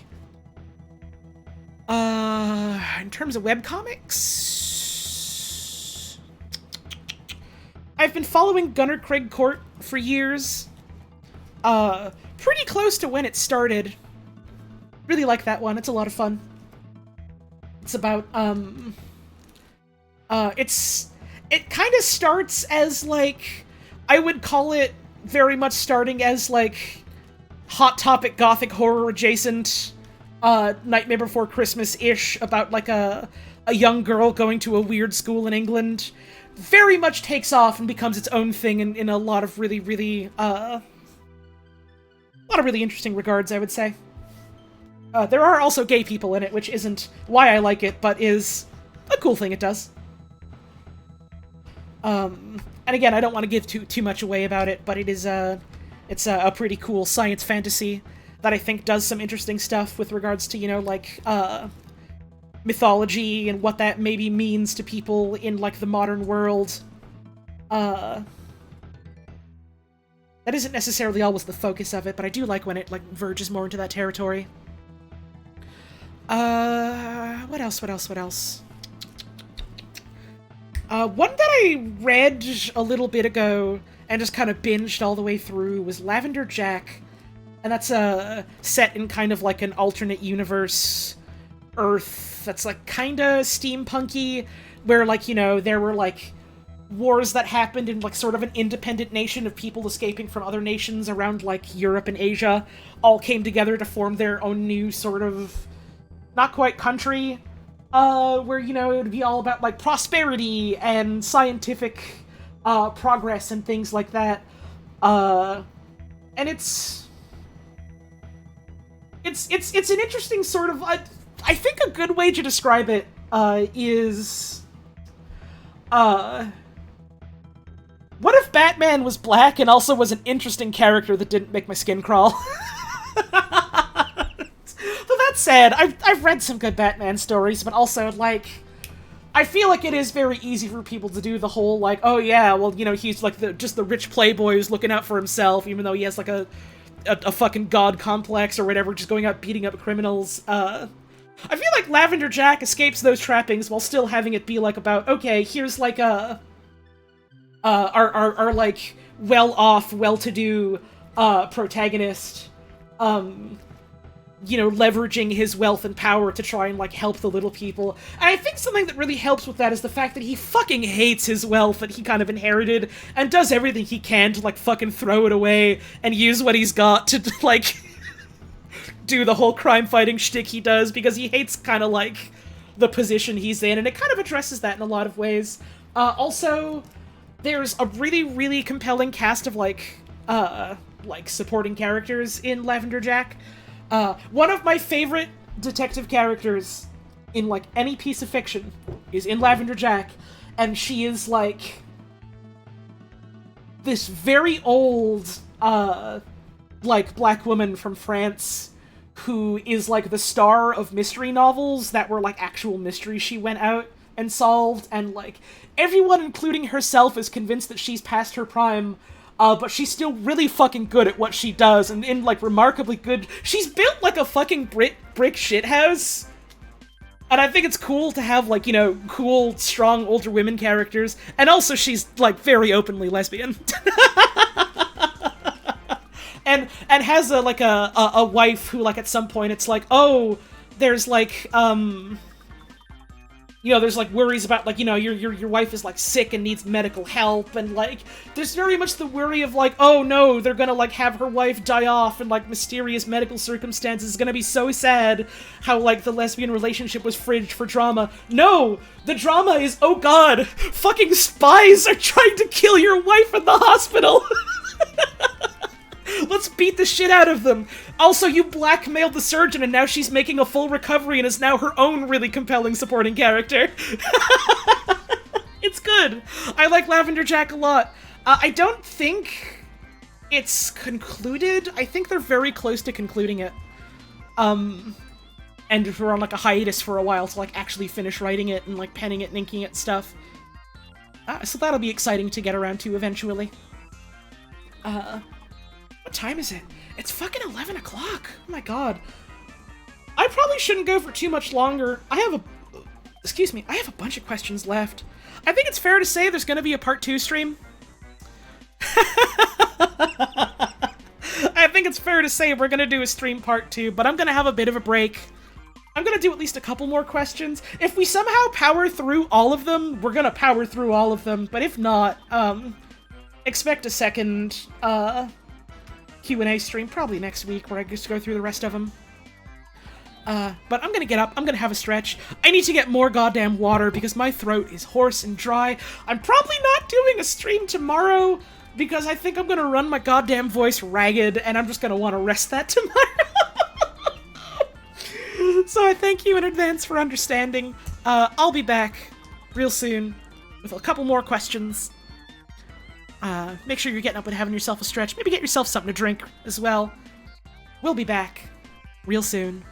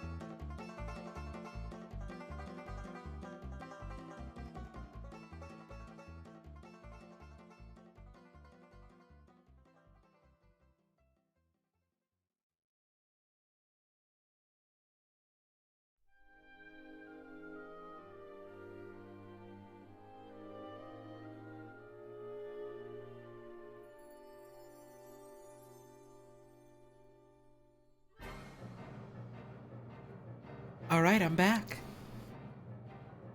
I went to go get myself some more water and I saw Lola sitting in her basket by the window, just kind of hunched over staring at something, so I walked over and I said, "Oh, what's up, baby?" And she looked up at me and had a big moo. And she wanted to sniff my hands and sniff what I was holding, and I gave her a big kiss on the forehead, and she was very happy, and then we looked outside for a little bit.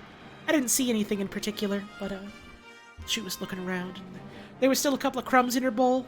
She ate basically all of her food. There's still a little bit, so I took a back of a spoon and kind of scooped it all back up together to make it easier for her to eat. And then she heard me clanking spoons, and she was like, "What are you doing in the kitchen? What are you doing? What are you doing?" So I walked over, and she gave me the big sniff again and was like, "Oh, you don't have anything for me right now. Okay, that's fine. Pet me?" And so I did. Funny cat. She's just a little baby. She's just a little baby, and I love her. Let's open up our whiteboard again. Let's do at least a couple more questions before I call it a night. I don't want to go too late, because again, I'm trying to sleep at reasonable times and all that, but I would like to do at least a little bit more. So here's our next question. Hello, it me. Name of B. B Proto in stream chat. Firstly, when/where was the first image of BB hatched? I don't remember exactly when. It was a little bit ago, and it was, I was watching my friend Mira, Mira Kurutaimu. Go check out her streams, by the way, if you haven't. They are 18 plus, though, I think, so, be mindful of that. My streams are, intended for mature audiences, but I don't necessarily have a strict, 18 plus age gap on it. I just, tell folks, hey, act up, smarten up. If you're under 16, get out, kind of thing. But, I like her streams. She's a wonderful friend of mine. Go check her out.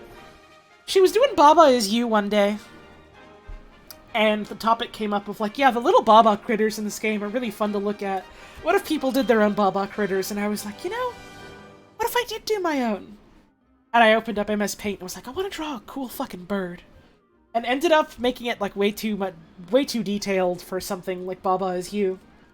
But I was still so enamored with the weird little bird lump I made, and I was like, oh, I love this. I still gotta give it a Baba-type name, and I was like, well, what sounds like that? Well, BB is 2 quick syllables, and also sounds a little bit like sounds that a bird would make. So, there you go. And ever since then, I've decided I love this little fucking drawing of a bird I've made. It's my little mascot.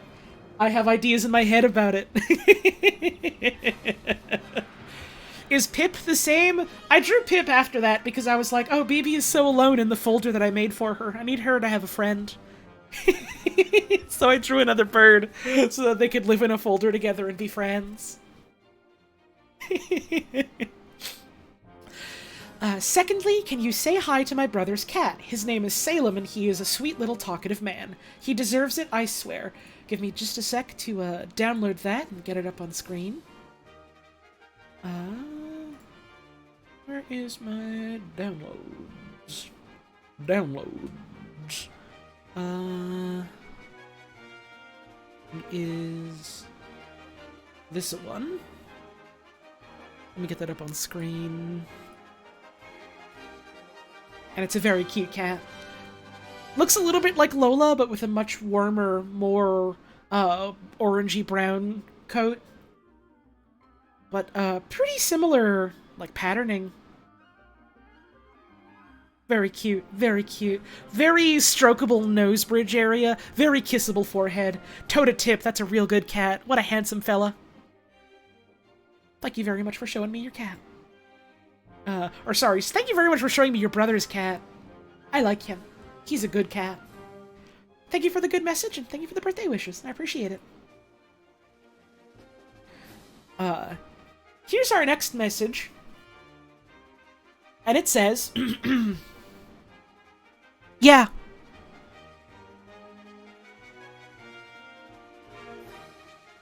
Well, thank you very much for your message. Moving on to our next message. Hi! Hope you're having a great day. Happy birthday! What's the best gift you ever gotten? Have you held a bee before? Did you say hi to Lola? Kiss her head? Happy birthday. Sincerely, me.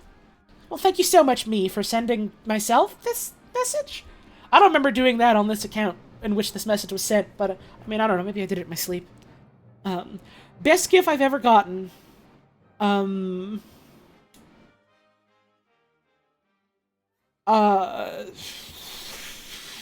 the one hand, and I don't. I hate that I'm saying this, but genuinely, my friend Peppa Pig for the Nintendo Switch, because A, it turned out it was a really fun excuse to hang out with my sister, and B, I ended up using this fucking shovelware children's game to raise a lot of fucking money, for, like, a local outlet that I think is doing good work, so I feel really happy about that, like, objectively. This is a game that I got that inevitably helped me raise thousands of dollars for good people doing good work, so it's just kind of like, damn, yeah, I guess in that regard, huh? Other than that, I'm not really gonna go into the specifics of it, but I got a package from, my partner recently for, like, my birthday. It was from, my partner and, like, another friend or a couple of friends, I think, just kind of like, oh yeah, let's just get all these goods together and ship them all at once, just, you know, save on shipping costs and get them all in one go. And there was a lot of very sweet messages, and a lot of really neat little tchotchkes, and like a shirt, a couple of models. And I think the thing that made me cry the most was there was like at one point like a set of earrings that my girlfriend and I were looking at on some like storefront together, and I was like, oh, these are so cute. And she was like, oh yeah, maybe we should get, like, matching earrings someday. And I was like, that's a cute idea, but my ears, like, aren't pierced or anything. And she had gotten, for me, like, a set of kind of, like, magnetic sort of clip-on earrings where you, like, have, like, the little magnets on the two sides of your ear, so they stay on that way. So now we do have a matching set, and it made me very emotional. I like that a lot. That made me very happy. Have I ever held a bee? Not that I can remember, and not willingly. Did I say hi to Lola and kiss her head? Literally a couple of minutes ago. Funny enough. And thank you for the happy birthday wishes, and thank you for the message. Here is another message. Hi! Thanks for streaming. Having you softly playing a game in the background while I do uni work rules. The vibes are perfect. Outer Wilds and Hypnospace VODs especially. Really good. Hey, hell yeah, happy to hear it. Anywho, questions. What elements of your favorite games do you think are underrated?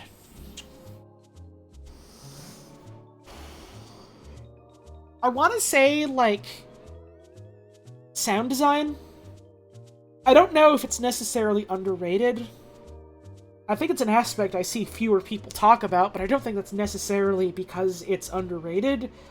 I think that's to do with, like, A, the circles that I try and pay attention to and, like, what they like talking about, and B, the fact that a lot of people maybe don't have, the language to necessarily talk about the intricacies of sound design. I know I sure don't. But,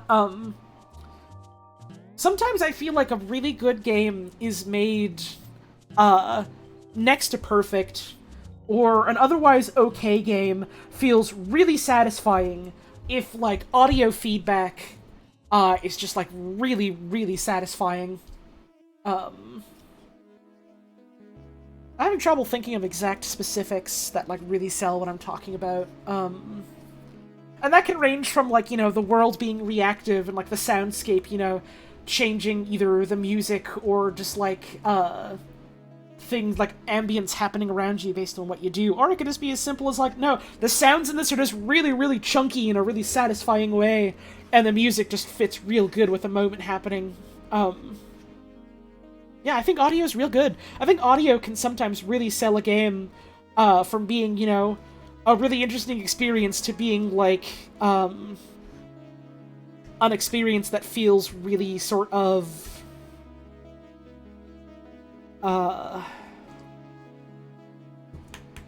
what's the fucking word I'm looking for? Like, it really sort of, like, makes an experience feel more full and more whole, I suppose.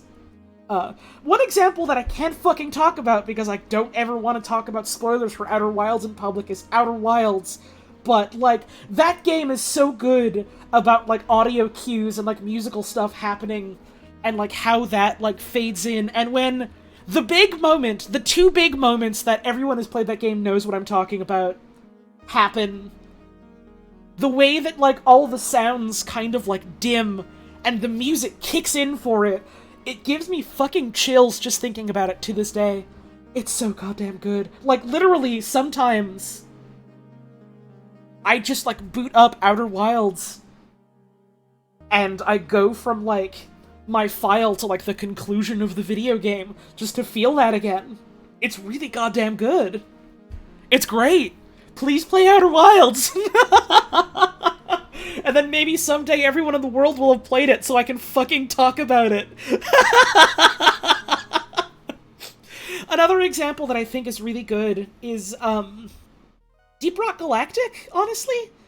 It's not really one where it's necessarily like a super reactive sort of soundtrack or anything, or like soundscape or anything like that, but the music sets really, really good tone between like, you know, moments of calm that still feel kind of stressful and like dark and things like that, to like moments of like intense panic giving way to like bravado sometimes.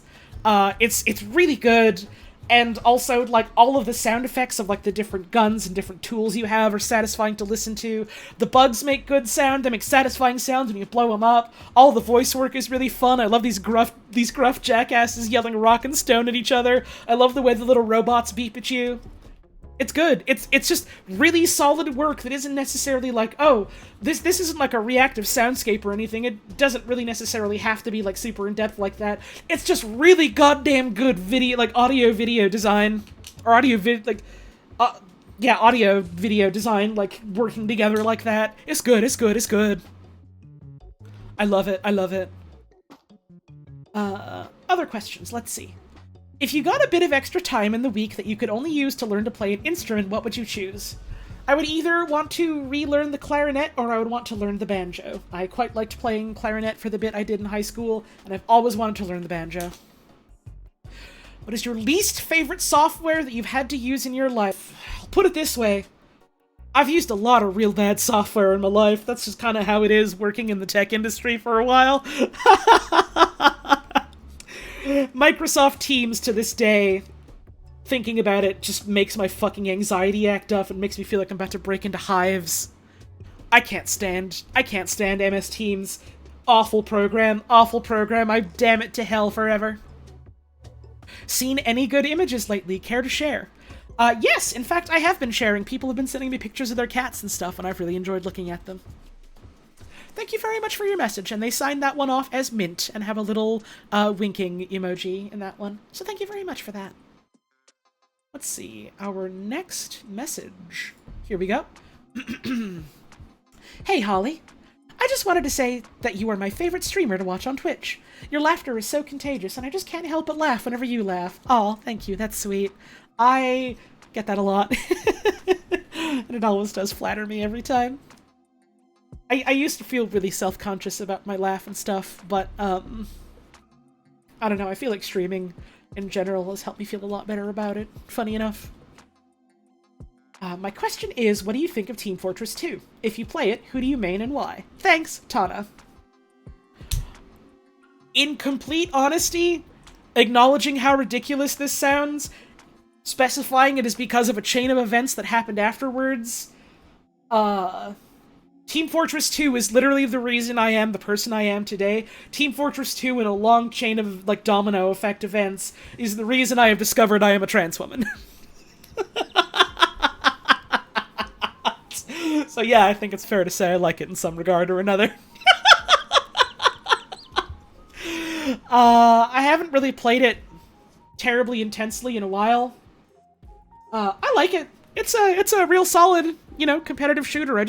Nowadays I find I don't really have much of a taste for like competitive video games terribly much. So I'm not as hot into it as I was when I was younger, but it's still a solid game. It's a solid time. I enjoy picking it up every now and then and kind of flailing around trying desperately to hit people and going, oh god, why can't I hit people in this game anymore? Because I'm used to shooting in different video games and not TF2 anymore. My mains, as they were engineer, medic, heavy, and a bit of scout. Engineer and medic were the big ones. I enjoy, like...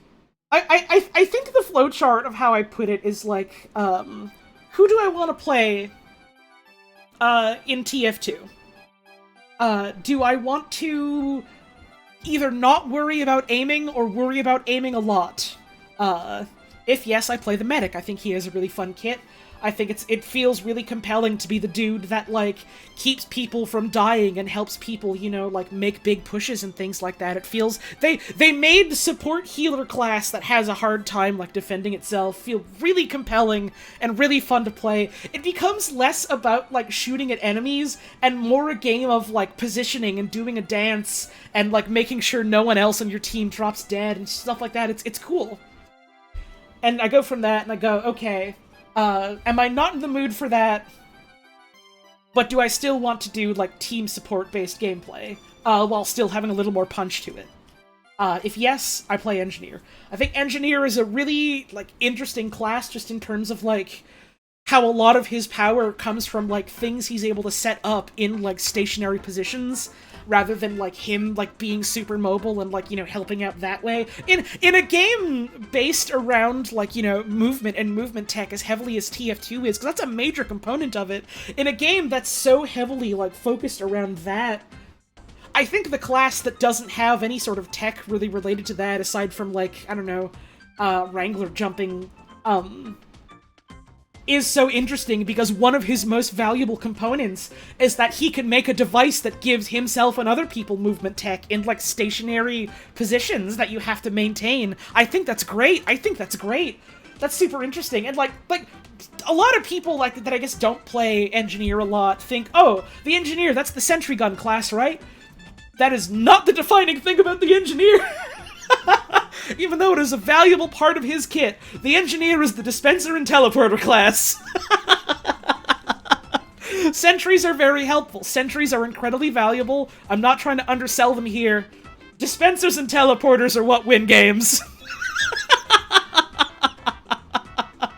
And I think it's really interesting that it's like, you have to play a game in a different way, where you have to, like, think about how you're managing, like, the fucking field of engagement, and, like, how you're like surveying it and, like, putting things down in ways that are safe and relatively easy to maintain in a way that gives the most benefit to your teammates, and how you can support them on top of that, while also having to juggle the fact that people are trying to break your body in with hammers, and also people are trying to break your tools in with hammers, and things like that. It's this really interesting sort of multitasking that, again, feels like kind of a completely different video game. In a way, which is, I think, part of why, Medic and Engineer are, like, two of my favorite classes, is because, like,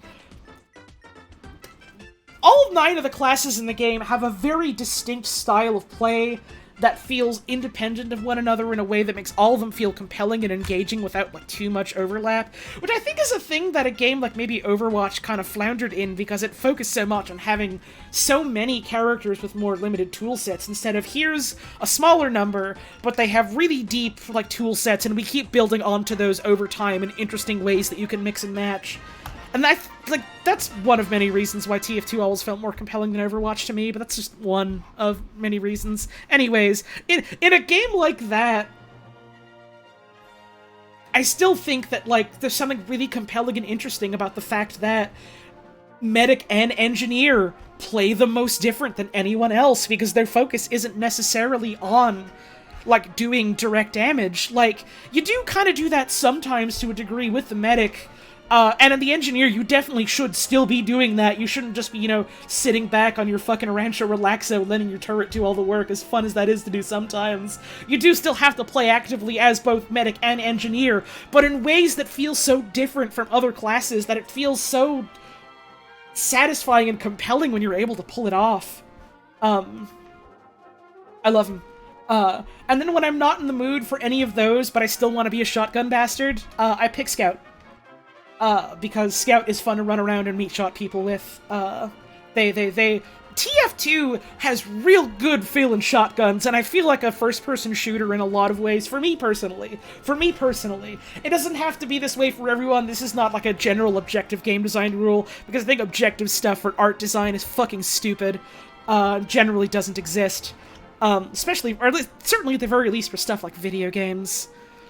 For me, an FPS is kind of make or break based on how good it feels to use a shotgun, how good it feels to use the shotgun. I will give credit where credit is due. Reaper and D.Va were my two favorite characters in Overwatch because they had basically shotguns, and their shotguns felt good to use. TF2 has really goddamn good shotguns as well. I really enjoy the Scout. And, like, how like, zippy it feels to, like, dash around, get up close to people, and just try and, unload a ton of buckshot into them before they notice you and swat you out of the air kind of thing. And it's fun. It's like, I always struggled with a lot of the movement tech for, like, you know, like Soldier and Demo Man, which are the other two sort of big-name, interesting movement classes. And never really could wrap my head around, like, how you practice getting better at, like, sticky jumping and rocket jumping. As much as, like really enjoy those conceptually. The Scout, though. The Scout's movement tech is just built into your kit by default. You don't have to figure out, like, other physics quirks. You just have to fucking run and jump. And so I see that and I go, I understand that immediately. It's time to be a fucking nuisance. And then the flowchart after that goes, okay, am I not in the mood for any of those? What do I do next? Well, do I want to play Team Fortress 2, but turn my brain off just a little bit? Then I play the heavy. I like being the huge dude with the big minigun that can unload a ton of rounds into people. It feels good. If a game lets me be a huge dude that is hard to bring down, I will gravitate towards it. And then if the flowchart from there goes, okay, do I want to play TF2 but turn my brain off a lot? And the solution for that is I turn off Team Fortress 2, because playing TF2 when I turn off my brain a lot doesn't work. I play a different fucking video game instead. And that's my TF2 characters I enjoy playing flowchart. Even then, sometimes I'll dabble in, like, other classes, but I basically never play Sniper and Spy, because I'm bad at the kind of deception and, like, quick thinking that Spy demands. And also, these two classes are kind of focused around precision weapons, and my aim is dog shit. It's not good enough to be able to play those. Thank you for the question. Let's see, let's get to our next one. Hi Holly, happy birthday, and thanks for all you do on the internet. I really appreciate when you talk about a good meal you've made, and as an amateur who wants to cook more, it's good inspiration as well. Hey, hell yeah, we're in the same boat. What are some of your favorite recipes that don't take much prep time or ingredients, or do you have any favorite secret ingredients that you like to add to a bunch of dishes? Thanks, from Joe. Well, thank you for your question, Joe. I've brought it up a bunch of times, but straight up, one of my favorite things to do.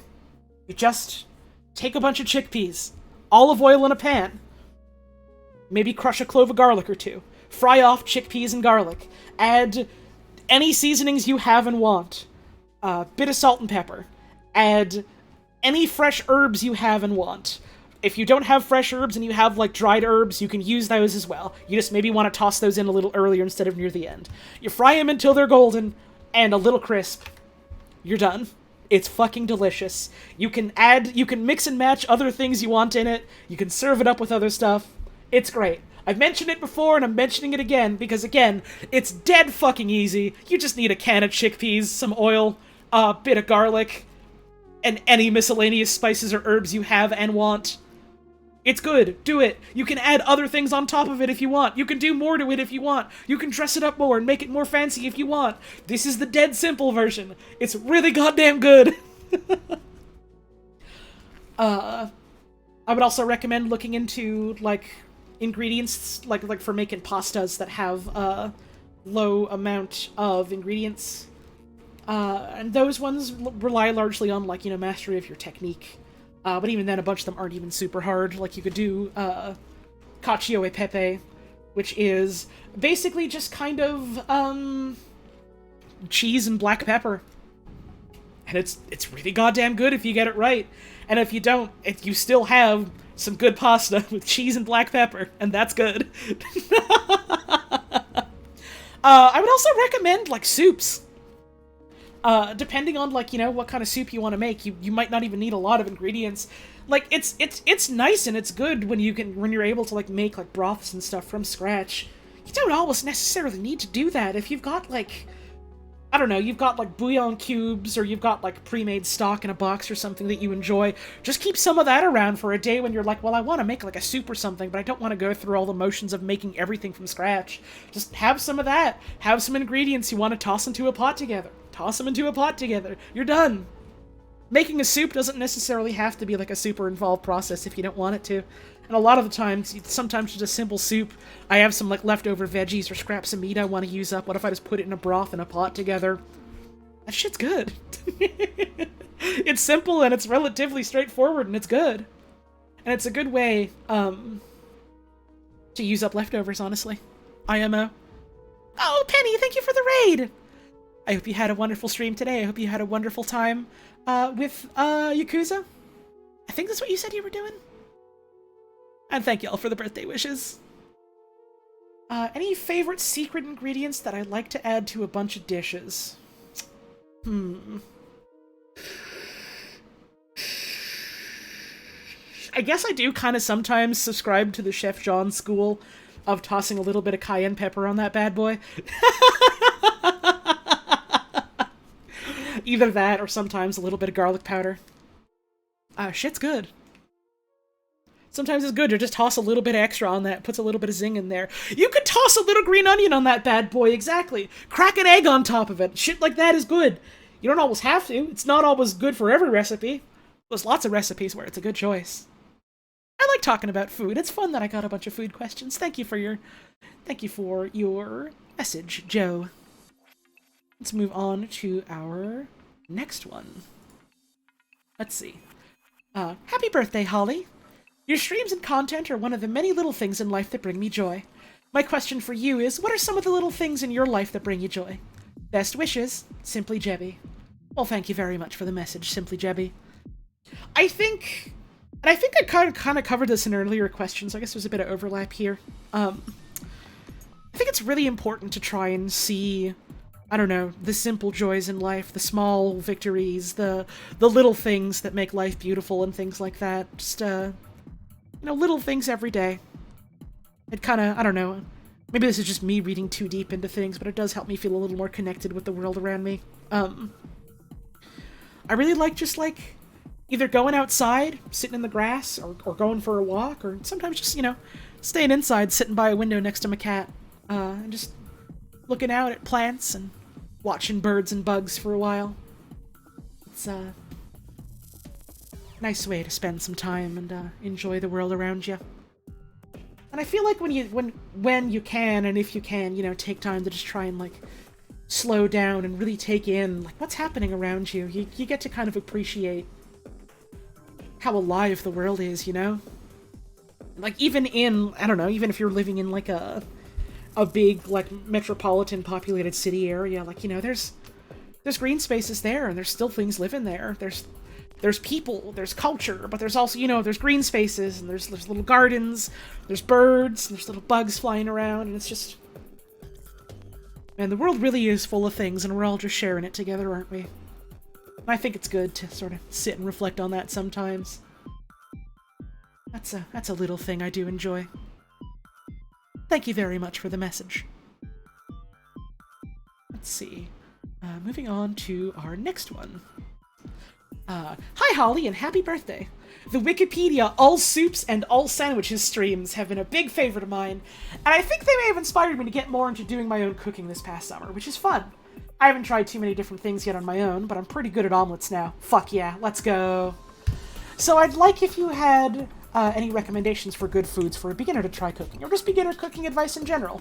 Also, just for fun, what's a nice kind of soup that you like? Not necessarily your utmost favorite, but just off the top of your head, something that's really good. Anyway, I hope you're enjoying the stream so far. Have a good evening. Sincerely, VivianX. Thank you very much for your message. I appreciate it. I feel like I've already covered the sort of things what are good for a beginner to give a try. So I'll move a little bit past that specific part of your question. In terms of a nice soup that I like that's not necessarily my utmost favorite, just off the top of my head, something that's real good. And I feel like I'm maybe underselling this by saying this here because it's a really fucking good soup. But it's like something I gotta specifically be in the mood for. Hot and sour soup. And hot and sour soup is a really broad range of possible soups. There's not just like one hot and sour soup. There are many different soups, from like in and around China, and also in like Chinese American cooking that you would consider within the scope of hot and sour soup. And I've tried several, and all of them are fucking great. Oh man. Oh, they're so good. It is something I have to specifically be in the mood for, because a lot of the ones I've tried have had, like, very deep, very rich, very intense flavors, and, like, really, really intense sort of, like, texture contrast in terms of, like, the broth and the ingredients in it. And it's like, something I, like, really have to be in the mood for, because it's the kind of thing that is kind of, like, a highlight that knocks you out, and you're like, oh, man, yeah, that was great. But when I goddamn want one, oh man, do I ever want one. I think there's also just something to be said about a good chicken soup. For a lot of people living in, like, North America, chicken soup does kind of feel like your bog standard ass, this is your template soup kind of thing. But chicken soup is good. I do like a good one. There's this one nice one I found from, like, a local brand that's like it's like a vegetarian version that doesn't actually use any sort of meat in it. And it has a, like the texture of, like, what they use for, like, the fake meat chunks is, like, whatever. It's not necessarily my favorite. It's not bad. It has a good toothsome feeling to it. It feels nothing like chicken, but it doesn't have to. The flavor of that broth is really goddamn good. And I feel like it's really good at celebrating, like, A, what you can do, like, with veggies, and B, how important, like, a good base of, like, vegetables is when you're making a soup, like, from scratch like that. It's so important. They add so much to it. Good shit. But yeah, I hope, any of the stuff I've said previously about, like, possible beginner cooking stuff throughout the stream has been helpful. You mentioned omelets. Omelets are honestly kind of a complicated, well, not super complicated, but more so than just, like, scrambling an egg. So that's cool as fuck that you're able to figure that out. Oh, this music's still playing. It's too ominous. This is also too ominous. There we go. Let's go with this. I think eggs in general are really good for, like, beginner cooking, and if you like eggs, I say try and look into more egg things to cook. Maybe, I don't know if you ever, like, done, like a boiled egg or, like, a poached egg. Poached eggs are a little more complicated than they seem. It's largely about, like, technique and then knowing, okay, when to take it out of the boiling water. But they have a really nice sort of, like, outer texture with a really beautiful, silky, runny inner yolk that goes real good with a lot of stuff. And, boiled eggs! Relatively simple to do. A lot of the complexity comes from, like, how do you like the yolk in the middle? How long do you want to cook it then to get that yolk exactly how you want it? I've never tried it myself, but I see a lot of people talking about doing, like, ramen eggs and soy sauce eggs. Those are apparently really fucking good. The one time I had one at, like, a ramen joint, was really good, so I can vouch for that, certainly, but I've never made one myself. Eggs is good. Eggs is good. And I hope my, my soup thoughts were interesting to you. Thank you for the message. I have been enjoying doing these food questions. Let's see. Here's another one about food. Or at least partly. Hi, Holly. I have a couple of questions for your QA stream. What's your favorite kind of yummy sweet breakfast? Do you like pastries, pancakes, waffles with syrup? Please give as much detail as you can. French toast. French toast is so fucking good. I like waffles. I love pancakes. French toast is phenomenal.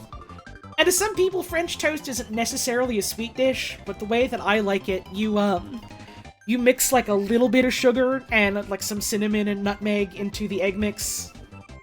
And then, you know, once you coat your bread and you fry it off, Yeah, you slather it in some real good maple syrup. Are you allowed to make a Quebec joke? I mean, I'm fucking making a Quebec joke myself here by talking.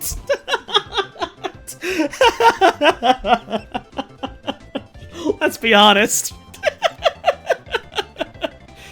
But yeah, French toast is really goddamn good. It's a really smart way of using up, like, old stale bread and, you know, like some eggs. And, like, seasoning that up into something that just feels like a really special treat. That's good, that's good. I know some people like putting powdered sugar on it. Not me. Not for me. It's gotta be maple syrup for me. Oh, it's so goddamn good if you get, like, a really good quality maple syrup. None of that. I try not to be, like, a food snob about, like, food that I'm given. I hate, like, fake maple syrup, table syrup, whatever you want to call it. Garbage. Absolute garbage. I would rather have the cheapest maple syrup you can find than that, because even cheap maple syrup is still pretty good. And even then, I would just rather have, like, a fruit syrup, quite frankly.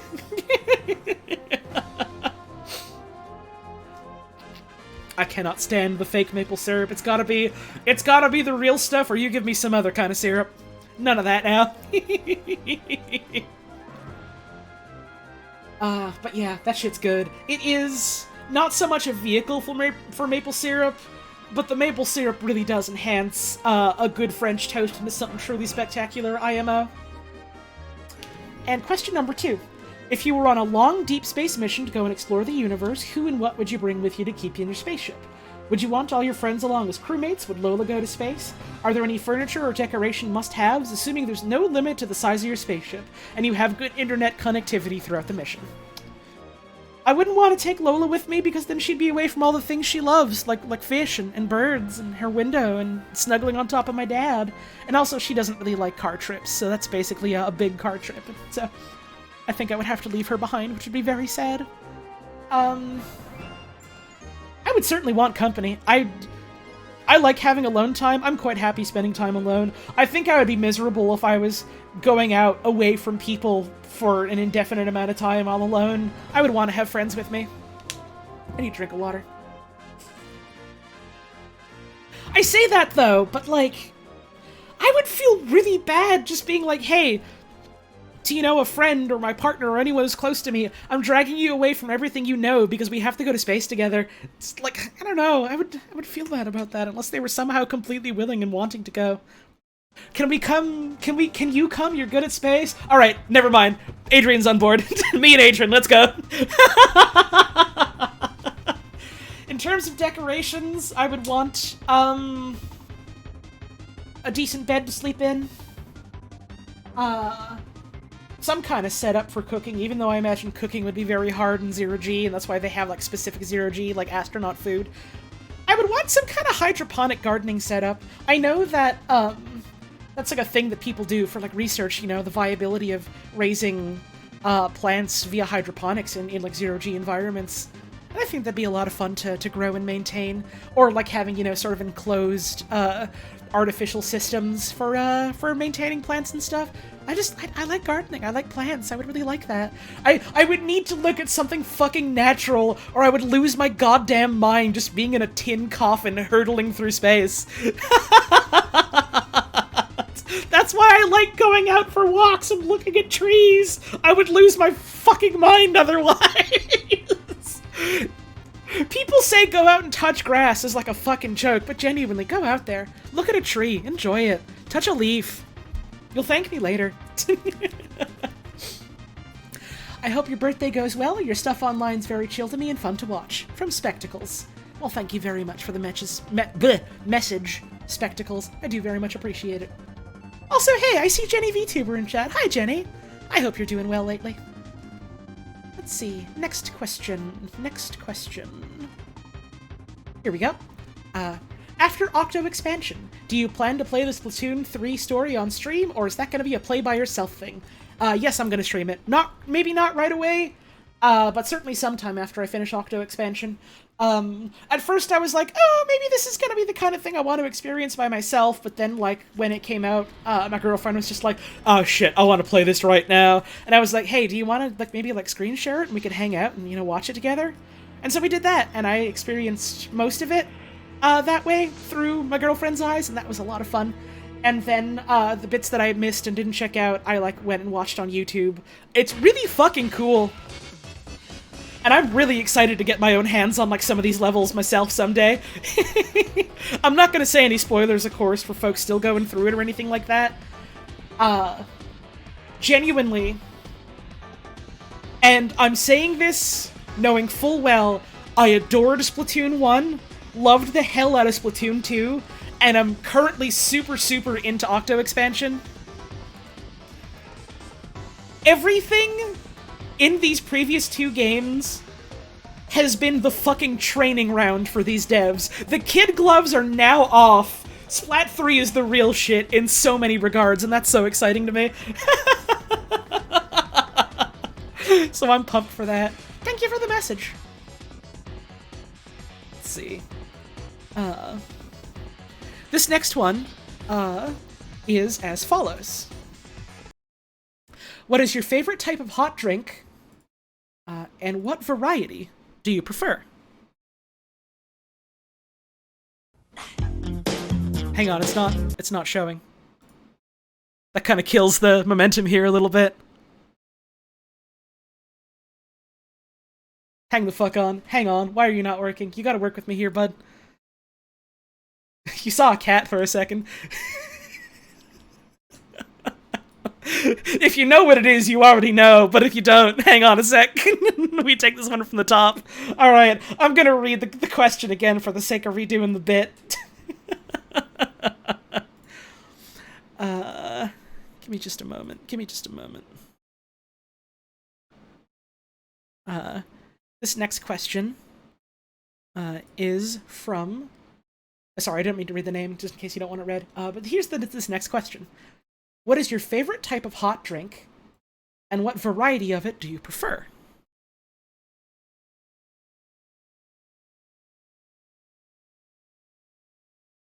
Bro, why are you not fucking showing? Why is OBS right now, in my time of need, not letting me fucking capture the scene I want to capture?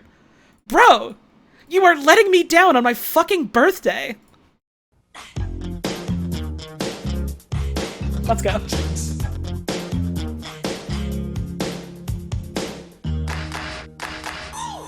Coffee, decaf, tea, and hot chocolate. Those are the hot drinks that you serve, so get set. Hot cups come in two sizes, small and large to fill as the need arises. Coffee's holding time is 30 minutes, that's so long. It can stay there before it starts to taste too strong. Hot, careful when you pour it. Hold it steady upon the counter, let it sit. Pour it in until the coffee reaches the line.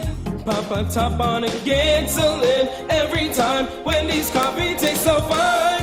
Hot drinks really get you going. Warms you up when you feel you're slowing. Let's go. Wendy's, we always serve it right away. And smile and have a nice day. Next is the caffeine brew, it just like coffee. Use the orange pot, it makes it easier to see. But if you're using the packets in your store, put it in a small cup, and furthermore, add hot water up to the line and stir it in. Put a lid on and serve it on a tray again. Get a small cup when you're ready for hot tea. Fill with hot water, it's easy as can be. Put the lid on and set the tea bag on the top. If they want lemon, it's very nice. Don't think twice, give the guests a juicy slice. Hot drinks really get you going. Warms you up when you feel you're slowing. Wendy's, we always serve it right away. And smile and have a nice day. Grab a small cup when you're making hot cocoa. Pour the packet and then you add your H2O.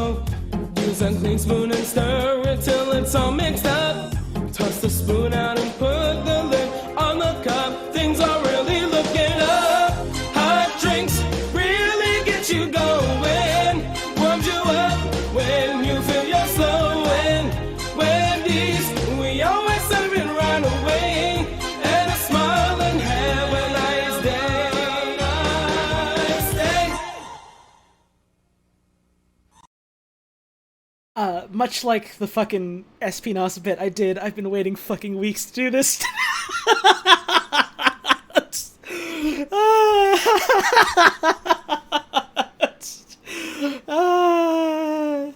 Shoutouts to any of y'all in here that might be members of, like, you know, the speedrunning community and, like, fans of Frame Fatales, because that's the fucking reason I discovered that video.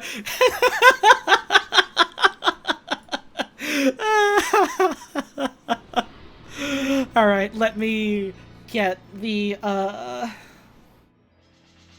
damn the damn mail back up again.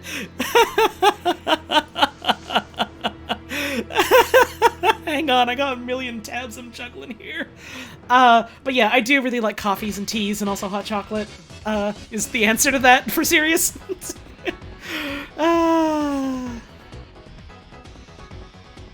Let's see. I'll get the whiteboard back up just for the sake of there not being just the BRB screen so people don't get confused. Here's the next one. Just wanted to hear your opinion on Zelda games, if any. Which ones have you played? If more than one, how do they compare? Be it puzzles, mechanics, stories, or anything else that jumped out. I also wanted to ask, since I think there have been mentions of RTVS maybe playing TTRPGs on stream in the past. Has this happened, and if so, is it available anywhere? What systems or classes have you enjoyed most? Thank you, from Martin. Well, thank you, Martin, very much for your message. I quite like the Zelda games. I've played most of them. Not all of them. I could pull up a list of Zelda games and run down them that way. Hang on.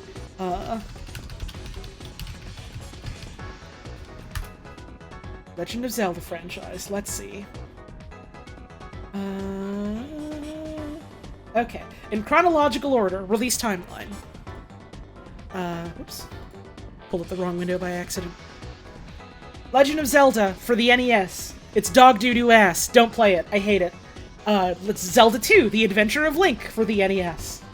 I think it's fun if you're willing to put up with, like, some NES video game jank. I think it's an interesting experience. I like it quite a lot. A Link to the Past for the SNES. One of my favorite video games ever made. Fucking adore A Link to the Past. If you hear me saying Legend of Zelda 1 is dog shit and you get mad and you're like, oh, well, what are people supposed to play then? Play A Link to the Past.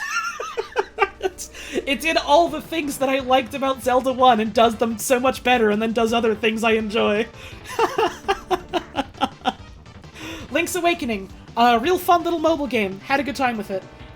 Mobile game? Like handheld game, I suppose. I mean, again, also a very strong contender for, well, if you want to play something like Zelda 1, just fucking play this one. Link's Awakening is great.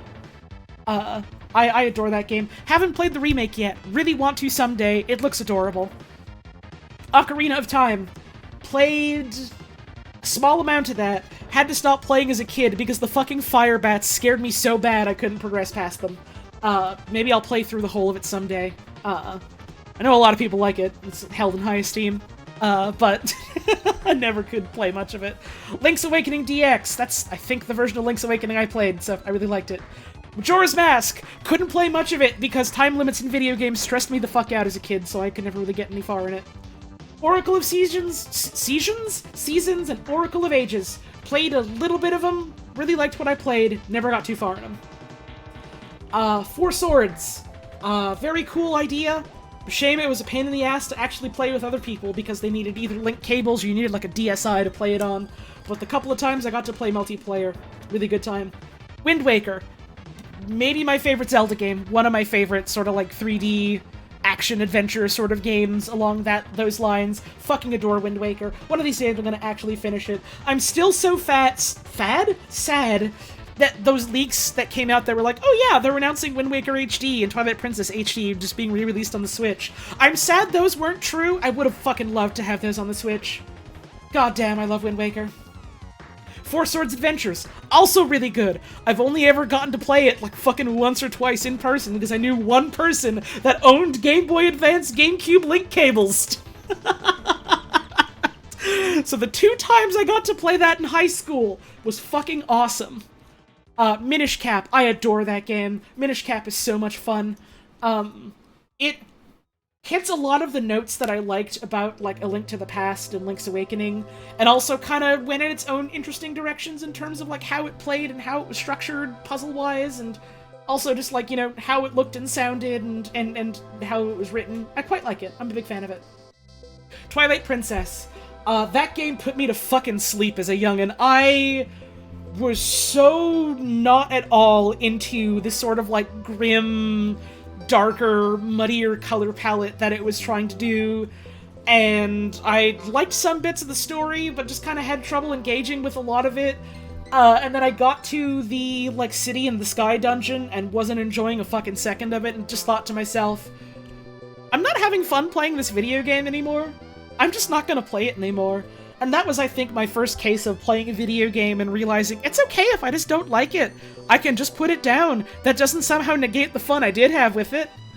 I do like Midna. Midna is cool. She's a fun character that's written really fun. And also, I never saw it in the game because I never beat it. But apparently, she's secretly a hot and beautiful woman at the end. So good for her. That's a win for lesbians everywhere, I'm sure. Phantom Hourglass. Never played it. Spirit Tracks. Never played it. Ocarina of Time 3D. Never played it. Skyward Sword. Really liked the bits of it I played. Really loved the way it looked. I thought the sort of, like, different sort of way of handling, like, the world and, like, how you interact with it and navigate it was really fun. The motion controls were a little weird, but for the most part I thought they were fun, even if they didn't necessarily always do what I wanted them to. I thought it was more interesting than just kind of fucking waggling like you did with Twilight Princess. Wind Waker HD. I only played a bit of Wind Waker HD. I really liked the changes they made, though, and I think it looks pretty good. Link Between Worlds. I fucking adore Link Between Worlds. A Link Between Worlds was the video game that made me go, maybe there is a 2D Zelda game better than A Link to the Past. It turns out it's the one that goes, what if we did A Link to the Past again? But we did it different and threw all your expectations out the window in some really interesting, compelling ways. Link Between Worlds is fucking great. Go give it a try if you haven't. Majora's Mask 3D. Never played it. Triforce Heroes. Never played it. Twilight Princess HD. Never played it. If I ever give Twilight Princess a shot again, it's probably gonna be that one, though. Breath of the Wild. I fucking adored Breath of the Wild. I think it's a really interesting sort of take on, like, an open world, exploratory type of game. My favorite parts of Zelda dungeons are the puzzles, so I think it's really cool that they just have a bunch of, like, mini puzzle dungeons scattered all throughout it. A lot of people say that they really don't like Breath of the Wild because it doesn't feel like a Zelda game. Personally, I say I fucking adore Breath of the Wild, because there's so many things it does that are kind of contrary to, like, you know, standard 3D Zelda conventions. I think they're really interesting, and I think for the most part they pull them off really well. Also, I'm the bastard that likes, like, weapon durability, and I don't think it's a problem in Breath of the Wild, because it makes you think about your, like, weapons as, like, a toolkit you have, instead of just, like, oh, well, here's the good sword I want to use kind of thing. You have a bunch of things to fiddle with. And to people that are like, oh, but I like the idea of having something on hand that I can always use, get the Master Sword! That's what it is! The Master Sword isn't just, oh, but I want to save this for when I'm fighting a super special enemy. The Master Sword is, this is the weapon I use when it's off cooldown, because it's good! And also the weapon I keep in my pocket in case shit goes and hits the fan! Breath of the Wild does durability in a really cool way. My 2 complaints with Breath of the Wild. The proper dungeons are really fun. I wish there was more of them. I guess my 3 complaints. Number 2, I wish there was fewer shrines that were just, like, duplicates of one another, and I wish there was, like, more unique puzzles in them, because the ones they do have are really fucking fun. Number 3, I wish there was more of a story to it, and I wish the main story was more interesting. The main thing that I thought was so compelling about Breath of the Wild was, like, the atmosphere. And then it was just sort of like, oh yeah, here's the story about, I don't know, Zelda's dad being king big sad bitch and being shitty to his daughter. And then, like, all the little bits with, like, the champions. And it's like, oh yeah, these guys are really cool in, like, the 3 cutscenes that we get to spend with them, and then they're just gone, and it's like, oh, god damn it, I wanted more of those guys! Like, the little bits of story that we get in it are really good. I wanted there to be more of that! I do really, like, really enjoy, basically everything that game is putting down, though, quite frankly. And Link's Awakening Remake. Haven't played that one yet. Want to get to it someday. Oh shit, I just noticed Puzz! Thank you for the raid! I hope you had a wonderful stream today. I hope Splat was a good time!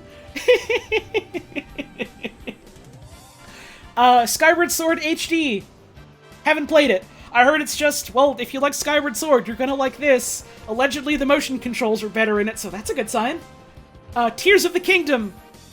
It's not out yet. No one's played it. No opinion. It's a video game. I'll have an opinion on it when it actually exists. Right now, it's a trailer. It's a couple of trailers and some delays, is what Tears of the Kingdom is. Whew, okay. That's the Zelda games for you. That's my thoughts on them. As for tabletop streams with the RTVS crew, we haven't done any because, as much as we all want to, wrangling people together to, like, do a campaign or some one-shots, and also one person has to, like, spend time, like, putting together the campaign and stuff. That's a big time investment. We're all busy. Unfortunately. Maybe one of these days it'll end up actually happening, but it has not yet.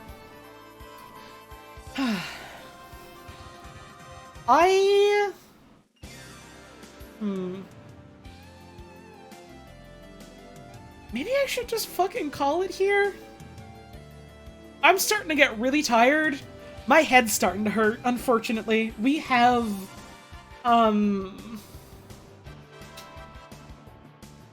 approximately 53 questions left. No, 53 emails left. I could also maybe try and power through the last of these. But also I would want to try and give them the time they deserve. You know? Oh god, what do I do? There's not enough hours in any given goddamn day, huh? I guess we can always just do a part 2. And I guess that won't really be a birthday stream, but it'll still be, hey, thank you for sending me all these questions. Here's the rest of them. I think that's a reasonable idea. So, though knowing you fuckers, knowing you absolute monsters, you're gonna come in and be like, oh, happy birthday again, even though it's not my goddamn birthday. There's a lot of really good fan art that I've seen, and there's a lot of really good fan art I'm sure I haven't even seen yet. My throat is fucking roughshod right now. I don't know if I have the time and energy to go through all the fan art yet, so I will just say this. I've looked through the channel. I fucking adore everything I've seen. I will give it a proper showcase next stream. I will give it a proper showcase the next stream I do, because I want to show this shit off. But it will have to be next stream, because I am really goddamn tired right now.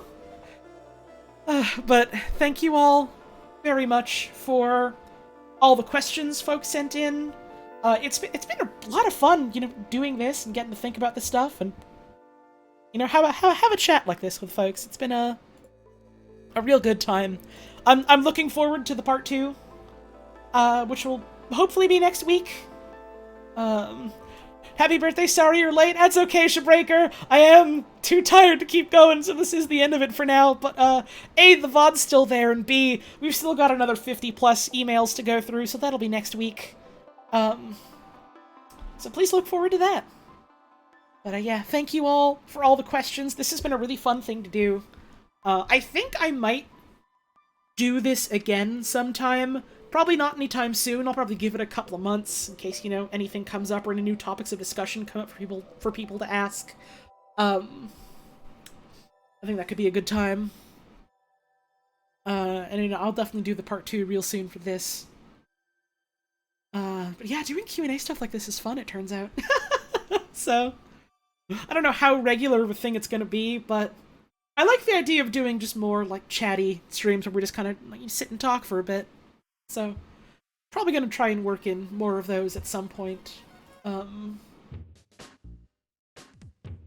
yeah, thank you all, very much. Actually, I guess before we sign off, there was one question, I'm just trying to find it, that I really wanted to talk about, like, today before I forget. Let me just find it. Fuck was it?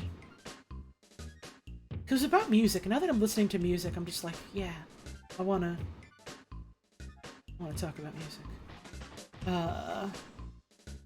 Let's see. Here we go. This question, and I'll stop this music for it. I'll answer this question and then we'll, cut the stream. So this question is, what is the song that most commonly gets stuck in your head? And first of all, thank you very much for your question. I had to think a bit about this. This is one of the ones that I thought about before stream. And I will say in advance, this is technically a spoiler for, I guess there's two answers. Number one, I can't actually play on stream because I would get DMCA'd for sure. But Oscar Peterson, When Summer Comes, phenomenal piece of piano composition, piano jazz. Really, really beautiful song. Go look it up. I fucking adore Oscar Peterson. He makes such good music. The one that I can show on stream because it is video game music. This is technically a spoiler for a song they play in the final boss of Final Fantasy XIV's most recent expansion, Endwalker. If you're trying to avoid spoilers for that at all, I'm not showing any visuals, it is just music, but if you're trying to avoid that at all, this is going to be goodbye. Thank you very much for tuning in. Have a wonderful rest of your evening. This is your chance to tune out. There is a song they play in the second phase of the final boss. And again, I'm not going to say what it is or show what it is, just in case people don't want that to be spoiled, but still want to hear the music. A thing that FF14 does really well in terms of its soundtrack is it really likes using different motifs that it, calls upon, and, does different remixes of, and different versions of, with, different, tone and different speeds and to set different moods and things like that. And it does that really, really effectively. And there's one song that plays right at the end of A Realm Reborn 2.0 when you're fighting the final boss and it's the sort of victory lap phase of it basically. And it's this sort of really triumphant theme da da da da da da da da da. And every time that song comes up, it kind of makes it very clear, this is your theme song. This is the theme song of your character, against all odds, against all hope, triumphing in the face of adversity, and, paving the way for, another tomorrow sort of song. And it's cool as fuck that they, keep calling back on that song. And, a really effective, use of that, both in terms of, here's a piece of music that also, if you listen and pay attention to the context that it appears, is also telling a story about, the thing you're playing and, the world you're experiencing and the character you're playing as. And that's great. I love when video games do that. There's another motif that specifically plays in Endwalker. You first hear it when you're watching the sort of, intro promo animation if you let the title screen idle for a while, or if you watched one of the trailers they put out, and it only cuts in for a small bit. It is kind of like Proof of a Hero, yeah, St. Laurel. If you've ever played Monster Hunter, you've probably heard Proof of a Hero, similar conceptually to that.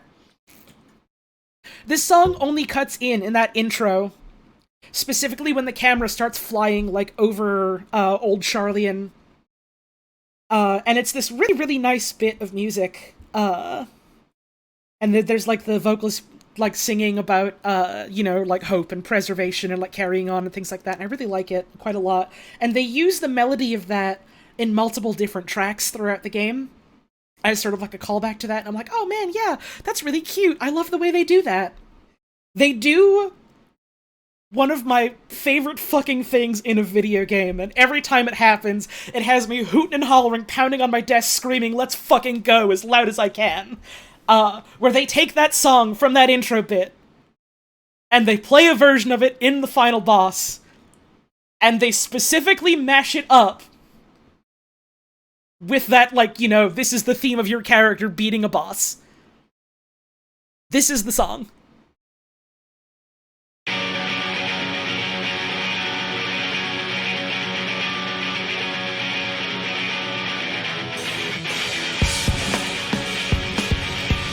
And every time I listen to this song, it makes me think of when I first got to this phase in the final boss, and how I almost wiped and died because I was crying so hard.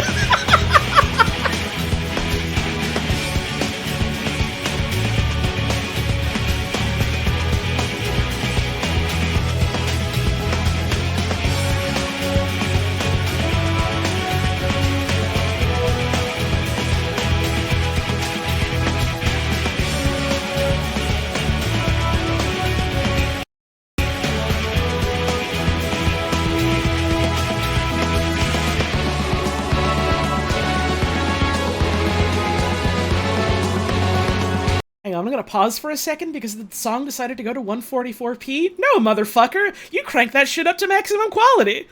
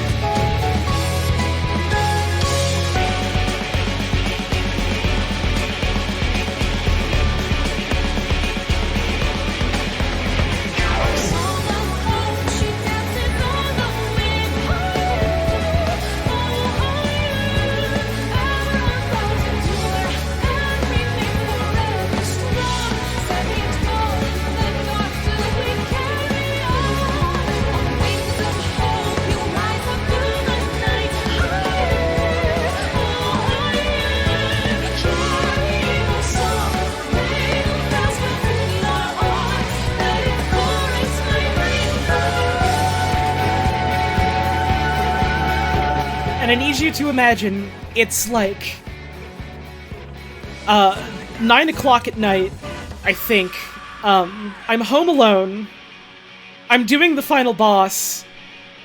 I get to, the title of the song is With Hearts Aligned, I believe. I'm fighting the final boss. I get to the part with the phase change. And it's like this big fake-out moment where it makes you think, oh, this is a party wipe. The fight's over. You've lost.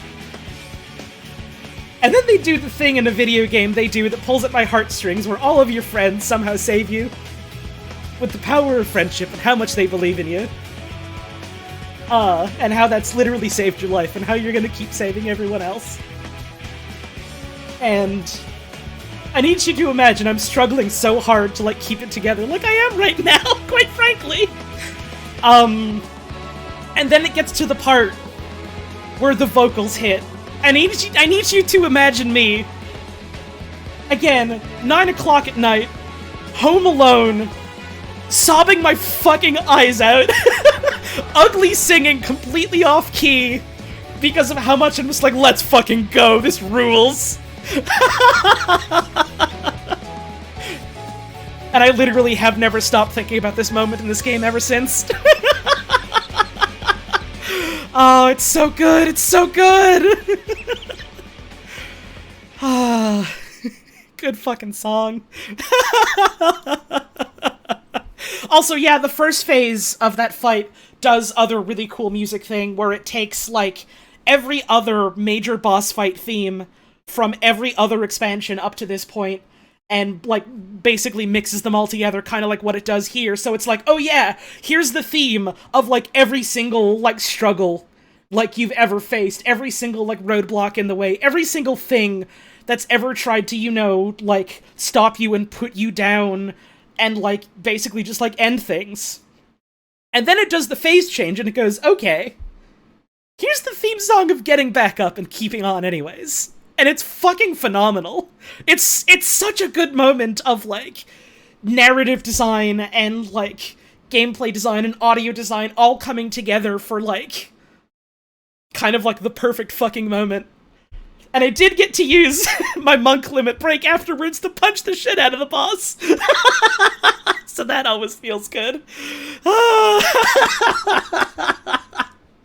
That's gonna be the end of the stream then. Thank you all for the incredible amount of support tonight.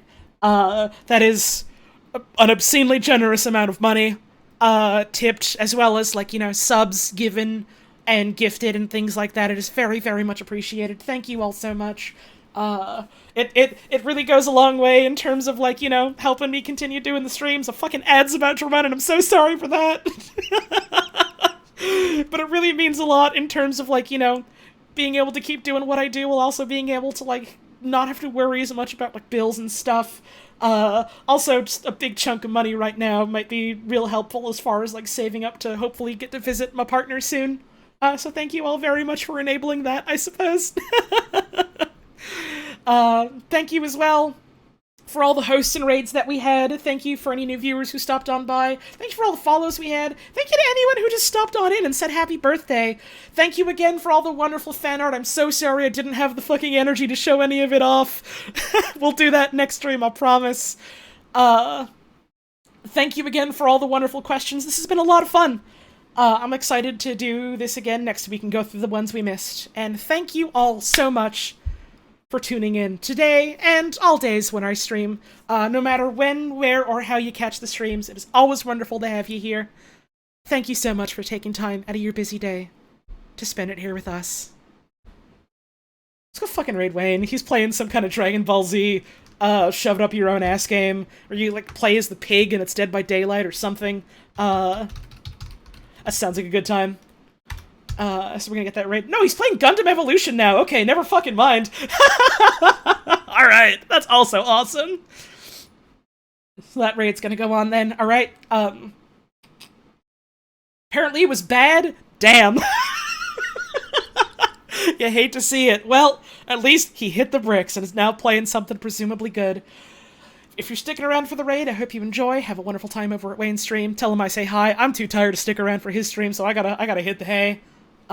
Again, probably no stream tomorrow because I have underestimated how much talking for 6 hours straight would wear out, you know, the old pipes. But hopefully back to it on Friday.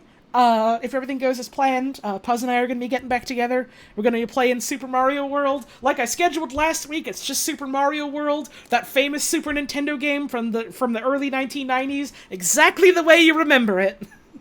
So that's going to be a fun time.